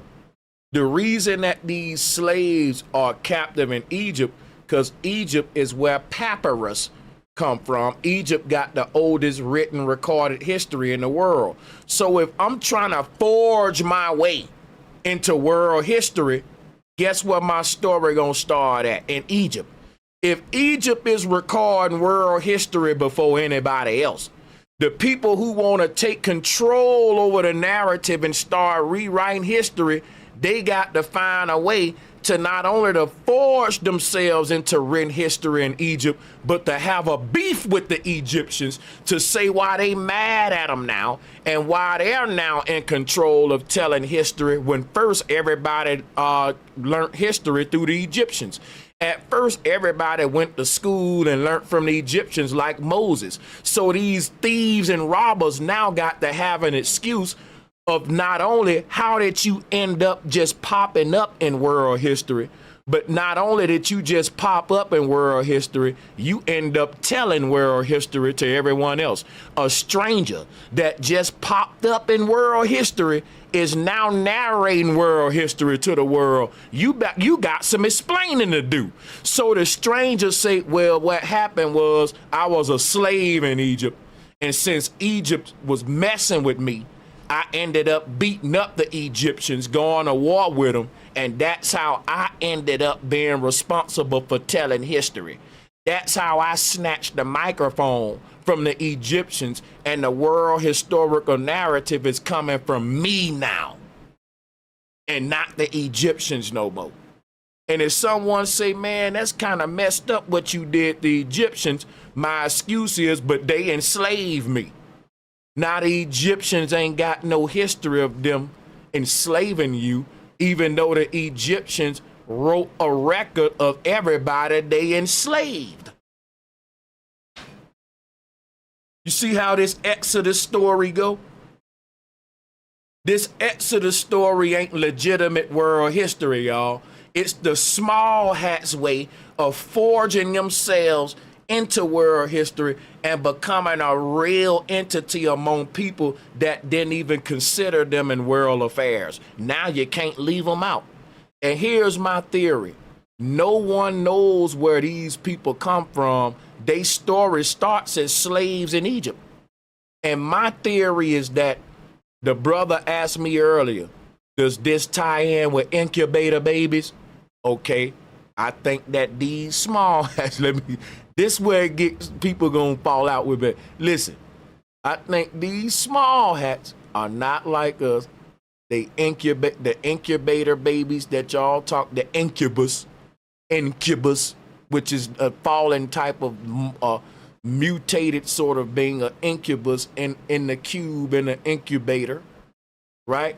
A manufactured type of human when we got too smart and start to play with genetics and we made a Frankenstein. And I believe that that thing did become a monster in the way of living as we know it is our, and there's so many people telling the story, I'm saying, in their own way. You see what I'm saying? They may call it reptilians, incubator babies. They may say it's aliens. You got Anunnaki. But my whole thing, even if you say, well, it's an ancient form of artificial intelligence, we already made AI and they took over already. But however you tell it, is people are on to something. And I'm just saying that there are some people that don't have an origin story and they had to forge their beginning and no one really know where their what's called homeland is. Your homeland, can I give you some fun facts? And this in your homeland is where the universe put your people. If there's a creator that created man and the earth, then the creator placed us original humans in original lands. And if anybody that can't trace themselves back to a land, you gotta ask yourself. That's like AI. If you talking to a robot or a humanoid and you say where you from, and it won't have a legitimate history because it's AI or whatever. Hey, bro, do you think that goes back to the Gnostic Bible, to where y'all the boss? I don't know if I'm saying it right, but when he created the NPCs. That's again, everybody got a mythological story around the world of some wise scientist creating these subhumans. They even turned it into a movie called The Island of Dr. Moreau. So the Nation of Islam tell the story of Yaqub, but the God in the Bible that you call in Yaldabaoth, him creating Adam is another variation of the story of the advanced original humans creating humanoids, or man making mankind. So you can look at that today like us making AI, us making some sort of human-like creature that if we get very good at it, you won't even be able to distinguish it from a real human. Now, if history repeats itself and the Egyptians, Babylonians actually rose to that height of technology, there can be an ancient humanoid creature among us now, man. That ain't off the table. And that'll explain why we even have a word called mankind in the lexicon. And that's self-explanatory. It's a kind of man, not quite man. Hey, can I get this out right quick? Because you said I can get the mic back. But all I want to say is there is a real history of where the Jays came from, and when they started their mission is 800 AD. They were known as the Khazars. Go ahead. They came up Go out ahead. of the mountains, the Caucasus Mountains, and they brought in a Christian priest, a Muslim, and a Hebrew, because they were trying to give the religion to their people. This is 800 AD. Okay, so the Bibles and stories and stuff is already all written. Okay, so like you said earlier, Sanchez, about them trying to take that land from other people. Why do you think they so hell-bent on not just winning the war against them people, but exterminating the people completely? Because them people been there the whole time and they know the truth. They know. Okay, so you got to get rid of all of them. So them people been there the whole 2,000 years we talking, 2,025 years we talking about and beyond. Them people been there, indigenous. Okay, so if you're going to take over that land and that religion and become them people, then you got to wipe them all out because they know the truth. That's my opinion of why they so hell-bent on not just winning a war against these people, but exterminating all those people. Okay, and they adopted that religion in 800 AD. Look it up. Look it up. It's right there. I know you're a researcher and you're gonna check it, but they were called Khazars before that. They was in Russia. They was in Ukraine. All that area up there. That was where like the Tartarians came from. The reset came from. And what I'm saying is they took over that religion, and now you're gonna take over that religion and call yourself the people of God. You got to get rid of all of God's people in your way. So if you feel like this person, they're like taking that land from an indigenous people the same way this land was taken, all the way from sea to shining sea. So you're talking about some people that adopted a religion and then said, okay, yeah, because this makes me God. You know what I mean? This makes me related to God. So if you believe in God, you think God ain't gonna recognize his people? You see what I'm saying? So you obviously don't believe in that. You believe in control things. Like when they was in Russia, the truth about them, I'm not Russia. Yeah, they was in Russia before that. But like they say, they got kicked out of everywhere because they take over the monetary system. They get control of your economy. Same thing they did with Hitler. If you listen to that speech, that roaring speech he made, but in English, it sounds totally different in English than what it does and what we always see. We always see it in a foreign language, so we don't understand a word he's saying. But listen to his speech translated, and you'll go, oh my God, it'll be like you looking into America's mirror. You know, because the same situation, Republican or Democrat, they still allowing and supporting a genocide. Well, they're wiping out a whole ethnic group. Why? Because they want to take that ethnic group's place in history. And if there ain't nobody there to call you a liar, then you got the narrative and you got the story, and this is you. This is your shit now. And that's how that's going down right now in front of our eyes. They are not trying to get no hostages back. How you gonna kill 2 million people for 50 hostages? That just don't make no common sense. So what they're trying to do is destroy any history that was there. That's why they leveled the whole city. They leveled the whole, and then they going over there and they just bulldozing houses in the West Bank on the other side of what used to be Palestine and taking all of that. They getting rid of all the people that used to live there. Why? Because, like you said, the narrative is we the people now. And that's how they're going about their business. You know, and that's what happened here. We got erased. They did it slyway over here. They just basically did it in our minds. Instead of getting rid of all of us, they just had us believing that all our lands were across the water. One thing. Trump doing it right now at the Gaza Strip, ethnic cleansing. Guess what? In a few hundred years of now, that place will be another American. They won't even be speaking America. Look, the Gaza Strip gonna go from Palestinian to Outback Steakhouse and Walmarts. Go look at Trump's plans. He referred to, yeah. Big facts. And that's what I'm saying. It's like if you are God's people, then you know all people, you know, are in the image of God. So how do you slaughter all these people for profit, for something like you where you can claim the land? Because there's land and resources over there in the Middle East, like, you know, oil and gas, natural gas, all that is right out there. And Gaza's on the beach, on the bay. Like, you know, LA, San Francisco, San Diego, that kind of thing. It's like that. Watch this. So it's like, wait a minute, we got to take that. Watch this right. When the small hats showed up at Gaza, they start pushing everybody from that shoreline up into other countries, kicking the can.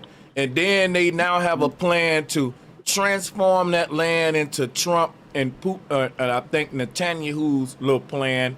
I roasted it, right? They put a video out of their vision. But check it out, right?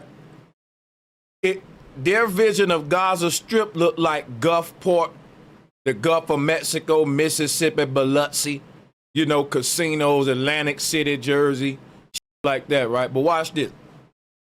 Now,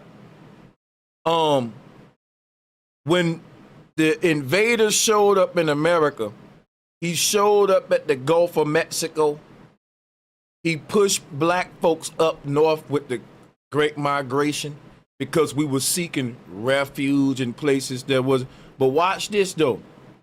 They turned the Gulf of Mexico into this big Gaza Strip long time ago. I'm showing you the parallels of these people. They take control over your ports and boundaries and coastal areas, which is what Trump doing, border control. Why you think Trump all about the borders? If you could control what enters and leaves a land, you control everybody and everything in that land. Anybody mess with you, you can control. Think about it now. All of our way of living now is based on world trade. They had a plan for this ever since the World Trade Center got knocked down. You know why? They wanted to privatize this all along. They wanted to privatize world trade. So we see what's happening now because basically world trade looked like everyone buying through Amazon now. And that's a privatized. You see everything going to the New World Order, privatized. One big company doing everything for the world versus a government entity providing the service through tax dollars. See, you got to just pay attention to that. But the whole thing I was saying, this been going on because, you know, we had a free trade system already in America. That meant everyone was planting crops. And we traded crops. The thing about the natural reality, if everyone occupied a different place of America, you wouldn't be able to grow what I can grow in your area. I can grow in Nebraska that you can't grow in Florida. And he can grow stuff in Florida that they can't grow in California. Now watch this. This forces us naturally to have a free trade system. Because if I got pecans, but he got bread. We can't make pecan pie unless we trade. So if you look at most of the products on your market, like pies or cakes or this or that, is a one product that's made out of a bunch of ingredients together. And you can't get that one product if a bunch of countries then trade with each other. Something as simple as a soda got so many ingredients in it that come from different places that this world trade system is important to life as you know it. The shit you rely on every day. So, but what I'm telling you, that's been here. But now it's being regulated by foreigners who's telling us we are trying to create a free trade system and honor a free trade system when really is a bull market for the rich. And the truth is they destroyed the free trade system that the indigenous people already had. Can I add to that, Brother Sanchez? Yeah, you got it. All right, so you know the Emancipation Act, right? Where they after the Civil War, they paid every slave owner or people who had property, which is people. They end up giving them $300 per person, even the babies and everything. Then they created this IRS system where they end up paying them throughout their lifetime, so that way they get yearly payments for how much money they spent. Then they created a Social Security system where they're able to retire getting the money from the payments of the $300 for slaves. What do you think about that?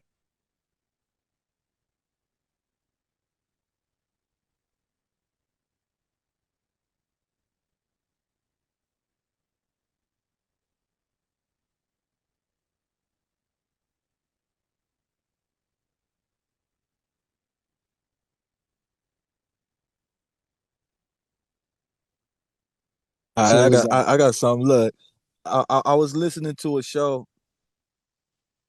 I was listening to a show with Dane Calloway and Top Cats, and it's crazy. I hate to be the one to say it, but do you know they did the genealogy on most of the slave the plantation owners in Virginia when they set up the first colony? And tell me why they tracing names back, and all these people go back to black families. Huguenots. That's because we was the landowners, twin. They call them when they came Huguenots. over here, that was the bloody code. The people they sent over here first was grown people that was like criminals and stuff. We didn't like them. We wasn't gonna work with them. They like you think about it like this. They sent a criminal foreigner over here. He like 24. We own land and businesses. We not hiring him. We got to teach him. He a thief. He do all this. We not dealing with that. On top of that, we're gonna get sick dealing with him. So what we did was, what they did was they did the buddy code. This is when King James said, you know what, we're gonna send all our prisoners, which was kids because of taxes and stuff like that. We're gonna send them over there. So that's what we got caught up at. We didn't want to let kids die. So that was like the 5D chess move they played with us. And you can tell because, like you said, they had to finesse us out of our lands. You see what I'm saying? Like they couldn't just come over here and take over because we was already abundant. Right. They don't even like to tell you that, like bro Sanchez was saying, we literally was a global empire dealing with free trade. We had a language so we could talk to people without knowing their native tongue. You see what I'm saying? Specifically dealing with trade. And that was sign language. You see what I'm saying? So that's all I wanted to add. What I was getting at more Another is thing people don't realize is English was a common language. As Dane Calloway, it was a common language that was called English. So when you think English, you think European. But the language we actually speaking is our language. American English. Right. Right. That American English, the Webster. It's not, Webster made our language. language. Webster made the English language. It's really a dumbed down version of all the languages we used to have. Right. I always said, man, like the slave masters who would have been over so-called black people, they wouldn't have even spoke English though. Know what I'm saying? Right. That's Which a is fallacy crazy. right there. That's what make it crazy. Like, and none of it don't make sense. You got these people from West Africa that get enslaved by these Europeans, and they both show up speaking. They can't even talk to each other. Right. Hey, brother Sanchez, I was really getting at like how they got that bad bookkeeping. Like, they created the SSI system, to pay them for their retirement. They also had that knowledge that the slaves on the plantation, after they paid them with the emancipation, $300, they had that knowledge that those people were at work. So therefore, that kind of created a system for reparations, because when it comes down to it, they created an income tax system to pay themselves yearly based off of how much they spent. And when it came down to that emancipation, they already was enriching themselves after the Civil War. And then a recession happened. And then they went to war. And then it comes down to this SSI where, Trump, he's sitting there. He told everybody it's dead people that still receive payments. I believe those payments is coming from those, the emancipation payments that they set up, because a lot of people couldn't even apply to this. Like, slaves don't even have enough mindsets so they can think. And then 65 years ago, they were segregated. So we couldn't just walk inside and say, hey, we want to get Social Security for my grandmother, or my grandmother needs Social Security because she was a slave. They didn't keep any bookkeeping, so it's always been fraud. Can I add on to that, Brody, please? Plus, yeah. All right, y'all remember when we used to get, well, yeah, like y'all don't remember, but we used to get lynched, like y'all know. We used to get lynched for like reading, and we wasn't outside libraries and stuff, right? I'm just thinking, they was probably getting like the law ready, like the education system down with like the whole law, because like until then, they was probably just keeping us out of the libraries to learn like the truth. So they was lynching us every time we try to read. Like anybody who knew how to read as a black, like you get lynched until they get the law ready. Then once they got the school system ready, they're like, okay, we don't got to lynch them anymore. Like we got this fake story that they're gonna buy into. What y'all think about that? Now that we giving them a curriculum and tell them what to read and what they need to read to be successful in our world, they won't spend their life trying to read the other stuff that'll give them the truth, because that ain't gonna make them no money. That we give them a set of curriculum that if they read this, they can make it, they can get rich. But learning about who you are, getting spiritual, all that, like you said, that's poor righteous teacher type stuff. So they was smart because they said, look, when they are finally able to read, they only gonna have time to read the stuff that allow them to feed themselves. Yeah.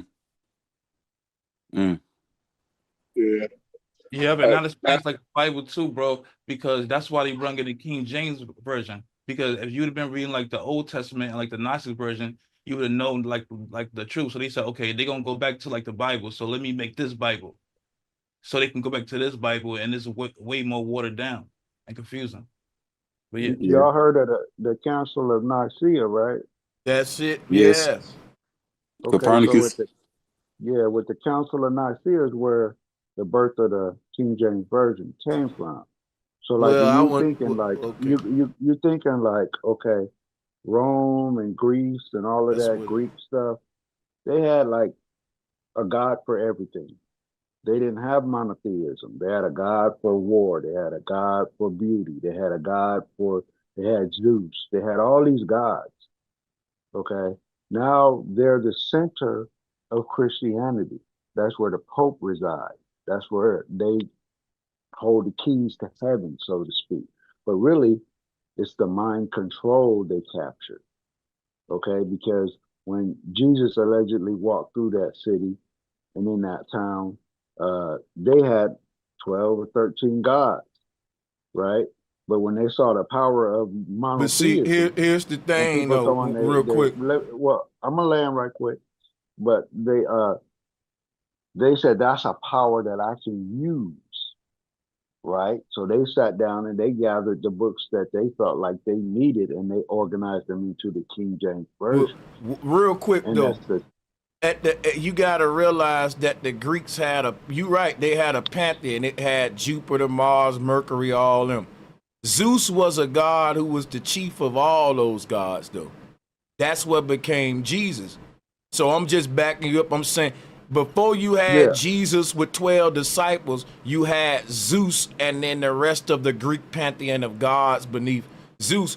But see, people would pray to each god for different things until they consolidate them and it said, look, you can just go through Jesus and Jesus will be like the messenger, the gateway to everybody. So that became go through me to get to the kingdom, because you have this hierarchy of angels in heaven from Michelangelo to Raphael and all them, but no one pray to them no more. We don't pray to Michelangelo. We just pray to Christ.